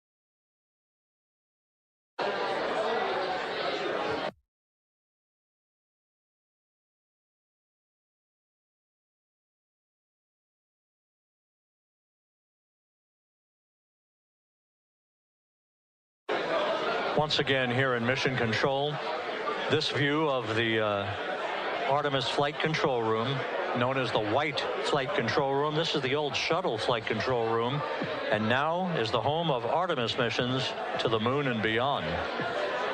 Once again, quite a few flight controllers were invited in by Entry Flight Director Rick Henfling to share in the jubilation following the successful splashdown of Integrity. That splashdown occurring an hour and 22 minutes ago, as we stand by for the completion of the extraction of the crew, and ultimately they're hoisting onto Navy helicopters for a short flight back to the USS John P. Murtha. Splashdown occurred at 7:07 and 27 seconds p.m. Central Time. I had an opportunity to talk to the head of flight dynamics, Jeff Birch, a moment or two ago. He said the trajectory of Integrity coming through the Earth's atmosphere was so precise, they've never seen anything line up on a ground track like today's entry by Integrity for its splashdown southwest of San Diego.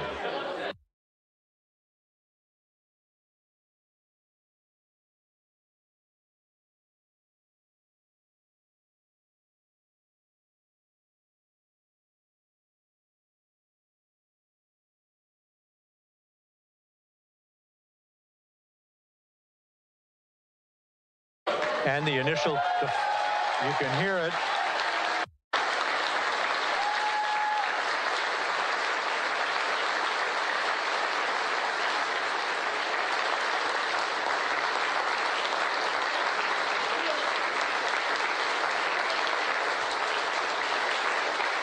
Jubilation here in the flight control room. The first crew member is out of Integrity.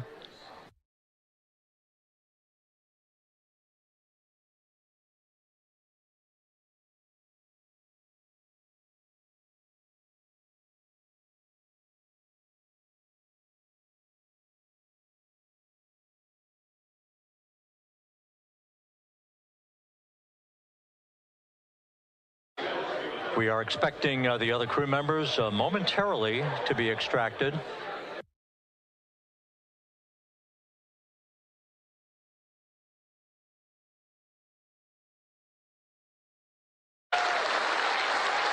We now have 2 crew members out.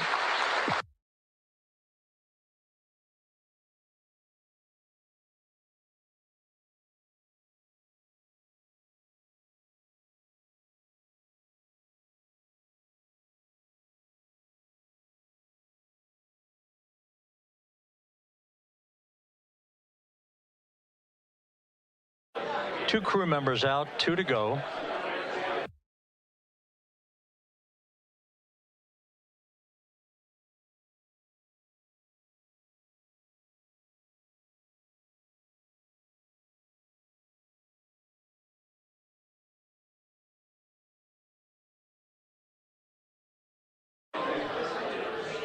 We're about 1 hour from sunset out in the Pacific. Everything continues to go well. Integrity's systems function perfectly during its entry back to Earth. And Reed Wiseman, the commander who will be last out of the vehicle, reported that all the crew members were feeling very well.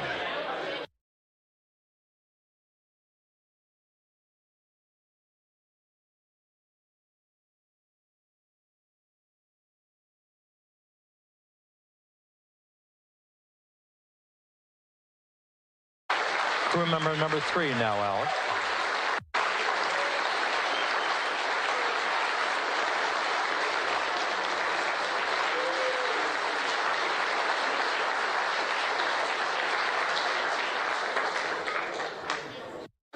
And now standing by for the commander, Reed Wiseman, who will be last out of his ship.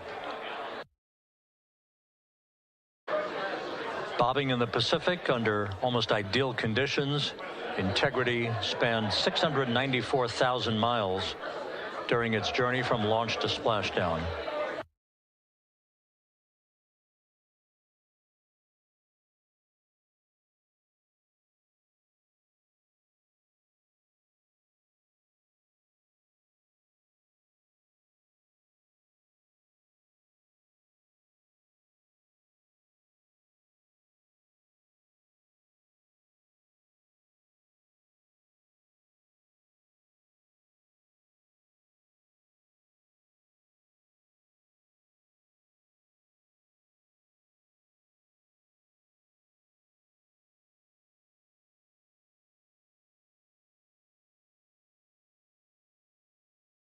And we now have Reed Wiseman out of the vehicle. All 4 crew members now out of Integrity.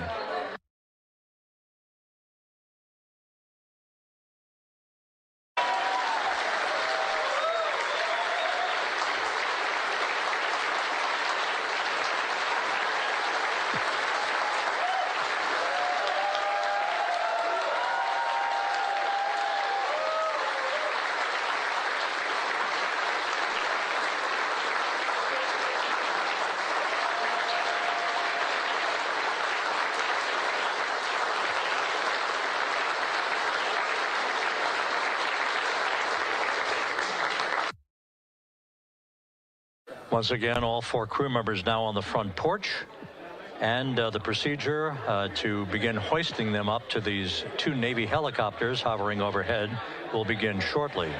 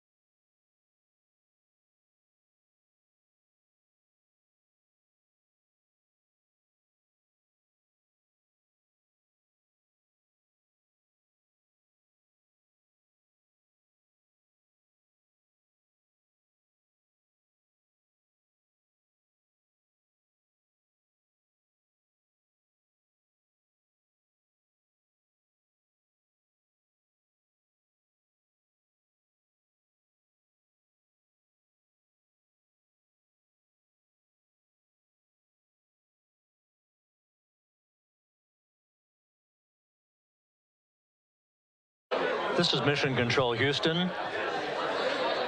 The mission is over, but the melody lingers on as jubilation continues here in the flight control room.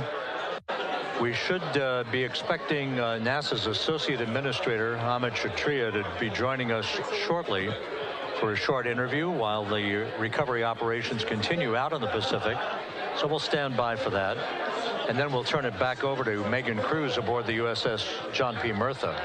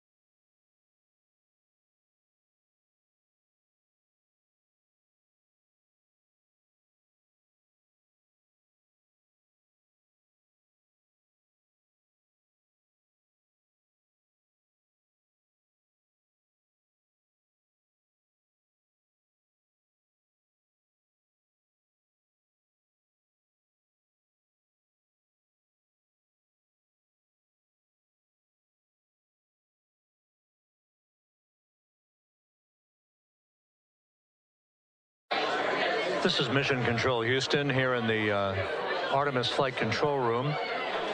A number of flight controllers basking in the glory of the successful end of this mission that carried 4 astronauts around the moon on a lunar flyby, and the first test flight of Orion with crew members on board.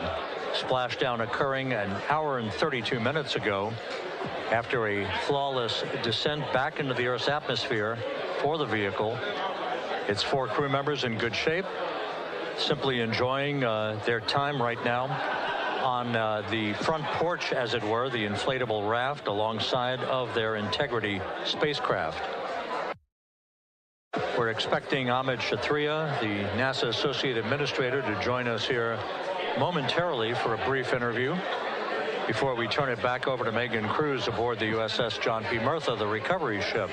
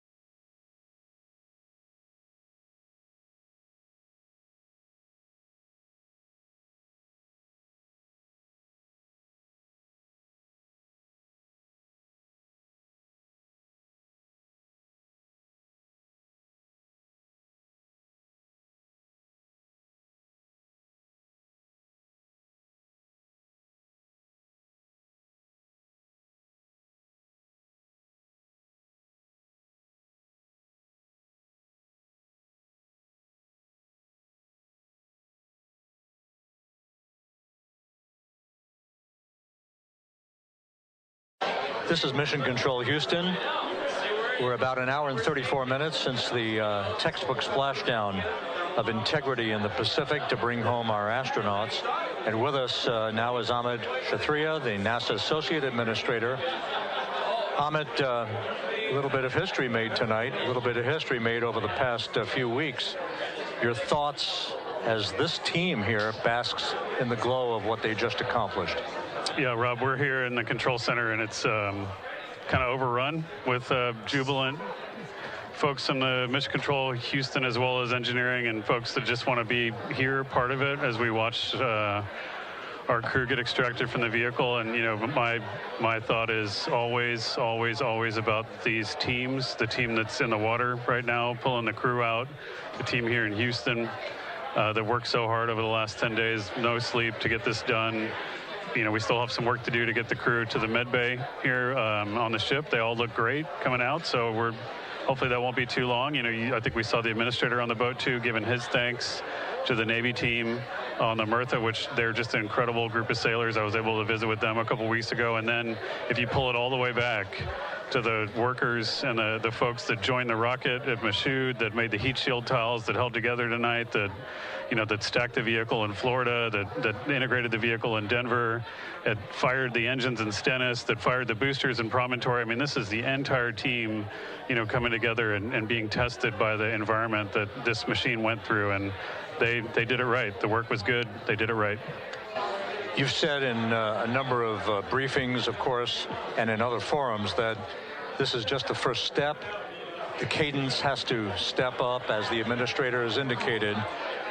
Now, it's a little early for the full report card on how integrity did, but did this mission ultimately, from your eyes view, exceed expectations? It absolutely did. I mean, I was waiting to talk about this until we were in the water, and I think we still have, again, work to do to bring it in and really kind of go through it bolt by bolt and see what we learned. But I mean, so far, given what we learned during the mission and given how we performed on ascent, on entry, I always think about energy in terms of the states that you worry about the most, and every time we put these machines through these incredibly energetic states that came through. So I'm fairly confident that we made a big step tonight to get us on the path towards the surface. I think the path to the surface is open now. We do have to do all the work, and we'll make sure we talk about that as cleanly as we can. We learned a few things during the mission, but I have to tell you, this was an incredible test of an incredible machine. From an American psyche standpoint, the Empire State Building was lit up red, white, and blue tonight. Our coverage was seen on baseball stadiums around the major leagues. How captivating was this experience for the American people, for the world, in fact, as we returned to the moon?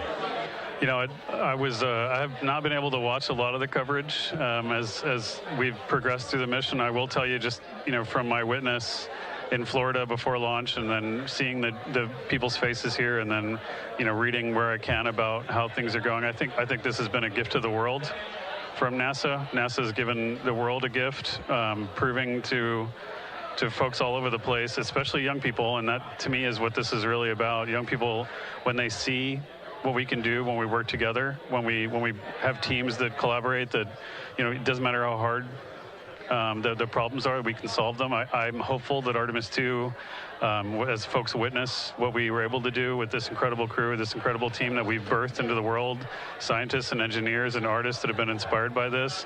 And even if they don't come work in the program, which separately they should come work in the program, because Lord knows we need the help, but even if they don't want to come work in the program, hopefully they grow up to recognize they can do amazing things when they work together and contribute to society and be good citizens and really change the way, the challenges that are coming in the world are overcomable if we work together like this. And one final question. Flying to the moon, we did it. We've done it again this past week and a half or so. But the engineering that went behind the design of this mission and the precision, the pinpoint precision of this vehicle entering that entry corridor, it's almost mind-boggling. Yeah, it is incredible when you think about the energies involved and the uncertainties involved. That when we inserted the vehicle into orbit, it was 99.9 2% down the middle when we dropped the vehicle right on top of the fleet here. You know, our guys knew exactly where to go, but the guidance was perfect. You know, and it's interesting. I've got this question a lot over the last few weeks about, you know, we did this before 53 years ago, and you know that.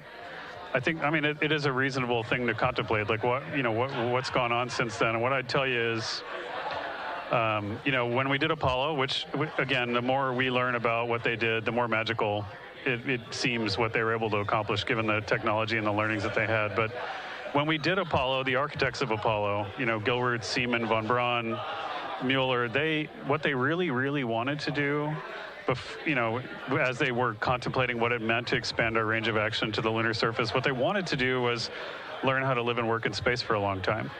They wanted to do that first before they were confident they could expand their range of action to the moon. Now, of course, the politics of the time and the mission at the time was different, and so they had to go straight to the moon and bring people home. And then after that, the program kind of lost its momentum.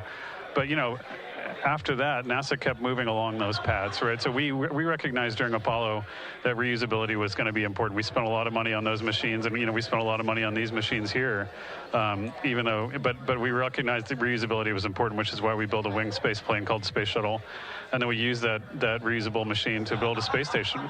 And we learned for 25 years how to live and work in space, and have been able to develop technologies that can enable exploration. So really, what I think is now, 53 years later, we're at the point where the architects of Apollo would have been pleased that we're now ready to actually go back to the moon and go back to stay, because we've learned all the things we needed to learn. There's a lot of people pleased here tonight, and we really thank you for joining us. Amit Kshatriya, NASA's Associate Administrator, as we begin to hoist the crew onto the helicopters to head back to the recovery ship. Thank you very much, and congratulations, Amit.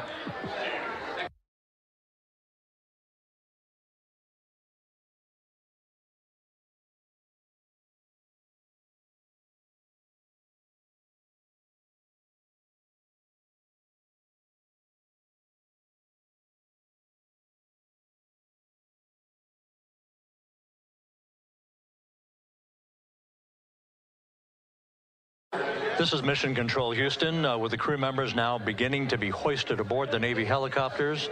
Let's go to Megan Cruz aboard the USS John P. Murtha, who will take it from here.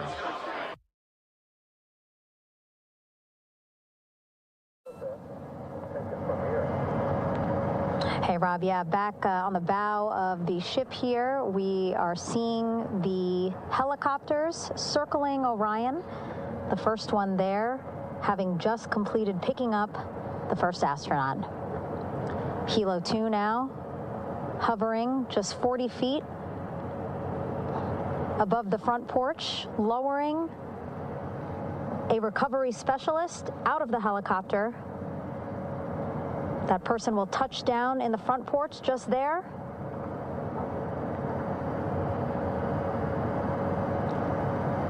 The crew members already outfitted with a harness that will allow them to quickly attach to the hoisting device.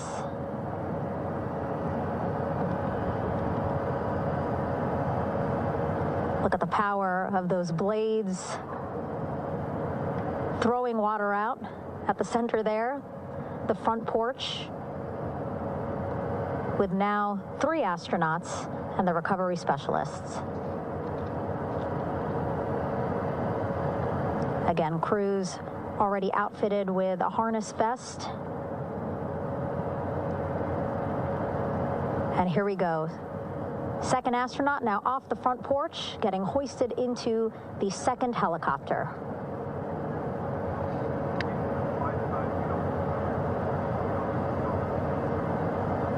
That helicopter will now hover just a distance away to give room for the first helicopter to come back and pick up the third astronaut.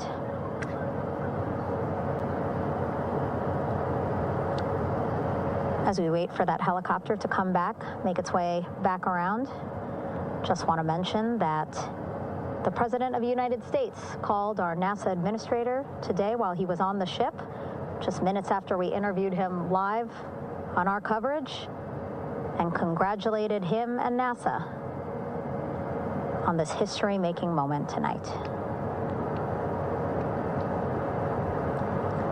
Helicopter 1 again hovering 40 feet over the front porch. We will soon see another recovery specialist getting lowered onto the front porch.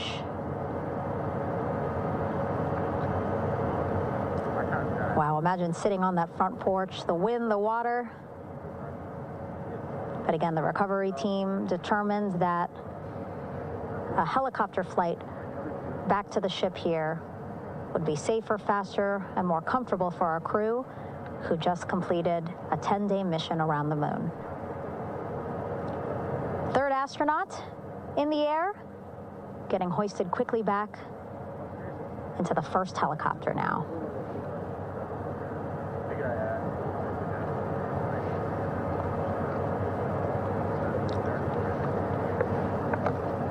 That first helicopter now on its way back to the ship here. We will soon see it land in just a few minutes. Again, all this action happening just 3,000 yards away from us, so a very quick flight back to the flight deck.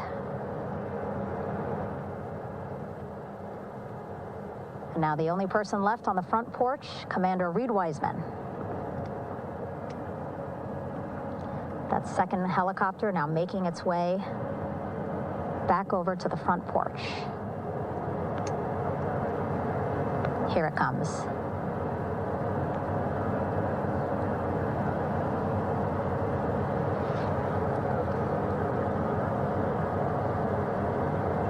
Making its final approach here.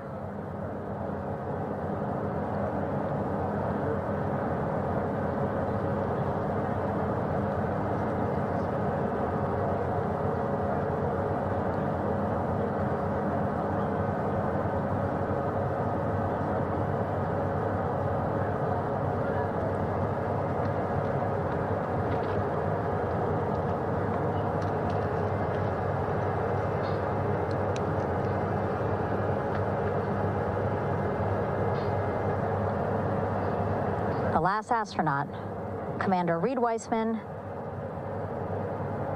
now off the front porch and almost into the second helicopter.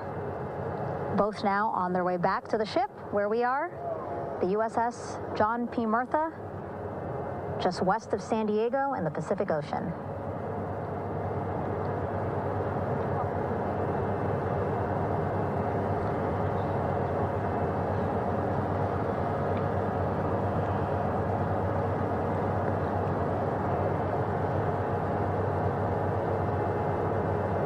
Exciting to see our 4 crew members minutes away from landing on the flight deck here on the recovery ship. 550 people on this ship, excited, ready, anxious, looking forward to welcoming this crew aboard.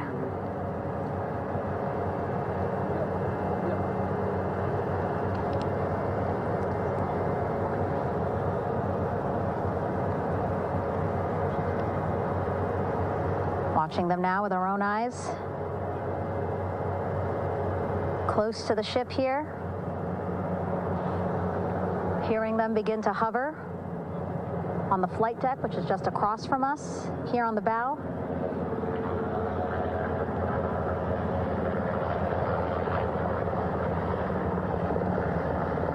The first helicopter coming in.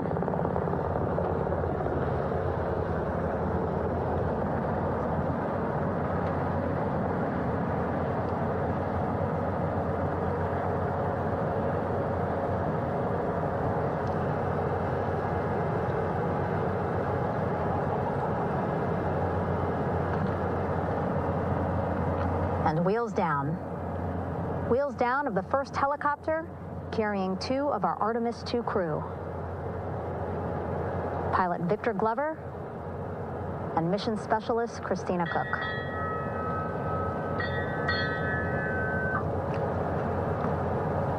Helo 1 on deck reported on the recovery loop. Again, the mission audio loops that the recovery team are using here to communicate with one another. And an announcement just made on the ship, integrity incoming.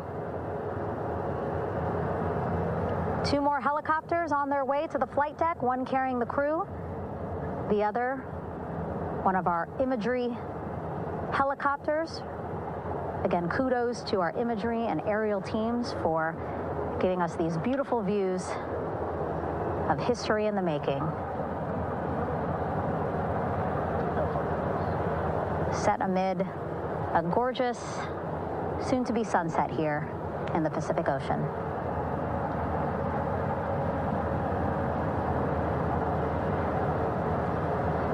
Second helicopter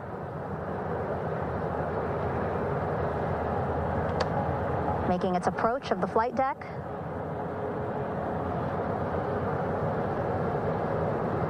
Plenty of people here on the bow with their cell phones out, filming this moment.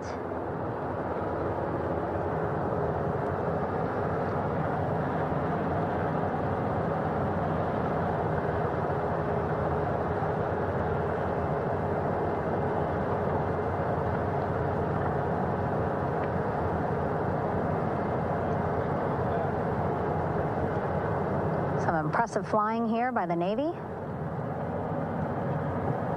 as we are seconds away from wheels down. And there you go. We now have all 4 Artemis II crew members on the USS John P. Murtha.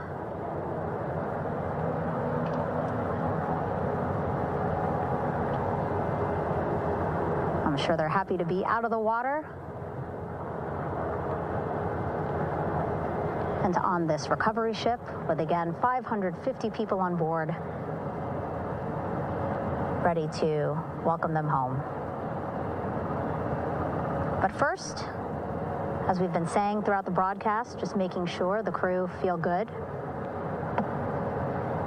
We reported that they were feeling good when they were in Orion, but those were just initial, quick, verbal assessments of how they're feeling. Their destination tonight, the medical bay here on the ship, right after we power down the helicopters here.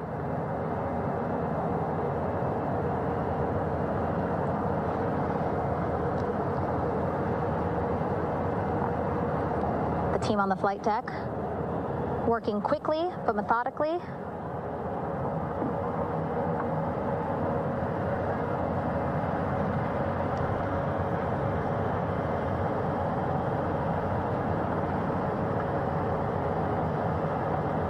Waiting for just one more helicopter to touch down.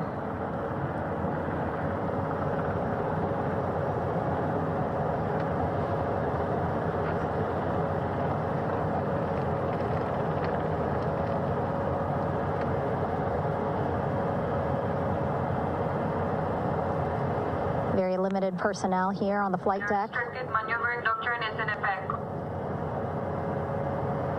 As that third helicopter touches down.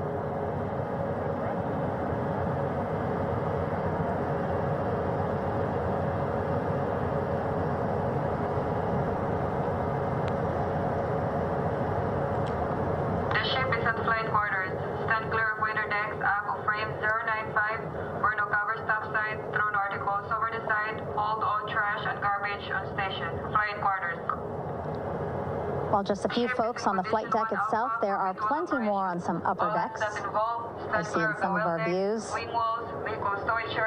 a very packed crowd overhead. Announcements being made over the ship's loudspeaker system, reminding folks to stay clear of operational areas like the flight deck, so that teams can work quickly to get the crew off of the helicopters and into the medical bay.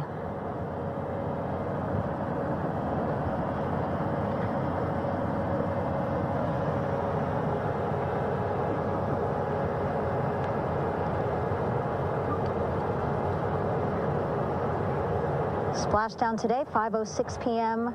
Pacific time. We are within 2 hours of that splashdown time, and already we have all 4 crew members on the flight deck of the USS John P. Murtha.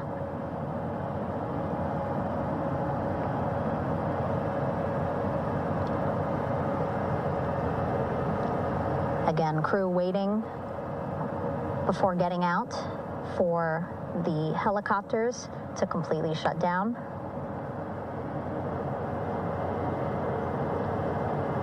Safety, of course, very important to NASA and the U.S. military.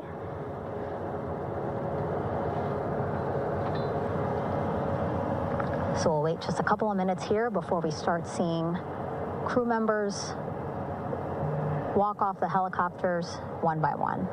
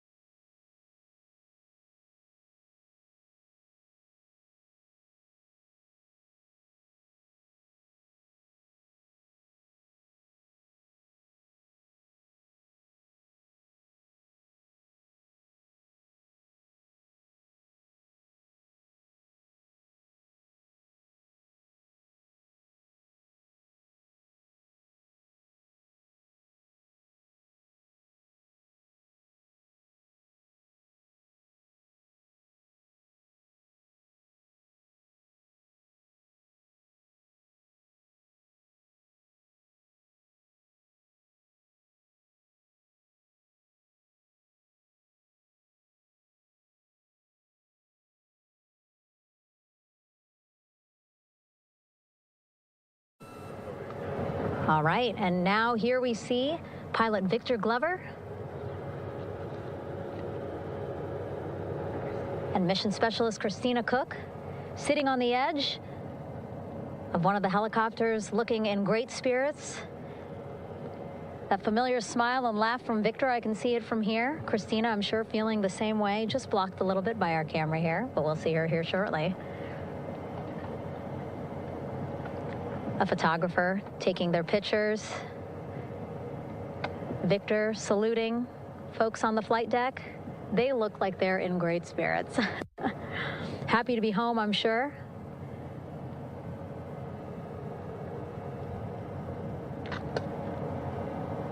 If you're sitting at home, I hope you too are wondering, what would you want to ask them if you got a chance to talk to them? Because that is what I'm thinking about.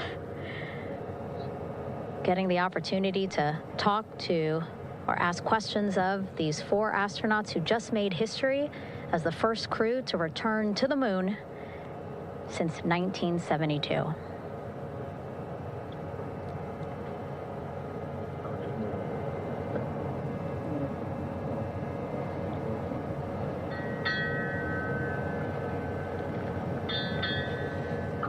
Oh, there we see Christina there, also smiling.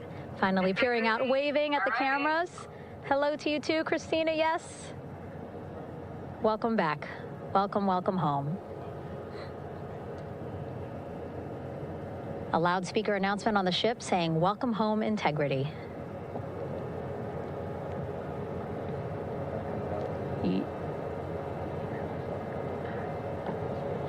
Victor in great spirits.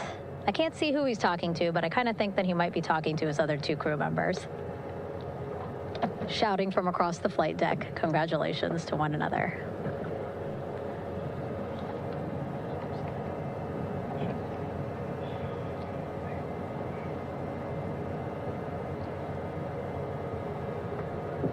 And so now we see some Navy personnel walking up to the helicopter. This is again the first helicopter carrying pilot Victor Glover and mission specialist Christina Cook. Both have taken off their helmets now.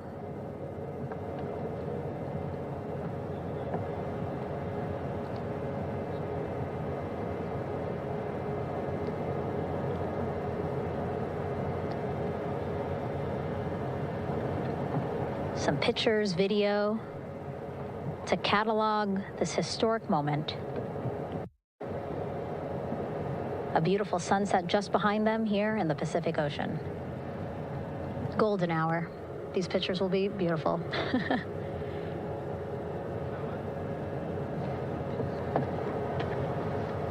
Now we see NASA Administrator Jared Isaacman. He is on the flight deck, as well as Flight Surgeon Rick Schuring walking over to Victor and Christina first. We saw the administrator walk over to the other helicopter, which is carrying Commander Reed Weissman and Mission Specialist Jeremy Hansen. We heard from Rick earlier in the broadcast. Again, he said he's going to be out there on the flight deck to do another initial assessment of the crew, ask them how they're feeling, anything bothering them. But again, from what I'm seeing, they look like they're in great spirits and feeling pretty good for folks who just traveled 695,000 miles from Florida to the moon and now here to the Pacific Ocean.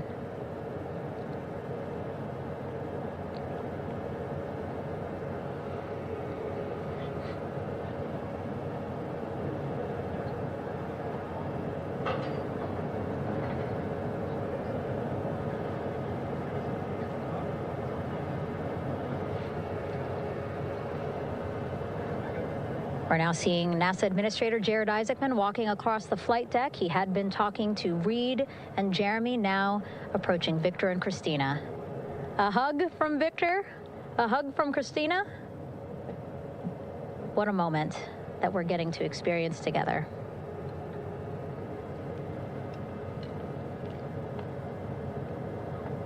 I'm sure congratulatory words. You know, we got to speak to the administrator live on this broadcast as well, and he said the kid in him right now, giddy, absolutely giddy at what we were able to accomplish today.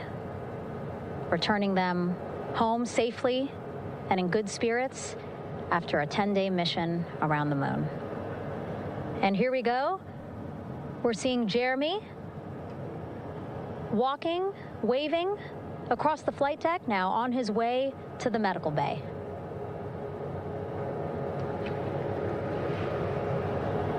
It's a short walk, less than a minute. Again, that's why the recovery team decided to use helicopters to get them on the flight deck for that short walk to medical bay. And now on the flight deck, we see the chief of the astronaut office, Scott Tingle. Rick Schuring switching places. He's going over to the other helicopter. Big hugs from Victor, Christina to Scott. Again, a gorgeous sunset setting the stage for this recovery tonight.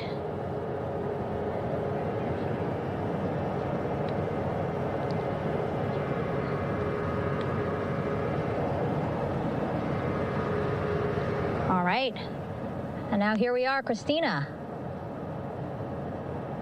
making her way, looking thankful, grateful, happy to be home.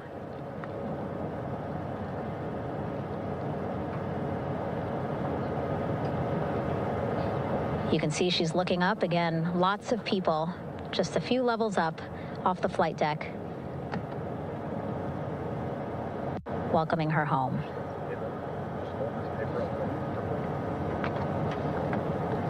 Scott holding the door like a gentleman, but back on his way to the other crew still on the flight deck.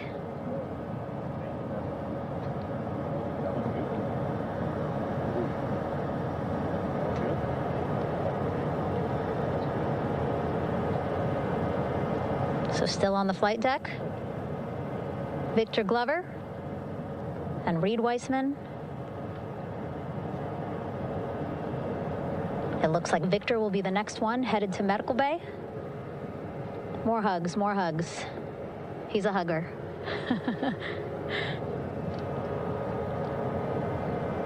Victor looking good as he walks across the flight deck.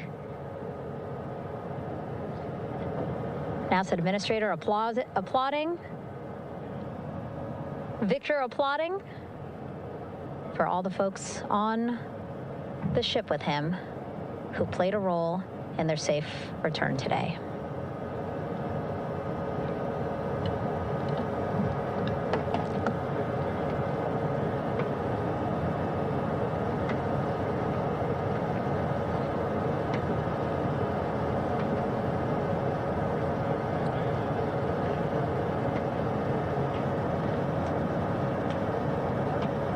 And finally, just one Artemis II crew member left on the flight deck, Commander Reed Weissman.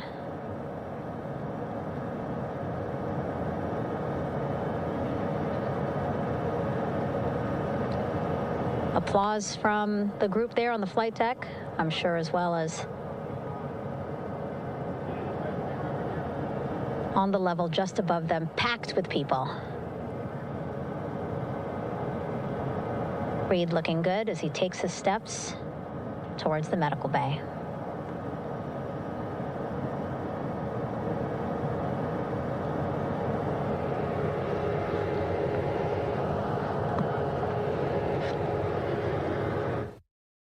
There are 4 Artemis II crew members back on the ship. Again, now they will head into medical bay, where they will be assessed by flight surgeons from both NASA as well as the Canadian Space Agency. A more in-depth assessment. When they get to medical bay, they will each have their own nurse. They will be helped out of their suits.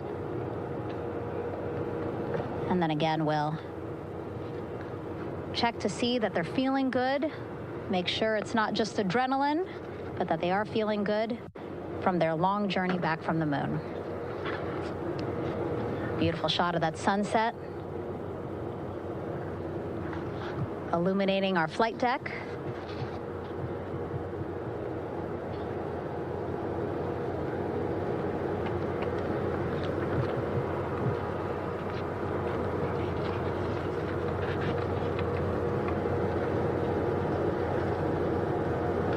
All right, and now with our astronauts safely on board, I want to welcome on Artemis Recovery Director Lily Villarreal.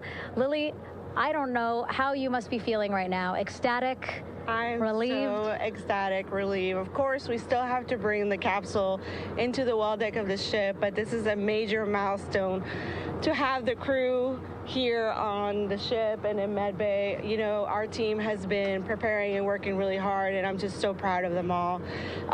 Everything went very well, just as planned. Our teammates in Houston, the flight control team was just amazing. We were able to have great conversations and communications about everything. And I don't know what else to say. I'm just so ecstatic.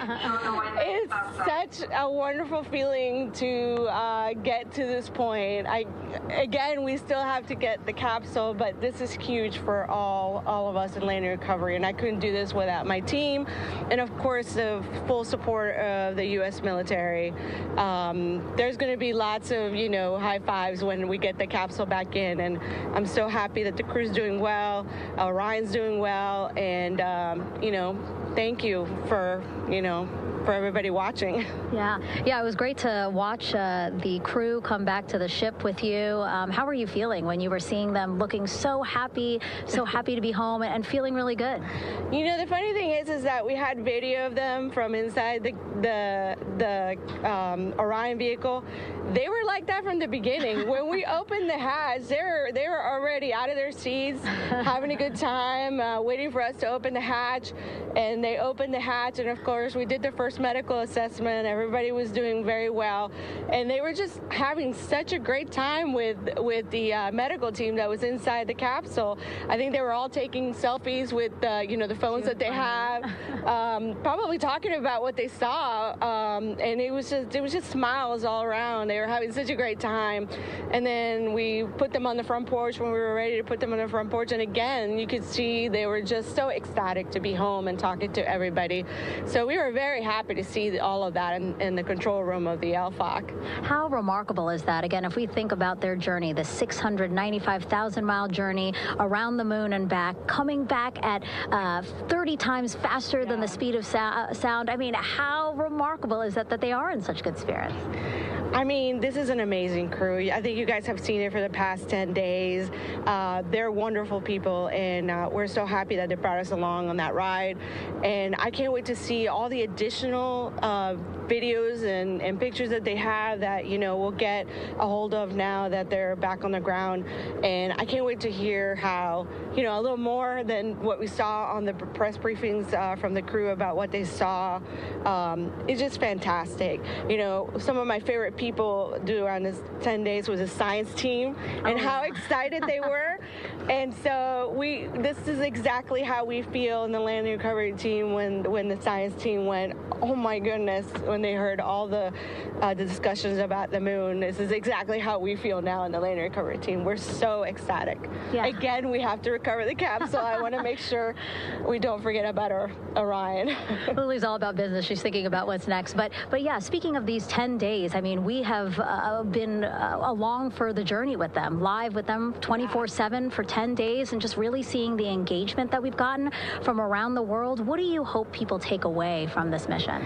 I think that's fantastic. So, you know, my story was that I went to the Kennedy Space Center. I was born in Colombia. I was 10 years old when we moved to the United States, but when I was 7, my family took me to the visitor center, and that's when I learned about Apollo. And we went to the moon, and I learned about astronauts, and that story was what really fueled me to want to do STEM and want to be an astronaut. And I think that this Artemis program is going to do exactly what, you know, what girls, you know, my age back then is 7, young people right now, girls and even like young men, obviously. But we want to empower people to know that you can do this, right? If you want to come and work for NASA, if I did it, they can do it. And Artemis program is just going to inspire everybody, and I'm so happy about that. Yeah. Like Apollo inspired me. Thank you so much, Lily. Really appreciate you being here. As you said, still a lot of work to do. 5 to 6 more hours to recover Orion that's still out in the water. So I'll let you get back to it. But you had beautiful words to say again. We hope that this inspires people. We hope that you come and join us at NASA and accomplish great things with us in the future. Back to you, Rob. Thank you, Megan, and safe sailing out there in the Pacific. Here in Mission Control, it is now all quiet. The team of flight controllers and all their support personnel have left the room to enjoy the aftermath of a textbook touchdown by Integrity that splashed down in the Pacific right on target to complete this historic flyby of the moon, the Artemis II mission. With that, we'll wrap up our coverage for the night and point you to a post-splashdown news conference in 15 minutes at 9:35 p.m. Central Time, 10:35 p.m. Eastern Time, where managers will discuss the return of the Integrity spacecraft and the completion of the Artemis II mission. With that, we'll wrap up our coverage for this evening and historic mission in the history books. This is Mission Control Houston. We here at Live Now, we appreciate NASA's coverage. Looks like they're replaying the splashdown itself. I'm Austin Westfall with Live Now. You know what? We thought the broadcast might be ending. Maybe they got some post-show, post-broadcast. No, these look like animations, depictions of the splashdown. So what we're going to do is we'll stay on top of this, obviously, as we expect a news conference to begin in about 15 minutes. We will carry that press conference live as soon as it begins. For now, it's time for us to take a quick commercial break. We wanted to make sure that we brought you an uninterrupted experience as NASA brought you that coverage. 4 astronauts returning from the Artemis II mission, a 10-day mission around the moon, splashing down in the Pacific Ocean. 4 healthy astronauts, as they've been saying, landing there, and we will, of course, keep you posted as we hear more from NASA officials at that press conference. Again, starting in about 15 minutes' time. Let's take that break. We'll be right back.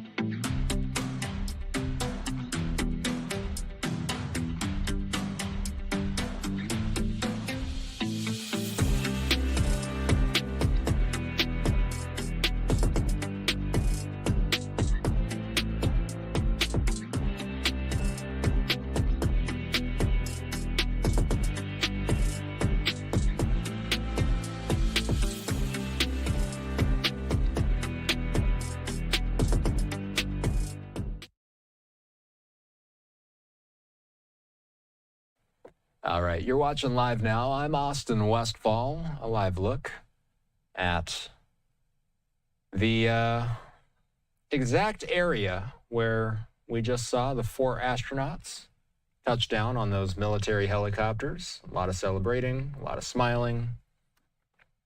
Commander Reed Wiseman, pilot Victor Glover, Christina Cook, and Canada's Jeremy Hansen hit the atmosphere, traveling at Mach 33, or 33 times the speed of sound, as they returned to Earth earlier this evening. The crew being whisked away from their capsule by those military helicopters. And now we are awaiting a news conference that we expect to start in about 10 minutes' time. We'll bring you that as soon as we have it. President Trump reacting on social media, saying congratulations to the great and very talented crew of Artemis 2. The entire trip was spectacular. The landing was perfect, and as President of the United States, I could not be more proud. I look forward to seeing you all at the White House soon. We'll be doing it again, and then, next step, Mars. Artemis 2 was, of course, a mission that brought the astronauts around the moon and back. Artemis 3 and 4, they'll look at getting closer to the moon and then eventually walking on the moon for the first time in 5 decades. The splashdown took place off the coast of San Diego. The Navy helped retrieve the module. And we do have a station in Southern California, Fox 11 Los Angeles. They've been covering the splashdown. Again, this press conference expected to start in about 10 minutes. I'll just ask our producer Caleb here. We have a few photos that we can go through right now. Yeah, okay, so let's do that. You guys have been sending in your photos. We've been asking you guys to show us how you've been watching this awesome mission as it's been playing out in the past 10 days. You guys have been sending in some photos, including Brenda and Napa. My 87-year-old mother, June, is watching from Del City, Oklahoma. 50 years ago, she got us up to watch Neil Armstrong take the first step on the moon. Hey, I'm sure you're glad that she did that. And now, watching history once more. Look at this outfit. Look at you, San. God bless America and the brave astronauts. That's dedication. I don't think we've seen a lot of photos. I don't think I've seen that kind of dedication. Good stuff, San. Alexis. Oh, yeah. There we go. Tatum watching his first ever splashdown coming from the Phoenix Metro. Tatum, we hope you enjoyed the show, and great stuff. I gotta say, you guys have been sending in lots of NASA swag. Adrian in Wheeling says, amazing grace, watching from home. Hey, nice NASA sweatshirt, Adrian. We appreciate you. I think we got some more to roll through. Alexandria is in St. George saying, watching from St. George, Utah. Hey, hope you guys enjoyed the splashdown. I know everybody here in the newsroom, we had our eyes glued to the screens for the past 2 hours, basically. Desiree in Pennsylvania saying, we hope you have a safe landing. Hey, guys, nice drawings. Cool stuff. Unfortunately, the graphic looks like it's getting in the way of a couple of those drawings, but we appreciate the photos. Thanks for watching. Okay, what do we got here? Carol's in Florida. So exciting for us to watch Artemis 2 set to splash down. How did you two figure out how to work a cell phone and how to send these photos in? Hey, Carol, appreciate you. Thanks for watching. All right, Anna's in Irvine, California, waiting for Artemis to return, watching over from sunny Orange County. Nice. Anna, we appreciate you. Thanks for the photo, and thanks for watching. Oh, my gosh. All right. Sophia and Luna in Florida. God bless the crew and mission, praying for a safe splashdown. Awesome stuff. Awesome pup, by the way. You go, Luna. Alexa in Chicago, watching how it's possible to love you to the moon and back, Alexa says, watching from the Windy City. We appreciate everybody that's been sending in these photos, and we appreciate you all for watching us. By the way, you can scan that QR code in the top corner of your screen if you want to send in your own photo. Mike is in Plainville. He says, watching from Plainville, Massachusetts with my black lab. So proud of the U.S. and the collaboration with our neighboring country, Canada. Thank you to all the astronauts and all involved, hoping for a safe Earth's entry and successful splashdown. And we did indeed see a safe splashdown and a successful 10-day mission by the Artemis 2 crew. Mike, we appreciate you watching, and thanks for the photo. Paula saying, watching from Cedro-Woolley, Washington. Very cool. Some Pacific Northwest representation coming in tonight. Paula, we appreciate you watching, and thanks for sending in the photo. And I think we might be over. Yeah, okay. So that's what we have for now. Looks like we might have a little more time to get into these, possibly later in the night. We might go through some of these over the weekend as well. Still getting a live look out there on a beautiful Southern California Friday evening as the sun is setting in the Pacific Ocean. Let's hit another quick commercial break. We are awaiting that news conference from NASA. We anticipate that it'll start at Johnson Space Center in Houston at some point within the next 5 minutes or so. We'll be right back.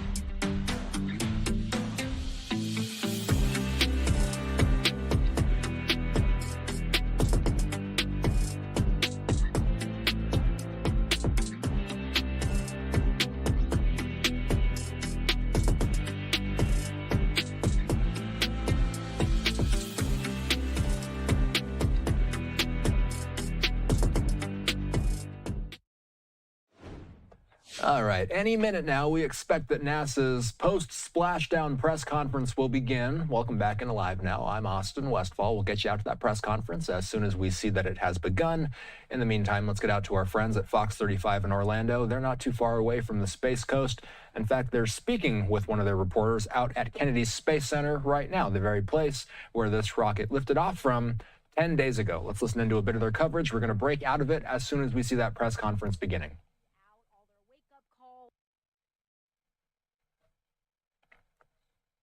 Yeah, it looks like we're having some technical difficulties with Fox 35's feed, so let's move away from it as we continue to take a live look at the Pacific Ocean, where splashdown just occurred. We do have this slate up. We just got the feed that will eventually show us the press conference coming from Johnson Space Center in Houston, Texas.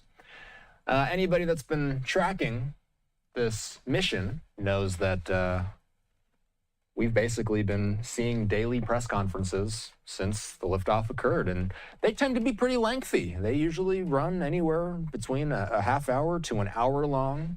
Oftentimes it feels like they run around 45 minutes on average, and they go in depth, and they take questions from reporters from a number of outlets. They also give some remarks off the top, typically. Producer Caleb is telling me that we've got a few more photos to go through. You guys have been sending these in.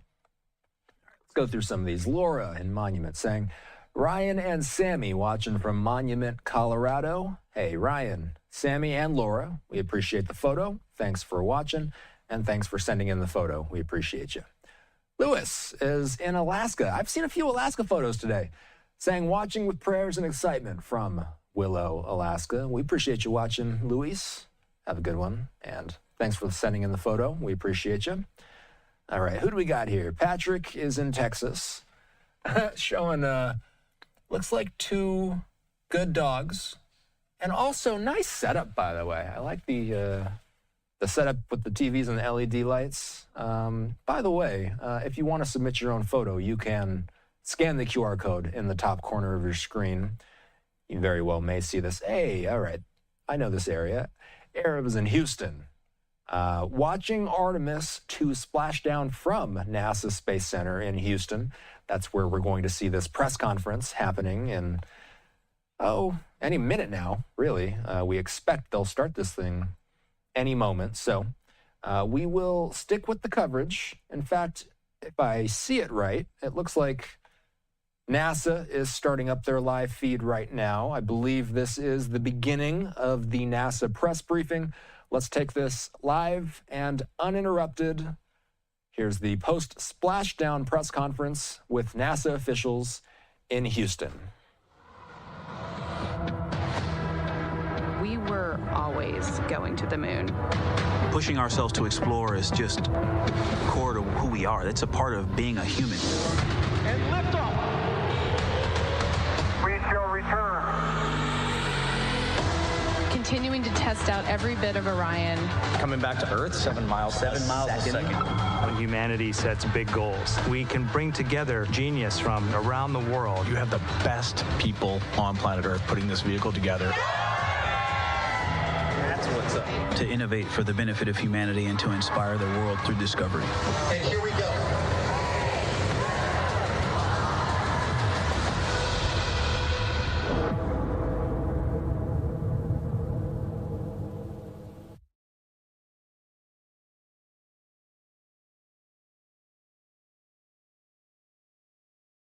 Main chute deploy.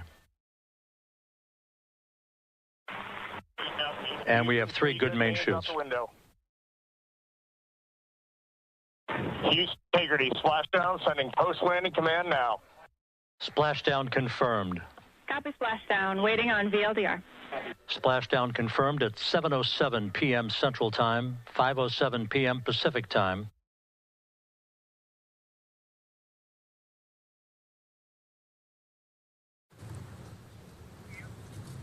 The Artemis 2 astronauts are back on Earth, landing in the Pacific Ocean at 7:07 p.m. Central Time this evening, after NASA's record-setting mission that took them around the moon and brought them home. Good evening and welcome to NASA's Johnson Space Center in Houston.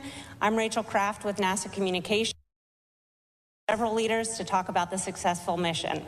They are Amit Kshatriya, Associate Administrator, Dr. Lori Glaze, Head of the Artemis Programs, Rick Henfling, Entry Flight Director, Howard Hugh, Orion Program Manager, and Sean Quinn, Exploration Ground Systems Program Manager. We'll hear briefly from them and then take questions from here in the room and on the phone. And with that, we'll start with Amit. Good evening. Yesterday when we were in this room, we told you that the crew would put their lives behind our confidence, and they did. Yesterday in this room, we told you that today belongs to the engineers and technicians who touched this machine, and it does, and their work was good. Welders at Michoud shaped the heat shield and joined the rocket. Technicians at Kennedy packed parachutes, stacked the vehicle, stacked Orion, stacked SLS. Engineers in Bremen, Torino, and across the Alliance built the service module. Workers at Utah cast the boosters. Teams at Stennis fired the engines. Flight controllers in this building in Houston sat console for 10 days straight. It sat silent in the night for 6 minutes while plasma took the signal. Navy divers pulled the crew out of the Pacific in an incredible way. The vehicle spoke for all of them. And at 25,000 feet per second, it said the work was good. As we say in our business, physics votes last. The families of the crew said this week there had been happiness and joy, but also anxiety, wanting to get their loved ones home safely. I was with them tonight. 4 families sat through those 6 minutes, and their courage is the same as the crew that just came home. Yesterday, Flight Director Jeff Radigan said we had less than a degree of an angle to hit after 250,000 miles to the moon. And their team hit it. That is not luck.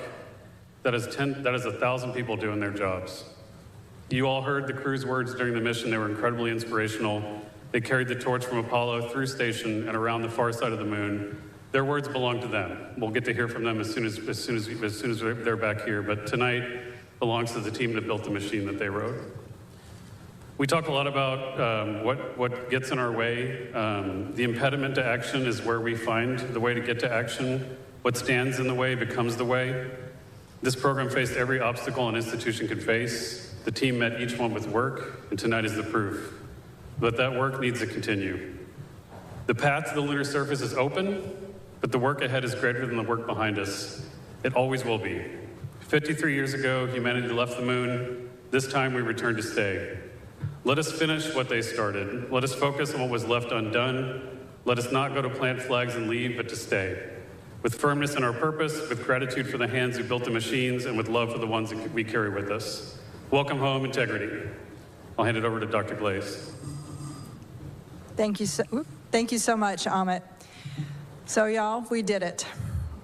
We sent 4 amazing people to the moon and safely returned them to Earth for the first time in more than 50 years. To the generation that now knows what we're capable of, welcome to our moonshot. I want to thank our entire team across this nation and around the world who gave every ounce of ingenuity and effort to make. I am so proud of each and every one of you, what you have achieved over the last 10 days. NASA has shown that ambitious goals are worth pursuing and can inspire the world. We are so thrilled to have Reed, Victor, Christina, and Jeremy back here on Earth and safely aboard the USS John P. Murtha. Our team is fired up, and this mission, as we've been talking about, is just the beginning. To all of our new followers out there, please stay tuned. This is the first mission, our first mission to the moon, of many more to come. And we can't wait. Our teams are so ready to get to work on the next missions and explore the lunar surface and bring the world along with us. I'll pass it over to Rick. Thank you, Lori. Thank you all for your continued interest in this mission. What a truly spectacular day it was for NASA and all of our international partners. This crew has said time and again that they were going for all of humanity, and today we fulfilled that objective by completing their journey and returning them safely to Earth. I've got a few stats for those who are interested, courtesy of the Flight Dynamics Officer in Mission Control. Integrity and her crew of 4 astronauts flew 700,237 miles. We reached a peak velocity of 24,664 miles per hour. We hit our flight path angle target within 0.4%. We flew an entry range of 1,957 miles, and we landed within less than a mile of our target. What a tremendous day. Over to Howard.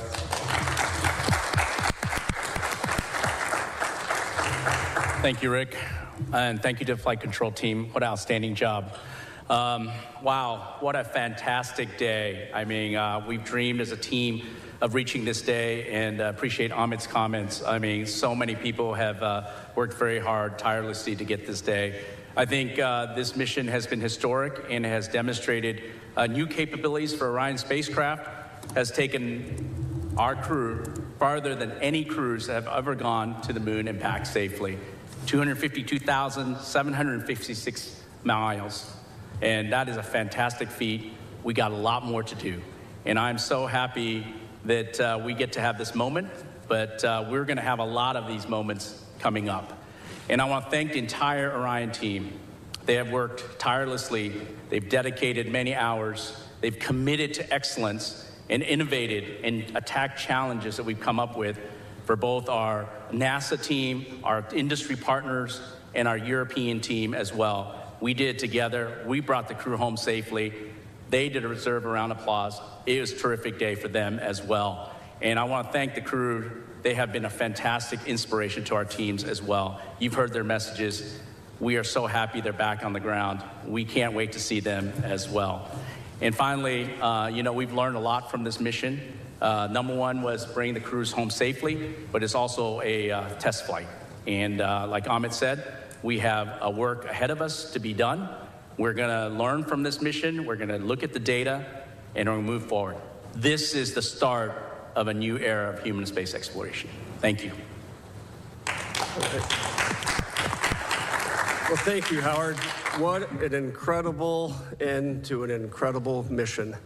I got to tell you, I think I'm trying to pick out the best thing that happened today, and I'll just say that we were sitting in the back room getting ready for this press conference, and Howard gets a call from Reed Weissman, the commander of Integrity, and it was so great to hear his voice and tell us that all the crew is okay, and we can say that we did our mission. We accomplished what we set out to do. I'm very proud of the efforts of the Exploration Ground Systems team that supported both the launch and recovery operations alongside our Navy partners. All the hard work and dedication over the last couple years paid off today, and the team did a great job. Our recovery teams are currently in the process of bringing Orion back on the well deck of the ship, and hopefully within about 4 or 5 hours it'll be hard down in the back end of the USS Martha. It's good to be NASA. It's good to be an American today. Thank you.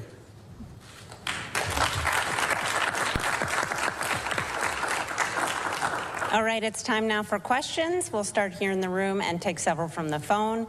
For those on the phone, you can press *1 to get into the question queue, and please limit to one question if you can. We'll start here with Joey. Thanks so much. Joey Rillett with Reuters, and congrats on a really nice mission. Curious to hear more about how the astronauts are doing, where are they going to sleep tonight, and then also, when do you guys expect to announce the crew for Artemis 3? Thanks. So the answer to your second question, Joey, is soon. I will not put units on that, on that value, but soon. Rick, you want to talk about the crew, what they're doing? Yeah, we saw the crew a number of times after they got out of the spacecraft. We saw them on the front porch. Everybody was happy and healthy. I saw Victor as he was sitting on the edge of the helicopter on the flight deck of the ship, and he was smiling and in good spirits. And everything we've been hearing from the surgeons is the flight crew is happy and healthy and ready to come home to Houston.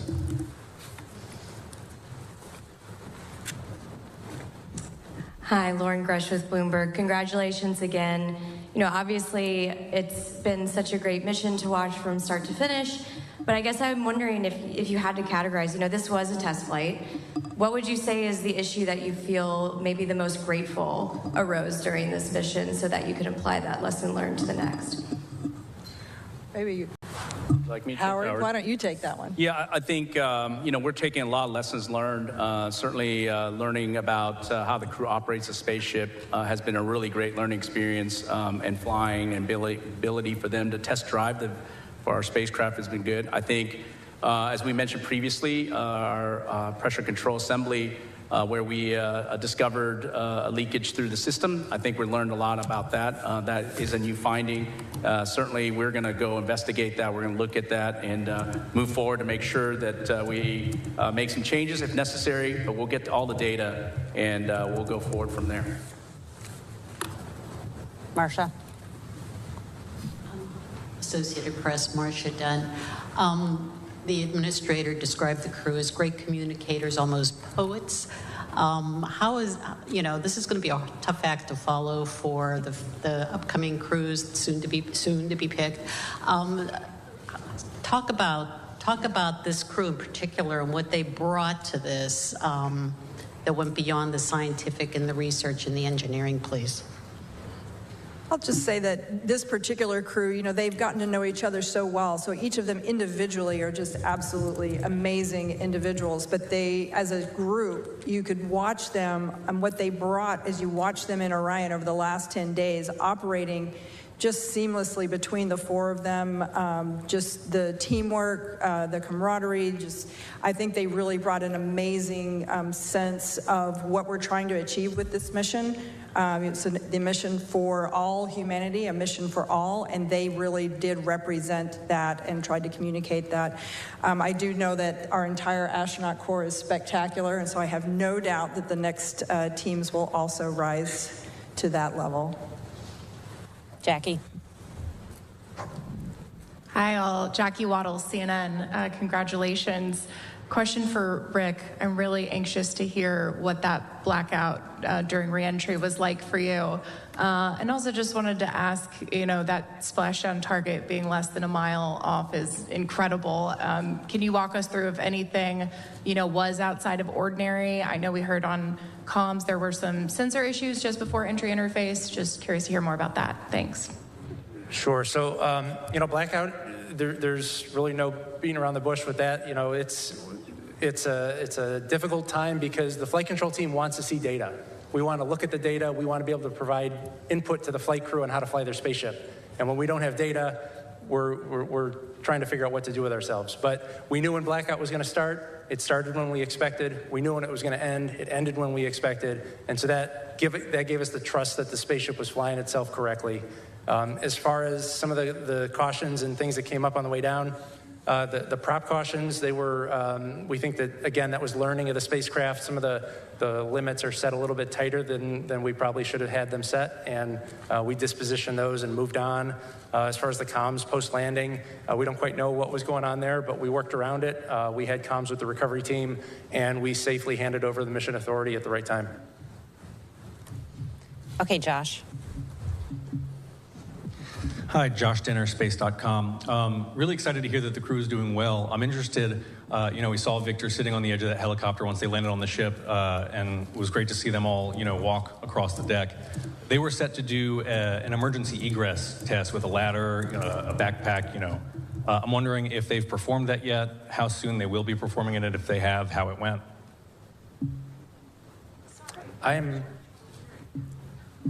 I'm not familiar with an emergency egress test post-landing.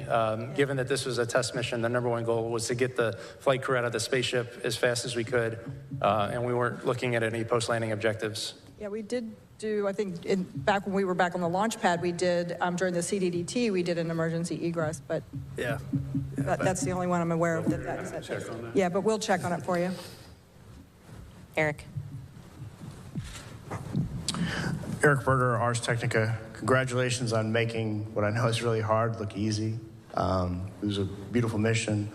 Amit, you said the work ahead is greater than the work behind us. Can you talk about as sort of NASA rises to these far greater challenges in Artemis 3, Artemis 4, and building the moon base, how important it is for you and the agency to be flying humans in deep space again and sort of to be at an operational cadence? This has to be pretty uplifting to the workforce to put the 50 years of not being back to the moon behind us.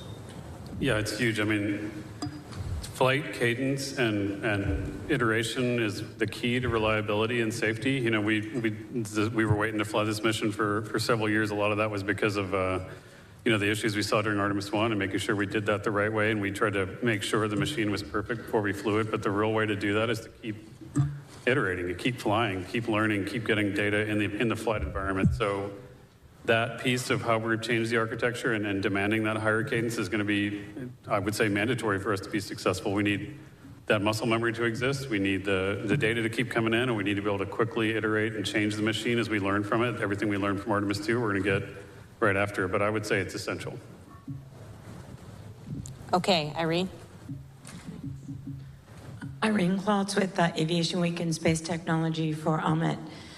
What do you think will be your biggest challenge to ensure that this mantle and responsibility of inheriting what Apollo did does not end like Apollo? I think we talked about this a little bit before. What the architects of Apollo, Gilruth, von Braun, Siemens, Mueller, what they really wanted to do when they were given the challenge of expanding the range of action to the moon was to learn to live and work in space for a long time. They wanted to do that first. I talked a little bit about this with Rob earlier. I think, and of course, because of the nature of the environment they were in, they were in a race. They achieved their objectives, their geopolitical as well as technological. But once it was done, it was done. And I think the foundation they wanted to build on is what we went to afterwards. So we wanted to, investigate reusability with shuttle. We did that. We wanted to learn to live in space for a long time with station.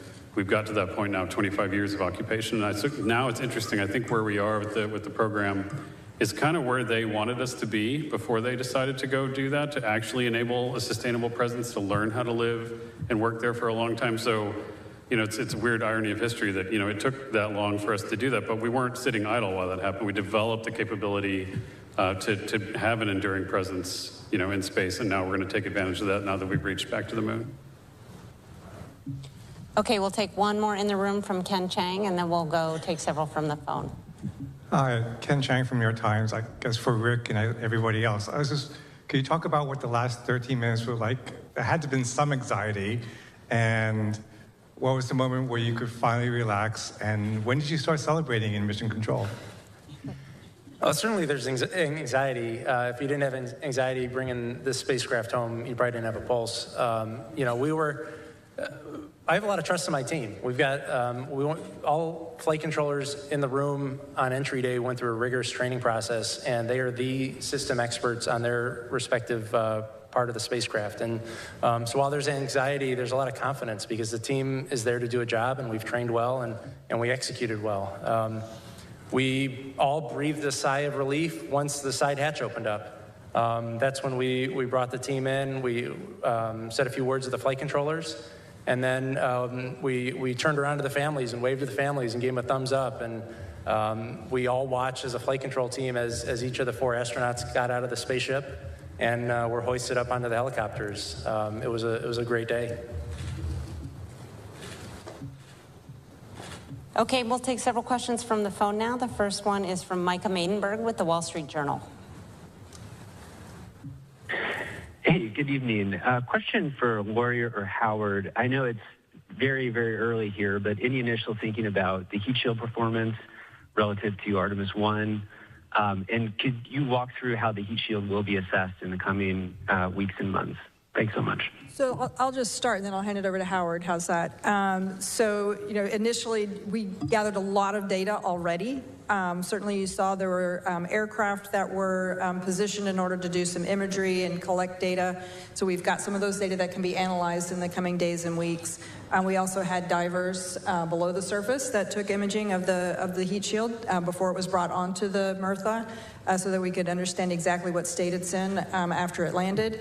And so I think we've already begun the data gathering piece of it. I'm sure there'll be more assessments once we get on the ship. And then Howard, why don't you talk kind of what the next steps are? Yeah, we already have 2 of our heat shield experts on board the ship. And so when we get the crew module into the well deck, and we'll do some inspections right off the bat. Like Lori said, we've got underwater divers that are taking pictures. And then after that, once we've inspected that on the ship, we'll transfer back to Kennedy Space Center. We'll have opportunity to look in detail and do scans of the heat shield, and we have a lot of good data from that. We also captured a lot of great imagery. Obviously, we haven't had time to digest all that data, but we will in the next several days and make sure we understand if there's anything that happened that was anomalous. But we're very excited. The team is very excited to get that data from both the imagery and seeing it live in person. Next up is Jackie Mogensen with Scientific American. Hi, thanks for this. I wanted to follow up on one of the earlier questions about the astronauts. I was curious if it might be possible to tell us a little bit more, if we know, about what the astronauts will be doing in their first days back on Earth, you know, what their first meal might be or activities with their families. Thanks so much. Well, the top priority is going to be to get them promptly back to their families here in Houston. As far as the specifics, I'm sure each of the crew members has something special planned with their families, and that'll be the priority, is for them to take some time and spend with their loved ones. Yeah, I'm not sure we answered it, but we do anticipate them arriving back here in Houston 12 to 24 hours after splashdown, so that would be between 7 in the morning and 7 in the evening tomorrow. Next on the phone is Jeff Faust with Space News.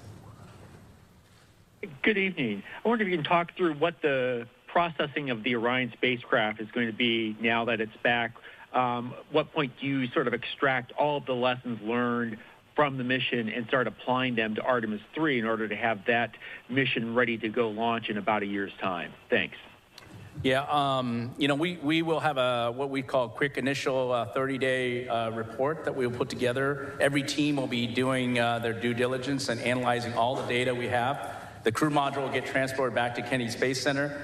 Sean's team, Exploration Ground Systems, is going to decontaminate the vehicle in terms of the propulsion system has hydrazine, and so we'll be working through that. In the meantime, we'll be pulling hardware off the boat in parallel with other activities, and when we get back to Kennedy Space Center, we've got about 286 components we're going to reuse in future missions already, and then we're going to look at other components and determine if we can reuse those as well. A lot of work, not only on the hardware flow, but also all the analysis of the data that we're going to need going forward to learn from this mission and carry forward for Artemis 3 and beyond. Okay, we'll take one more from the phone and then come back here into the room. The next question is from Richard Trudeau with Orlando Sentinel. Hi, thanks again for taking the time. This is another question for Howard. For Artemis 3, is the docking system that you have to do with Blue Origin and or SpaceX, is that, at what point would that system be sort of in place on the new capsule? And I guess for Amit, how are your two contractors progressing toward having something that can actually go up there on your timeline? Thanks. Okay, I'll start with our docking system. Our docking system is ready to go. It's already been qualified. We've already got the flight unit at Kennedy Space Center. Later this summer, we'll integrate it on top of the crew module. And we've done a lot of testing already, so the final part is actually the mechanical mating of the docking hatch and the docking mechanism itself. And so we have a standard way of doing dockings in space that we expect Blue Origin and SpaceX to work with us on and accomplish that mission. Yeah, and as far as the other part, I think, you know, we're in a massive test campaign. We've got a huge test coming up of the Blue Origin Mark 1 lander, which will be the kind of smaller version of the lander they want to use to attempt the landing missions. There's going to be a test flight of that this year. We also have the test of the Block 3 Starship and Super Heavy, which is coming up hopefully in a few weeks here. So, you know, every day in this program, we're going to be testing big machines, and we're just going to keep getting side by side with them to help them make progress. Okay, Jackie, and then we'll come back to the other side of the room. Thank you, Jackie Goddard for the Times of London. My question is for Howard. As a little boy, you were inspired by Star Wars. I wondered if today is better for you than Star Wars, and for future space travelers looking back at today, what should they see as being the significance? Thank you. Wow, you might be watching my old interviews or something, but I would say 1,000, I don't know what the number is, thousands of times better. I would say that I shared a moment with my father. He took me to see Star Wars. He's not alive today. I wish he was, because that little kid who saw and was inspired by the stars, and now we're able to send our crew out to the stars, the farthest any humans have been. I mean, I can't even express just how I feel and the goosebumps I have. And I would say that for all the kids out there, I mean, just pursue the dreams. I can't say any better than the crews. I tell my kids also, pursue what you're passionate about. And my passion is a space program. My passion is NASA. And I was able to accomplish that today, and hopefully many more days going forward. But you have opportunity to do what you are passionate about. And hopefully those kids who are in love with human spaceflight, in love with going to the stars, will be inspired by us, especially by our crews. And come join NASA. Come work for us. We got a lot of missions ahead. Okay, go ahead. Thank you. Ariel Multzatsos from Televisa Univision. The only mission until today that for which the communications blackout lasted 6 minutes was Apollo 13, if I am not mistaken. Today's lasted 6 minutes, around 6 minutes. Does that say anything about the design of the ship, or what is the reason behind that? And also, very quickly, can we see a Hispanic in one of the next missions of Artemis? Thank you very much.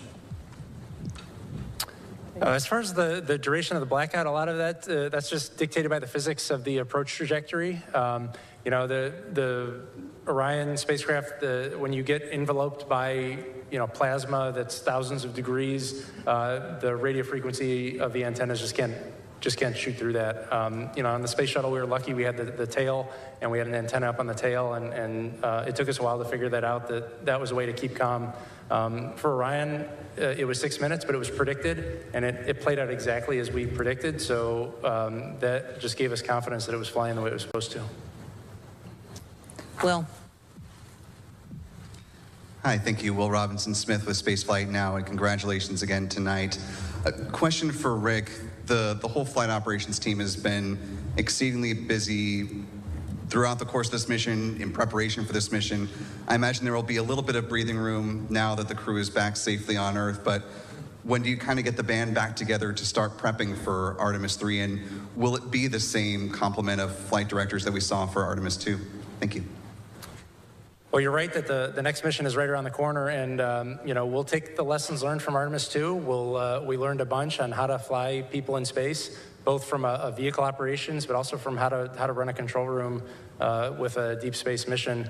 And when the time is right, we'll get back into flight-specific training. And we've got a core group of about 30 flight directors, and they're all extremely capable. And I think anybody who's assigned to that next mission is going to be as successful as the three of us, myself, Judd, and Jeff.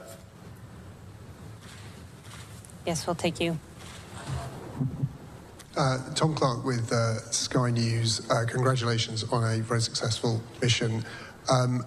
Amit, you spoke yesterday of there only being irrational fears. I wonder if you succumbed to any, and if so, what they were.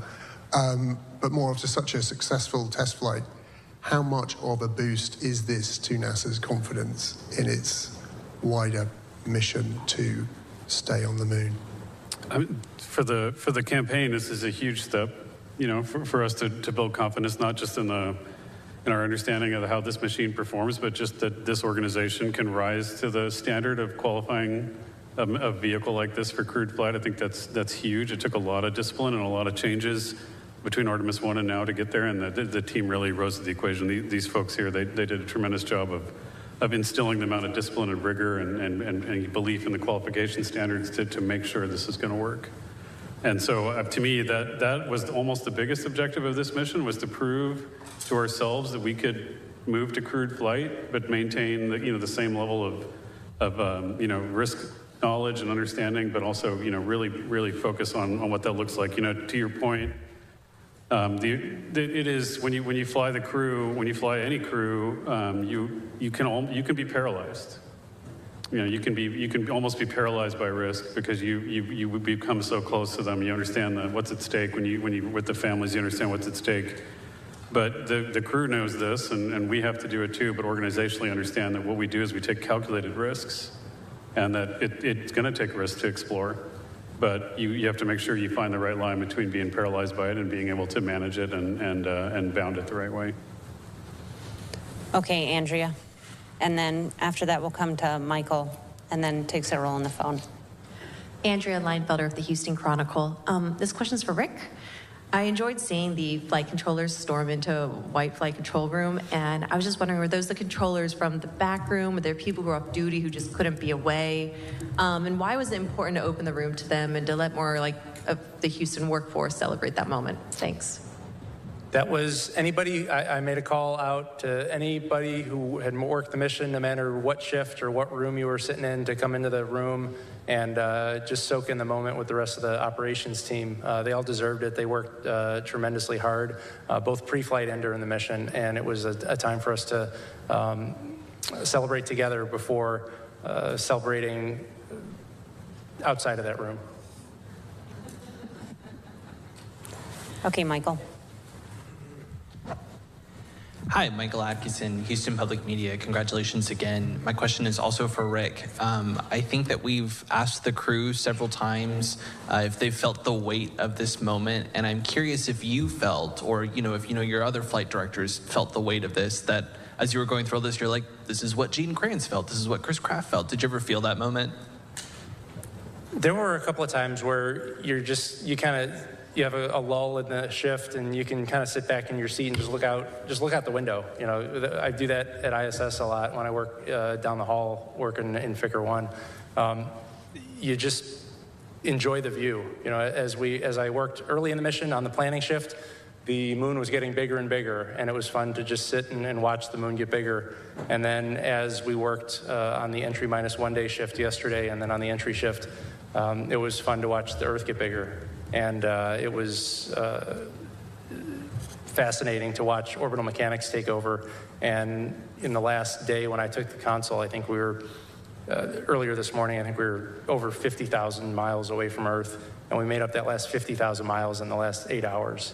And it's a fun job to do. All right, we'll take several questions from the phone. We have Anthony Leone with Spectrum News.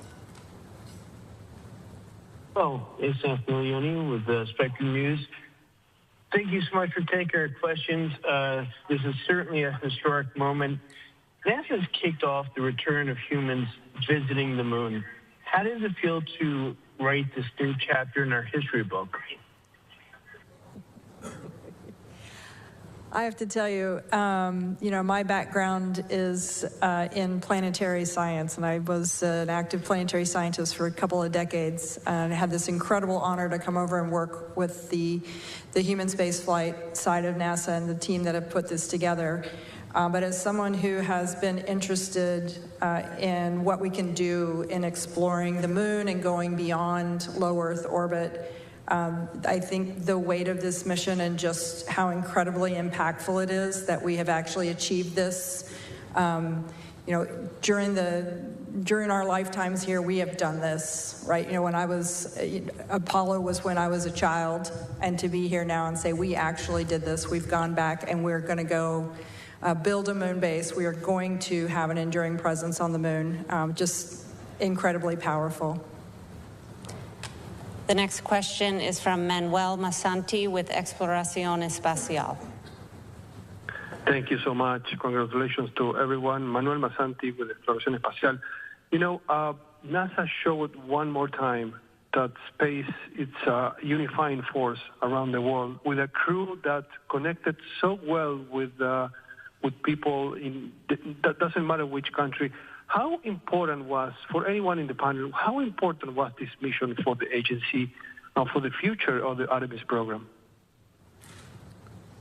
It's the most important human spaceflight mission I think we've done in many decades, in terms of what it meant historically, but also what it means for the future of the agency. We talked before about, for many folks, this is the end of a long journey working on these machines, and for a lot of our workforce, it's just the beginning. But it is definitely an inflection point for all of us. So it's hard to understate, just how incredibly valuable it is to the entire team. Let's go here to Zach. Yes, thank you. Congratulations. Zachary Albert with the Launchpad from Canada. Ahmed, if you could send a message to NASA in 50 years. We've taken a lot looking back at the last 50. What would you say to the administration and the NASA then when hopefully we've become a multiplanetary species? And for each of you, is there a word or a quick phrase on how you hope the history books classify this mission that started us going back? It's a couple weeks ago, I was with the administrator. We were doing a different event, and we were talking about how we were really going to make choices and change our focus towards the moon, towards building a moon base, towards doing incredible things again.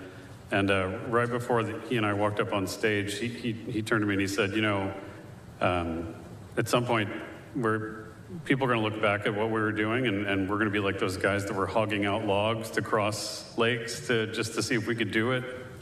And then, in the future, people are going to look back at us and go, wasn't that quaint, and isn't that interesting how they did that? But I mean, that's kind of where I think this is going to land in the great scheme of things. We of course, Apollo achieved amazing things. We've done amazing things since then, but this, I think, is going to be an important step, and hopefully history is kind to us as a result. Okay, Stephen, did you have one? TJ?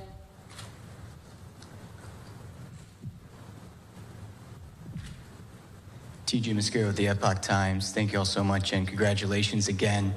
My question is about the two backups. They've trained for this mission themselves all the way. I'm not trying to ask if they're going to be trying to get you to tell me if there are Artemis 3 or not, but can you tell me a little bit more about their fate? Because during Apollo, it seemed that the backup crew of one mission was slated to be the prime crew of a later mission. So both Jenny and Andre were part of this crew in every way. They trained with them. They were in the White Room when they were closing it out. They were with them. The families were together. Jenny was with us in the viewing room today. So they're part of this crew, and I'll leave it at that. Yes, go ahead.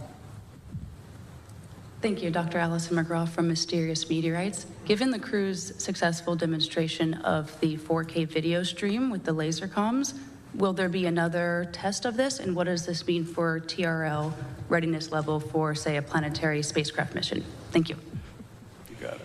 I think we've had an incredible demonstration of the optical communications and the 4K video streaming. That was just fantastic. I think we've really shown that this is an amazing capability that we'd certainly like to implement in the future. So we'll have to see how that works and see how we can make that happen. Just to point out, though, we have actually closed an optical link for much further away. Yes, we have, from Mars. Vehicle, so, yep. So we're working on that. Mars distance. Mm-hmm. Okay, we'll come around here. Just need to wait for the mic to make its way over.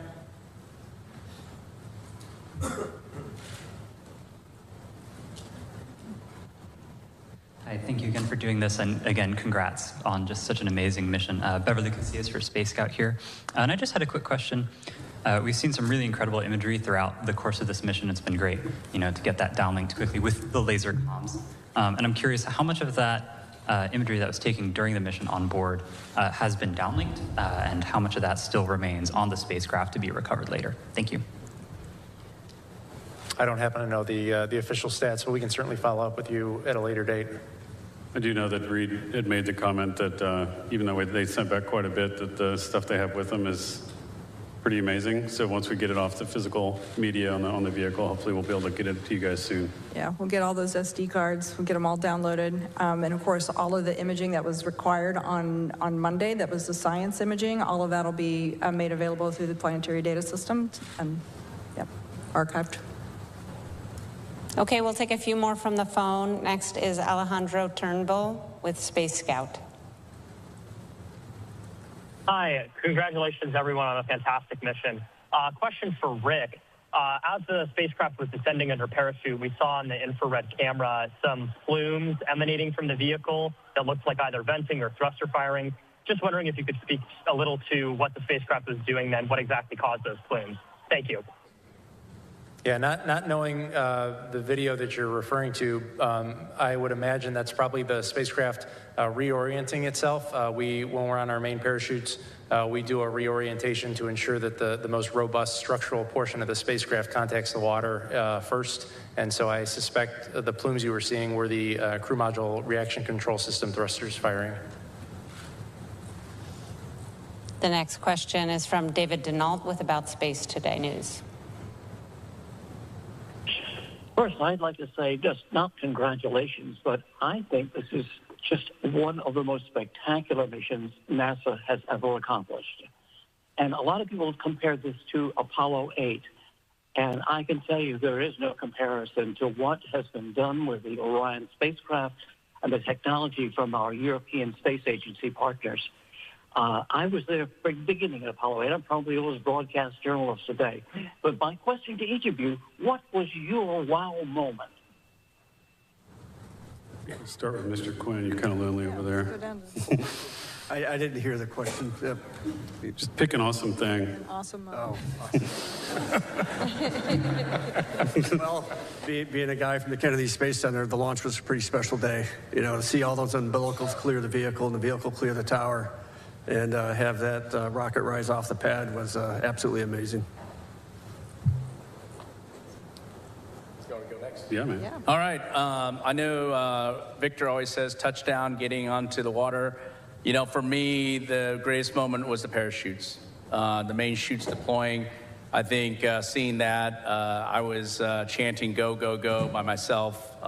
Somebody shot a video of that. I think I was going crazy, but I just kept saying that as the drogues came out. But when the mains came out and they started slowly inflating, I mean, that was just a tremendous moment. You know, like I said, objective number one is get the crew home. And I know there's all kinds of things that can happen after that, but having those mains and getting the vehicle to 16 miles per hour from 24,600 miles per hour is pretty amazing. And getting those chutes down was a great moment. I'm going to vote for the naming of the two craters as my top moment. I know it's all still fresh. So for me, I'm probably going to say two things. When the crew, you know, when Reed reported back, you know, 4 crew green after splashdown, that's what we hope for, right? So that was pretty awesome. And then when they started, we saw Christina come out of the capsule. Then I was like, okay, we're here. Okay, we'll take, oh, sorry, Emmett. No, it's okay. Mine's easy. It'll be tomorrow when I see my friends again. All right, one more from the phone and then back into the room. So the phone question will come from Russell Pounds from Pacific Rim Media. Hi, this is Russell calling from Alaska today. Congratulations to all. And I'll tell you, there were tears of joy in the room here where we were watching. My question is about logistics.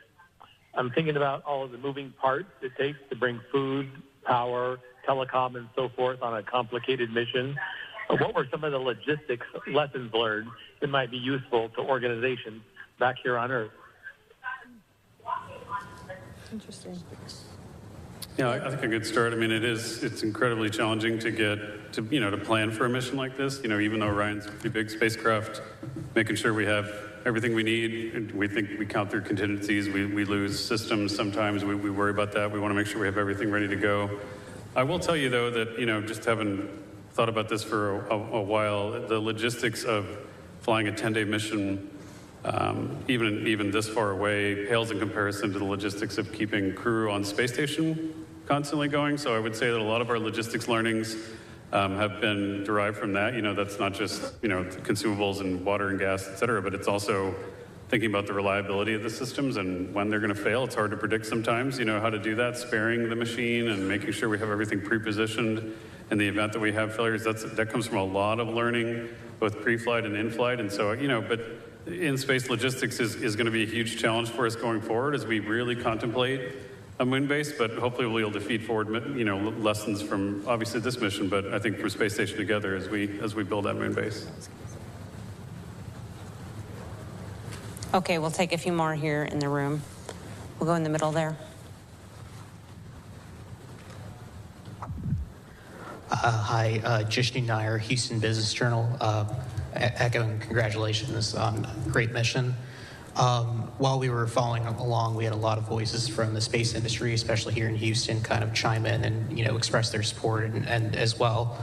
And I know that a lot of those companies are working on specific NASA proposals or submissions, but in general, how would you say you'd like to see the industry kind of respond to the kind of achievement that NASA has done here and hopes to continue with Artemis? I'll take the first stab on that one. How I'd like to see industry respond is to take this as not just the inspiration, but the challenge. You've heard that we really want to speed up our cadence and be able to return our crew back to space within a year and to the surface of the moon in 2 years. In fact, hopefully land on the moon twice in 2028. In order to do that, we're not going to be able to do that alone. We need all of industry to work and come along with us, and they need to accept that challenge and come with us and really start the production lines that are going to be required in order to achieve that goal. Okay, let's hear in the white hat.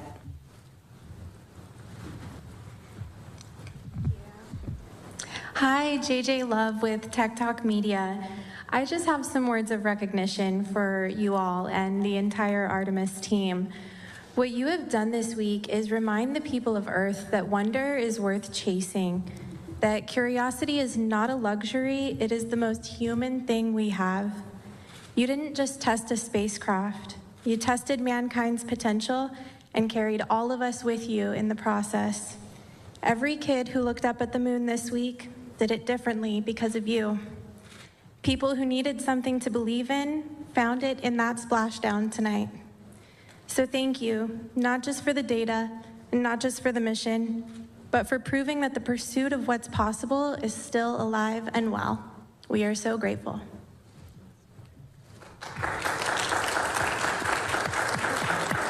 Thank you for that. Very well said. Thank you for that. I would tell you that, for everybody listening, this is the taxpayers' program. People paid for this. The people invested in this. They invested in all of the things that we do, and so we're grateful for the support. Okay, we'll take a couple more questions, and then we'll go ahead and wrap. We have one here, and then further back. Hello, congrats. Emily Martin from CID's Best Friends. Reed Wiseman addressed a shout out to the ESM right after it separated from Orion, saying that it powered their journey on the moon with perfection. I was wondering what comments you might have on the performances of the ESM and on the future of that collaboration with Europe. Yeah, I would say that, the European Service Module in general performed as expected. I know we learned a little bit about the pressurization system, and we'll work on that. But overall, really great part of our spacecraft. Really appreciate our European partnership. We do have continued partnership with them for Artemis 3, 4. We're building ESM 5 as well, and we'll continue to do that as we move forward. All right, we'll take one final question. Hi there, Chelsea Torres with Fox again. Congratulations on a historic mission. Again, test flight, and one thing that we are as humans are explorers. And so I'm curious if you're able to kind of talk about this. During the lunar flyby, we saw the excitement not just from the crew, but also from everyone in mission control. Was there anything that kind of stood out to you, whether it was the Terminator, the certain pictures and data, anything at all that you can speak to that maybe you didn't know before about the lunar surface, our planet, space itself that you'd like to speak about? Thank you. I'm just going to call out the one thing that I thought was truly unique about this mission. I mean, certainly there's a ton of new things that we've done with having our crew observe far side of the moon and being able to observe these features after their incredible training. But I'll tell you, the one thing that really stands out to me is being able to watch our crew observe an eclipse by having the moon passing between their spacecraft and the sun.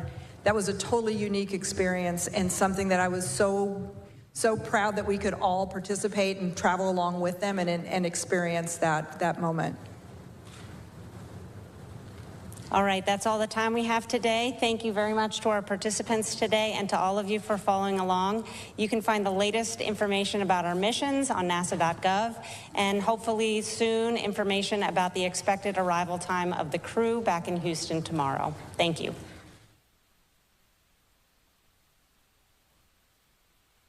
All right, we wanted to bring you that entire briefing from NASA officials at Johnson Space Center. Awesome stuff that we've watched today. A live look at the White House. President Trump has given his congratulations to the crew, saying the entire trip was spectacular, the landing was perfect, and as President of the United States, I could not be more proud. I look forward to seeing you all at the White House soon. We'll be doing it again, and then next stop Mars. That is, after all, one of the main reasons that they are doing this Artemis mission. Artemis 2 splashing down in the Pacific Ocean earlier today. Here's it as it was happening. We watched it live, and we will be watching tomorrow as we expect to hear from the 4 astronauts themselves. Of course, we'll aim to bring that to you in real time as it happens. We thank you all for sticking with us on your Friday night. I'm Austin Westfall. That's going to wrap it for us here tonight. We do come back on the air tomorrow morning. Again, we'll be looking out for any and all updates relating to the Artemis mission and the 4 astronauts that just got back from their 10-day trip around the moon. Also this weekend, we're going to be looking for any and all updates relating to the war in the Middle East as well. We do know that U.S. officials and Iranian officials, they're meeting in Pakistan. We expect that we may hear from perhaps J.D. Vance, Secretary Rubio. We'll be looking out for comment from Jared Kushner as well. He's a part of that envoy, as well as Steve Witkoff, that's been sent to negotiate with the Iranians on a path toward peace. So we'll be looking out for all those updates as the weekend progresses. Again, I'm Austin Westfall. Thanks for watching our coverage. It's time to hit a commercial break. On the other side of that, you will see our overnight playlist. Have a good night and have a good weekend.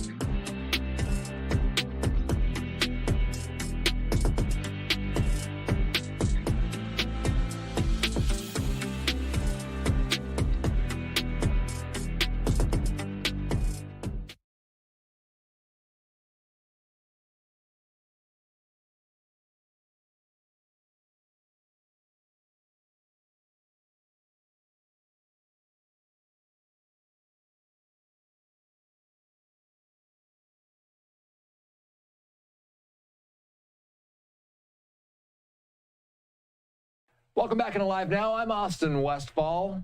The Artemis 2 crew splashing down off the coast of San Diego earlier today. Let's watch. Integrity impact to the camera controller fail is no cab 1 views of the chutes.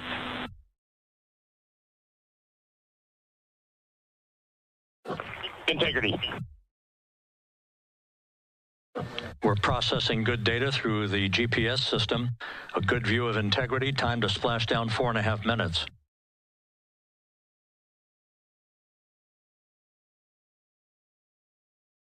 And a view of integrity from the WB-57.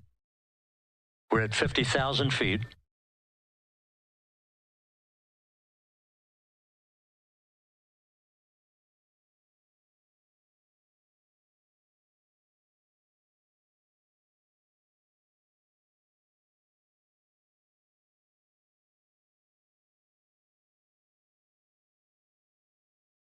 The pyros are armed for forward bay covered jettison.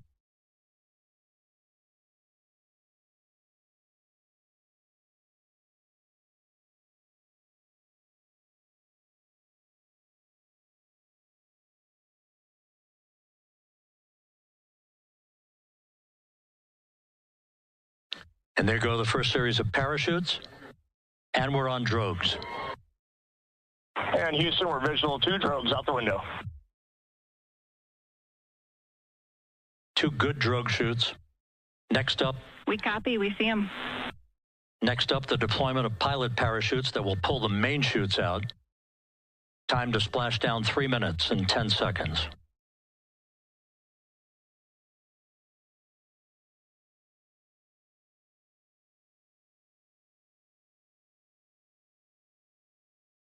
Perfect descent rate according to flight dynamics. Good rates on 2 drogues. We see the same on board.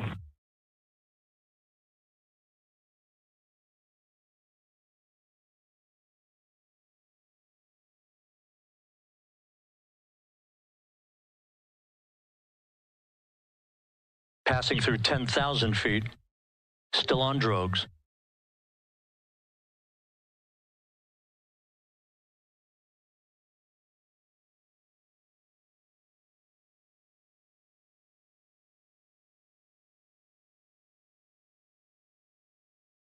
Main chute deploy.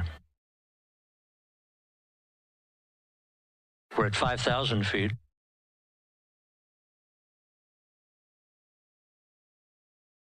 Search and recovery beacon has been activated on integrity.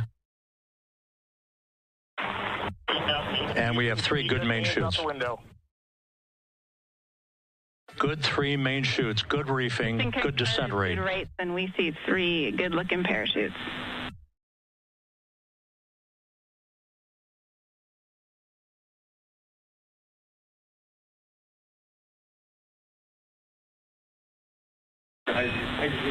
Integrity. Cabin pressure indicates no need for hydrazine checks.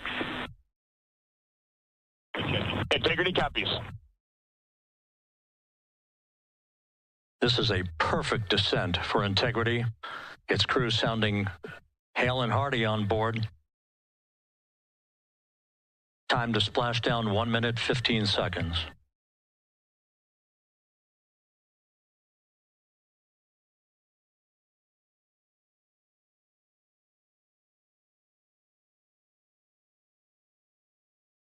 Integrity about to complete a journey spanning 694,481 miles from its launch from the Kennedy Space Center back on April 1st, and a trip around the moon.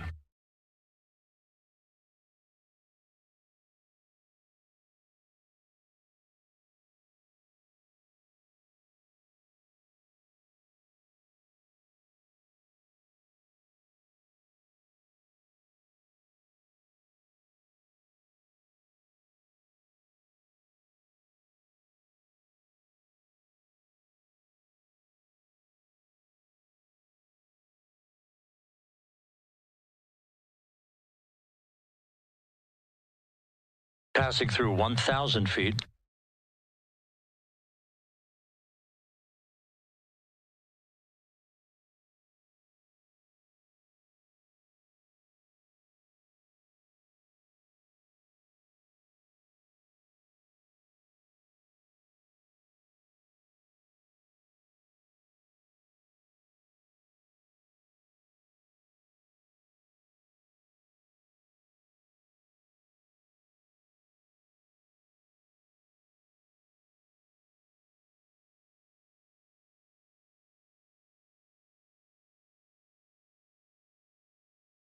Houston Integrity splashdown, sending post-landing command now. Splashdown confirmed. Copy splashdown, waiting on VLDR. Splashdown confirmed at 7:07 p.m. Central Time, 5:07 p.m. Pacific Time. From the pages of Jules Verne to a modern-day mission to the moon, a new chapter of the exploration of our celestial neighbor is complete. Integrity's astronauts back on Earth.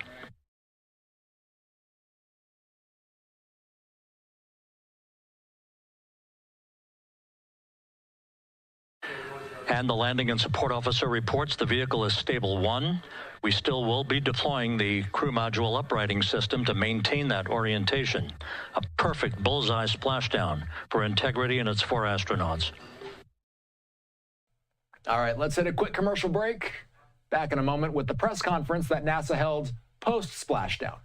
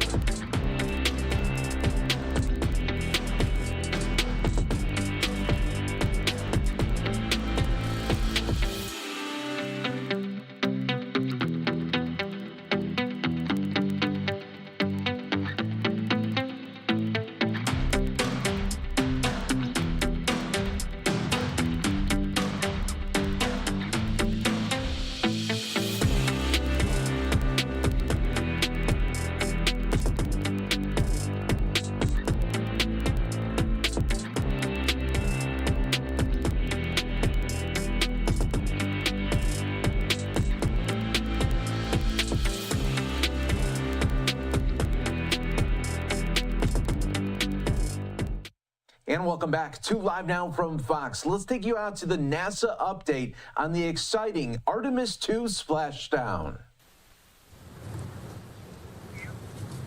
The Artemis 2 astronauts are back on Earth, landing in the Pacific Ocean at 7:07 p.m. Central Time this evening, after NASA's record-setting mission that took them around the moon and brought them home. Good evening and welcome to NASA's Johnson Space Center in Houston.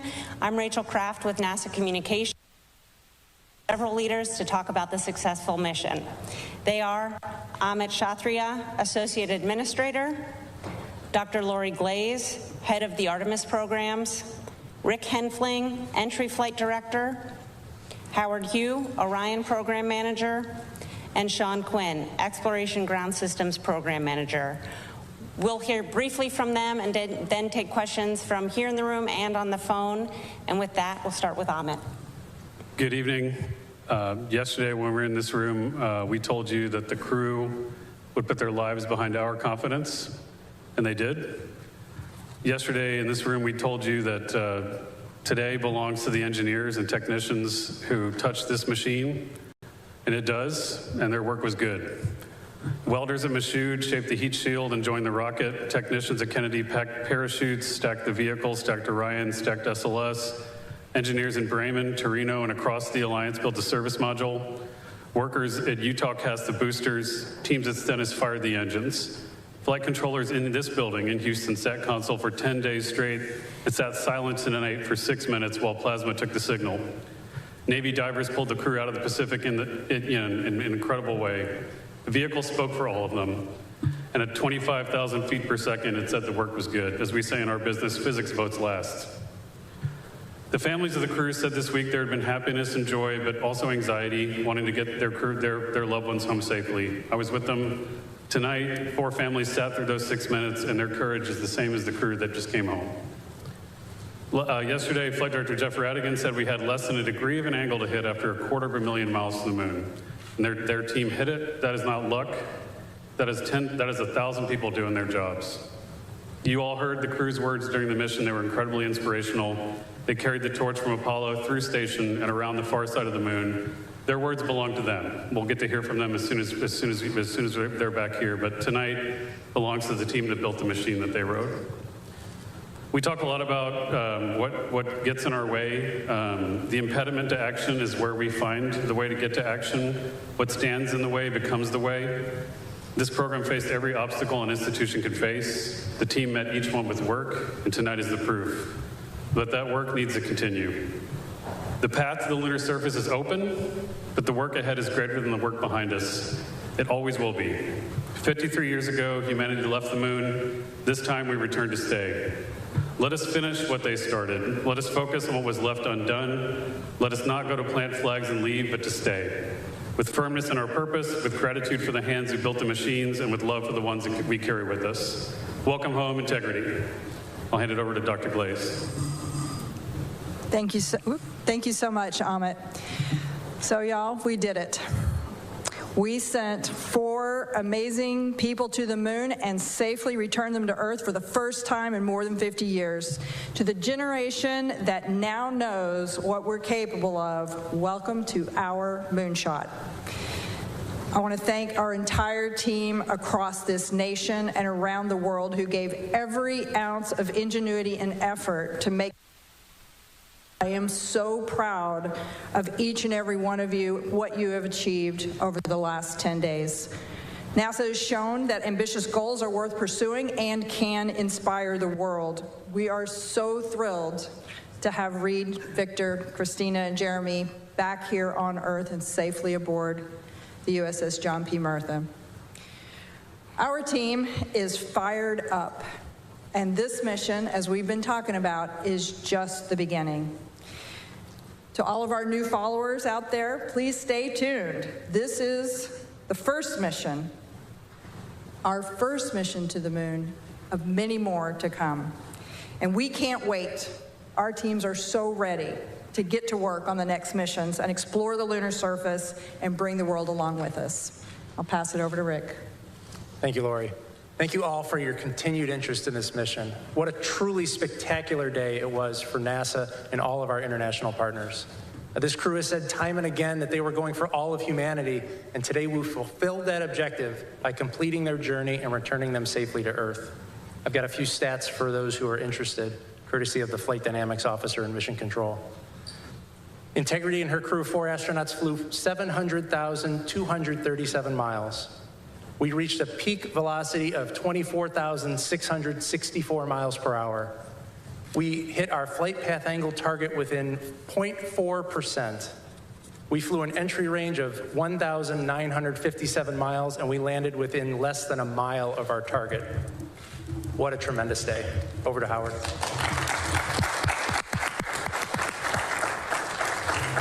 Thank you, Rick, and thank you to the Flight Control team. What an outstanding job. Wow, what a fantastic day. I mean, we've dreamed as a team of reaching this day, and appreciate Amit's comments. I mean, so many people have worked very hard, tirelessly to get this day. I think this mission has been historic and has demonstrated new capabilities for Orion spacecraft, has taken our crew farther than any crews that have ever gone to the moon and back safely. 252,756 miles. And that is a fantastic feat. We got a lot more to do. And I'm so happy that we get to have this moment, but we're gonna have a lot of these moments coming up. And I want to thank the entire Orion team. They have worked tirelessly. They've dedicated many hours. They've committed to excellence and innovated and attacked challenges that we've come up with for both our NASA team, our industry partners, and our European team as well. We did it together. We brought the crew home safely. They deserve a round of applause. It was a terrific day for them as well. And I want to thank the crew. They have been a fantastic inspiration to our teams as well. You've heard their messages. We are so happy they're back on the ground. We can't wait to see them as well. And finally, we've learned a lot from this mission. Number one was bringing the crews home safely, but it's also a test flight. And like Amit said, we have a work ahead of us to be done. We're going to learn from this mission. We're going to look at the data, and we're going to move forward. This is the start of a new era of human space exploration. Thank you. Well, thank you, Howard. What an incredible end to an incredible mission. I got to tell you, I think I'm trying to pick out the best thing that happened today, and I'll just say that we were sitting in the back room getting ready for this press conference, and Howard gets a call from Reed Weissman, the commander of Integrity, and it was so great to hear his voice and tell us that all the crew is okay, and we can say that we did our mission. We accomplished what we set out to do. I'm very proud of the efforts of the Exploration Ground Systems team that supported both the launch and recovery operations alongside our Navy partners. All the hard work and dedication over the last couple years paid off today, and the team did a great job. Our recovery teams are currently in the process of bringing Orion back on the well deck of the ship, and hopefully within about 4 or 5 hours it'll be hard down in the back end of the USS Mirtha. It's good to be NASA. It's good to be an American today. Thank you.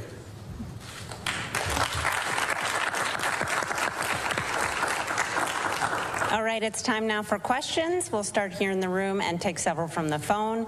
For those on the phone, you can press *1 to get into the question queue, and please limit to one question if you can. We'll start here with Joey. Thanks so much. Joey Rillett with Reuters, and congrats on a really nice mission. Curious to hear more about how the astronauts are doing, where are they going to sleep tonight, and then also when do you guys expect to announce the crew for Artemis 3? Thanks. So the answer to your second question, Joey, is soon. I will not put units on that value, but soon. Rick, you want to talk about the crew, what they're doing? Yeah, we saw the crew a number of times after they got out of the spacecraft. We saw them on the front porch. Everybody was happy and healthy. I saw Victor as he was sitting on the edge of the helicopter on the flight deck of the ship, and he was smiling and in good spirits. And everything we've been hearing from the surgeons is the flight crew is happy and healthy and ready to come home to Houston.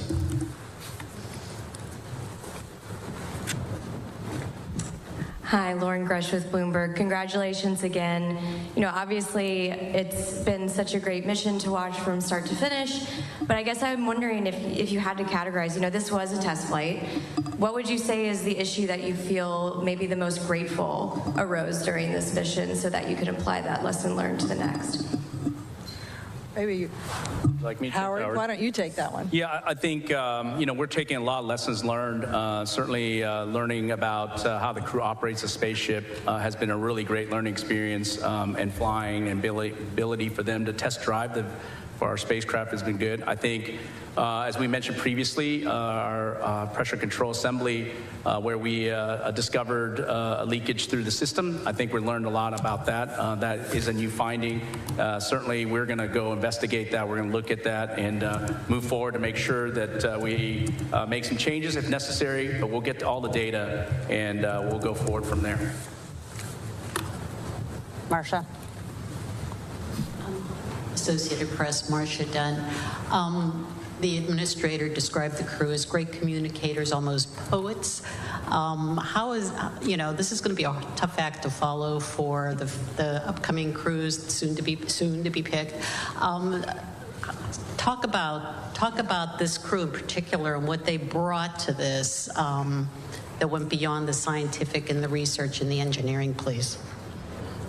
I'll just say that this particular crew, they've gotten to know each other so well. So each of them individually are just absolutely amazing individuals. But they, as a group, you could watch them and what they brought as you watch them in Orion over the last 10 days, operating just seamlessly between the four of them.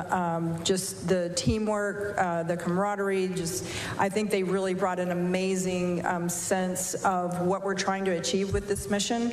It's the mission for all all humanity, a mission for all, and they really did represent that and tried to communicate that. I do know that our entire astronaut corps is spectacular, and so I have no doubt that the next teams will also rise to that level. Jackie.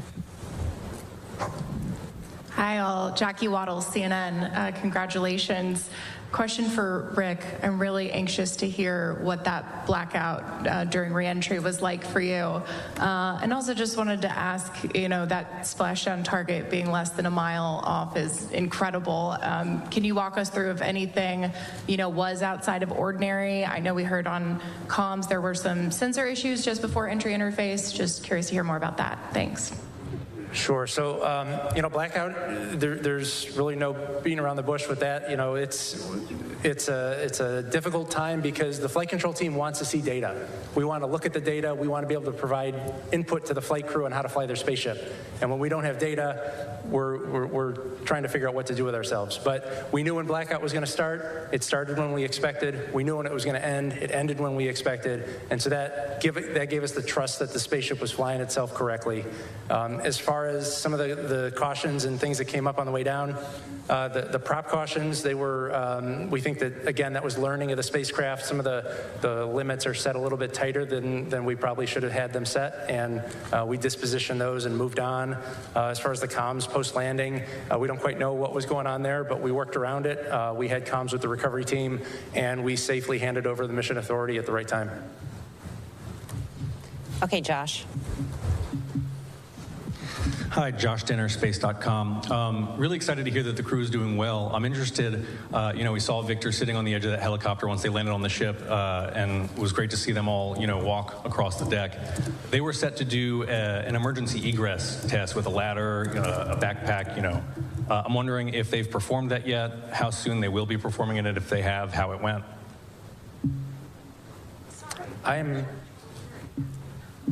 I'm not familiar with an emergency egress test post-landing. Given that this was a test mission, the number one goal was to get the flight crew out of the spaceship as fast as we could, and we weren't looking at any post-landing objectives. Yeah, we did do, I think, back when we were back on the launch pad, we did, during the CDDT, we did an emergency egress, but that's the only one I'm aware of that is that test. Yeah, but we'll check on it for you. We'll take a 2-minute break. You won't miss anything. More to come on Live Now from Fox.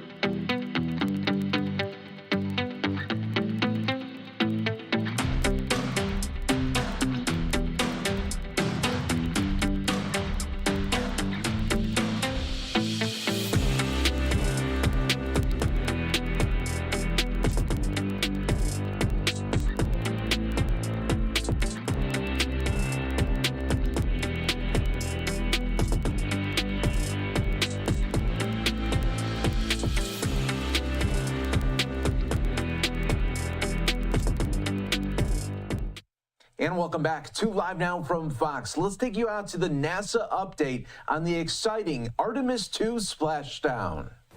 Eric. Eric Berger, Ars Technica. Congratulations on making what I know is really hard look easy. It was a beautiful mission. Amit, you said the work ahead is greater than the work behind us. Can you talk about, as sort of NASA rises to these far greater challenges in Artemis 3, Artemis 4, and building the moon base, how important it is for you flying humans in deep space again and sort of to be at an operational cadence? This has to be pretty uplifting to the workforce to put the 50 years of not being back to the moon behind us.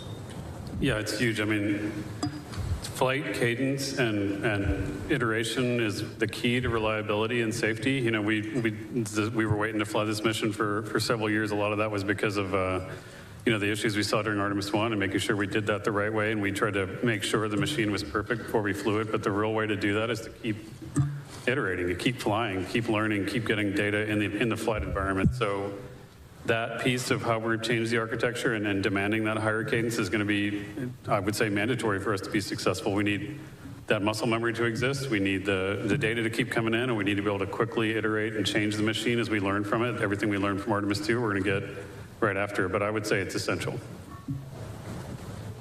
Okay, Irene. Irene Klotz with Aviation Week and Space Technology for Amit. What do you think will be your biggest challenge to ensure that this mantle and responsibility of inheriting what Apollo did does not end like Apollo? I think we talked about this a little bit before. You know, what the architects of Apollo, Gilruth, von Braun, Siemens, Mueller, what they really wanted to do when they were given the challenge of expanding the range of action to the moon was to learn to live and work in space for a long time. They wanted to do that first. I talked a little bit about this with Rob earlier. I think, you know, and of course, because of the nature of the environment they were in, you know, they were in a race. They achieved their objectives. They're geopolitical as well as technological. But once it was done, it was done.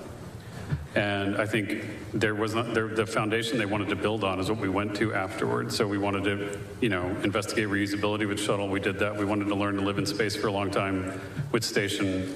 We've got to that point now, 25 years of occupation. And now it's interesting. I think where we are with the program is kind of where they wanted us to be before they decided to go do that, to actually enable a sustainable presence, to learn how to live and work there for a long time. So, you know, it's a weird irony of history that, you know, it took that long for us to do that, but we weren't sitting idle while that happened. We developed the capability to have an enduring presence, you know, in space, and now we're going to take advantage of that now that we've reached back to the moon. Okay, we'll take one more in the room from Ken Chang, and then we'll go take several from the phone. Ken Chang from New York Times, I guess for Rick and everybody else. Could you talk about what the last 13 minutes were like? There had to have been some anxiety, and what was the moment where you could finally relax, and when did you start celebrating in Mission Control? Certainly there's anxiety. If you didn't have anxiety bringing this spacecraft home, you probably didn't have a pulse. You know, I have a lot of trust in my team. We've got all flight controllers in the room on entry day went through a rigorous training process, and they are the system experts on their respective part of the spacecraft. And so while there's anxiety, there's a lot of confidence because the team is there to do a job, and we've trained well, and we executed well. We all breathed a sigh of relief once the side hatch opened up. That's when we brought the team in. We said a few words to the flight controllers, and then we turned around to the families and waved to the families and gave them a thumbs up. And we all watched as a flight control team as each of the 4 astronauts got out of the spaceship and were hoisted up onto the helicopters. It was a great day. Okay, we'll take several questions from the phone now. The first one is from Micah Maidenberg with the Wall Street Journal. Hey, good evening. Question for Lori or Howard. I know it's very, very early here, but any initial thinking about the heat shield performance relative to Artemis 1? And could you walk through how the heat shield will be assessed in the coming weeks and months? Thanks so much. So I'll just start, and then I'll hand it over to Howard. How's that? So, initially, we gathered a lot of data already. Certainly, you saw there were aircraft that were positioned in order to do some imagery and collect data. So we've got some of those data that can be analyzed in the coming days and weeks. We also had divers below the surface that took imaging of the heat shield before it was brought onto the Murtha, so that we could understand exactly what state it's in after it landed. And so I think we've already begun the data gathering piece of it. I'm sure there'll be more assessments once we get on the ship. And then Howard, why don't you talk kind of what the next steps are? Yeah, we already have 2 of our heat shield experts on board the ship, and so when we get the crew module into the well deck, and we'll do some inspections right off the bat. Like Lori said, we've got underwater divers that are taking pictures, and then after that, once we've inspected that on the ship, we'll transfer back to Kennedy Space Center. We'll have opportunity to look in detail and do scans of the heat shield, and we'll have a lot of good data from that. We also captured a lot of great imagery. Obviously, we haven't had time to digest all that data, but we will in the next several days, and make sure we understand if there's anything that happened that was anomalous. But we're very excited. The team is very excited to get that data from both the imagery and seeing it live in person. Next up is Jackie Mogensen with Scientific American. Hi, thanks for this. I wanted to follow up on one of the earlier questions about the astronauts. I was curious if it might be possible to tell us a little bit more if we know about what the astronauts will be doing in their first days back on Earth, what their first meal might be or activities with their families. Thanks so much. Well, the top priority is going to be to get them promptly back to their families here in Houston. As far as the specifics, I'm sure each of the crew members has something special planned with their families, and that'll be the priority, is for them to take some time and spend with their loved ones. Yeah, I'm not sure we answered it, but we do anticipate them arriving back here in Houston 12 to 24 hours after splashdown, so that would be between 7 in the morning and 7 in the evening tomorrow. Next on the phone is Jeff Faust with Space News. Good evening. I wonder if you can talk through what the processing of the Orion spacecraft is going to be now that it's back. What point do you sort of extract all of the lessons learned from the mission and start applying them to Artemis 3 in order to have that mission ready to go launch in about a year's time? Thanks. Yeah, we will have what we call quick initial 30-day report that we will put together. Every team will be doing their due diligence and analyzing all the data we have. The crew module will get transported back to Kennedy Space Center. Sean's team, Exploration Ground Systems, is going to decontaminate the vehicle in terms of the propulsion system has hydrazine, and so we'll be working through that. In the meantime, we'll be pulling hardware off the boat in parallel with other activities, and when we get back to Kennedy Space Center, we've got about 286 components we're going to reuse in future missions already, and then we're going to look at other components and determine if we can reuse those as well. A lot of work, not only on the hardware flow, but also all the analysis of the data we're going to need going forward to learn from this mission and carry forward for Artemis 3 and beyond. Okay, we'll take one more from the phone and then come back here into the room. The next question is from Richard Trudeau with Orlando Sentinel. Hi, thanks again for taking the time. This is another question for Howard. For Artemis 3, is the docking system that you have to do with Blue Origin and or SpaceX, is that at what point would that system be sort of in place on the new capsule? And I guess for Amit, how are your two contractors progressing toward having something that can actually go up there on your timeline? Thanks. Okay, I'll start with our docking system. Our docking system is ready to go. It's already been qualified. We've already got the flight unit at Kennedy Space Center.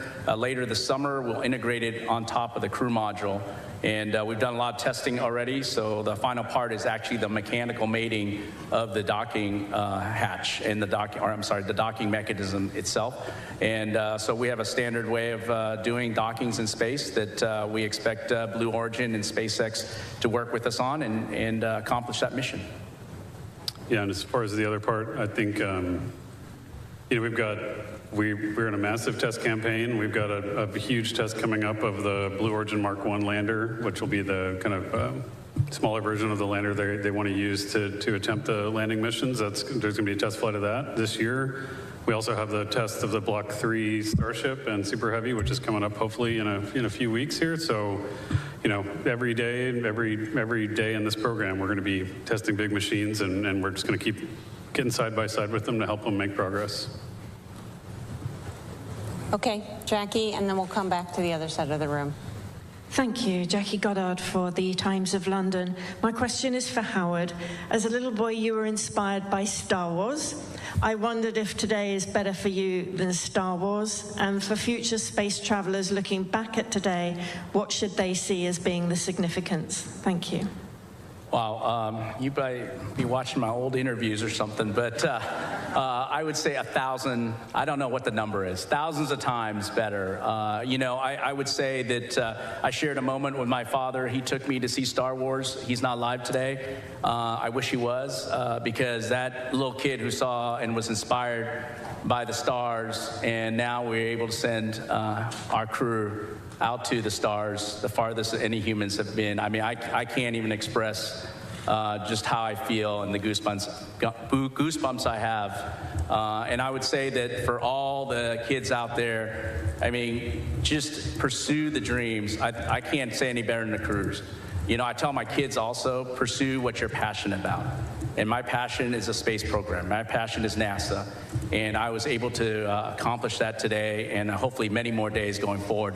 But you have opportunity to do what you are passionate about. And hopefully those kids who are in love with human spaceflight, in love with going to the stars, will be inspired by us, especially by our crews. And come join NASA. Come work for us. We got a lot of missions ahead. Okay, go ahead. Thank you. Ariel Multzatsos from Televisa Univision. The only mission until today that for which the communications blackout lasted 6 minutes was Apollo 13, if I am not mistaken. Today's lasted 6 minutes, around 6 minutes. Does that say anything about the design of the ship, or what is the reason behind that? And also, very quickly, can we see a Hispanic in one of the next missions of Artemis? Thank you very much. As far as the duration of the blackout, a lot of that, that's just dictated by the physics of the approach trajectory. You know, the Orion spacecraft, when you get enveloped by, you know, plasma that's thousands of degrees, the radio frequency of the antennas just can't shoot through that. You know, on the space shuttle, we were lucky we had the tail, and we had an antenna up on the tail, and it took us a while to figure that out, that was a way to keep calm. For Orion, it was 6 minutes, but it was predicted, and it played out exactly as we predicted, so that just gave us confidence that it was flying the way it was supposed to. Will. Hi, thank you. Will Robinson Smith with Spaceflight Now, and congratulations again tonight. A question for Rick. The whole flight operations team has been exceedingly busy throughout the course of this mission, in preparation for this mission. I imagine there will be a little bit of breathing room now that the crew is back safely on Earth, but when do you kind of get the band back together to start prepping for Artemis 3, and will it be the same complement of flight directors that we saw for Artemis 2? Thank you. Well, you're right that the next mission is right around the corner, and you know, we'll take the lessons learned from Artemis 2.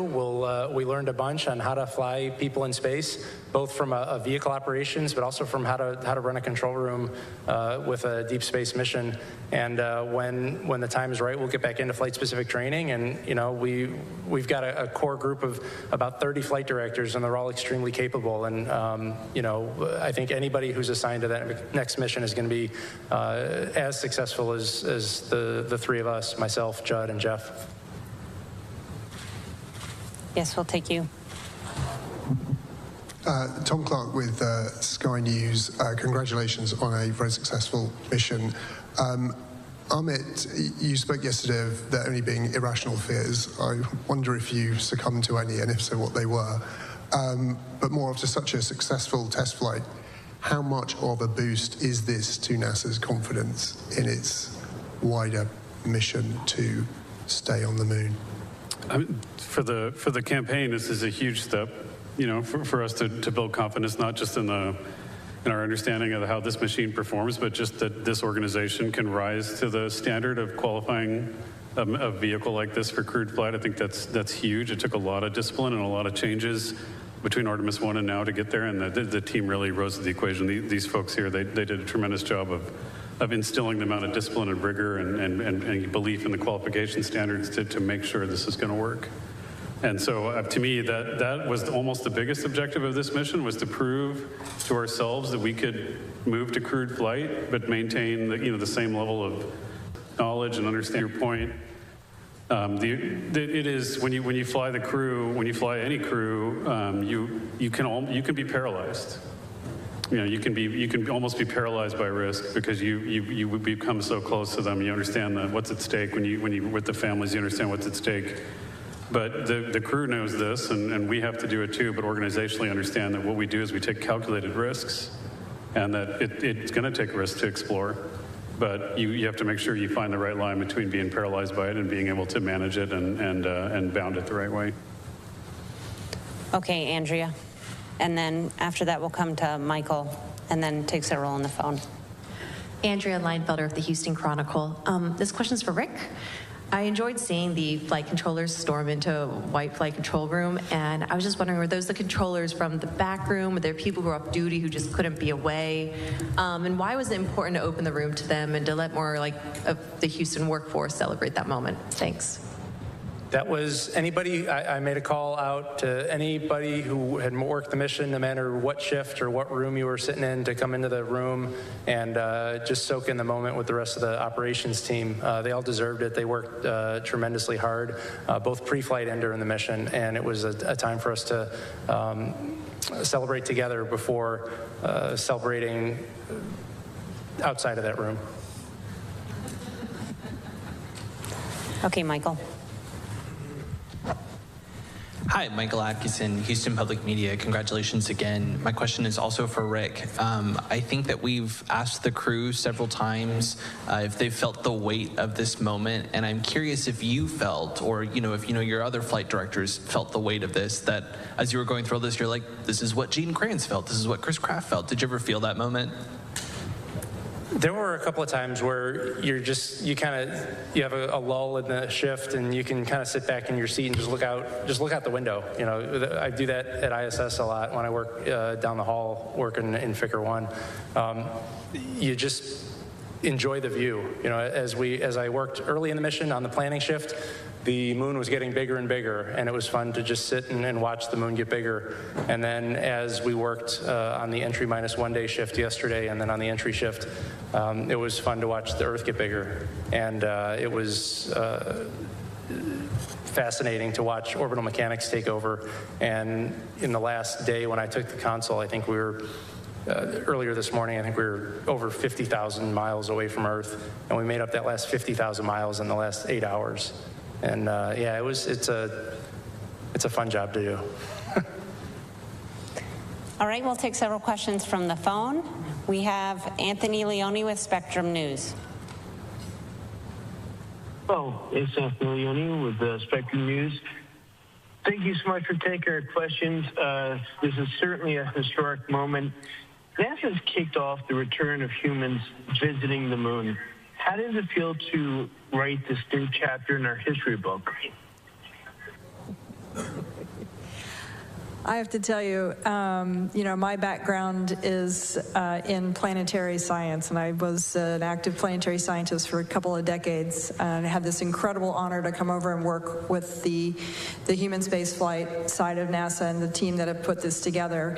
But as someone who has been interested in what we can do in exploring the moon and going beyond low Earth orbit, I think the weight of this mission and just how incredibly impactful it is that we have actually achieved this. During our lifetimes here, we have done this, right? When I was, Apollo was when I was a child, and to be here now and say, we actually did this, we've gone back and we're gonna go build a moon base. We are going to have an enduring presence on the moon. Just incredibly powerful. We'll take a 2-minute break. You won't miss anything. More to come on Live Now from Fox.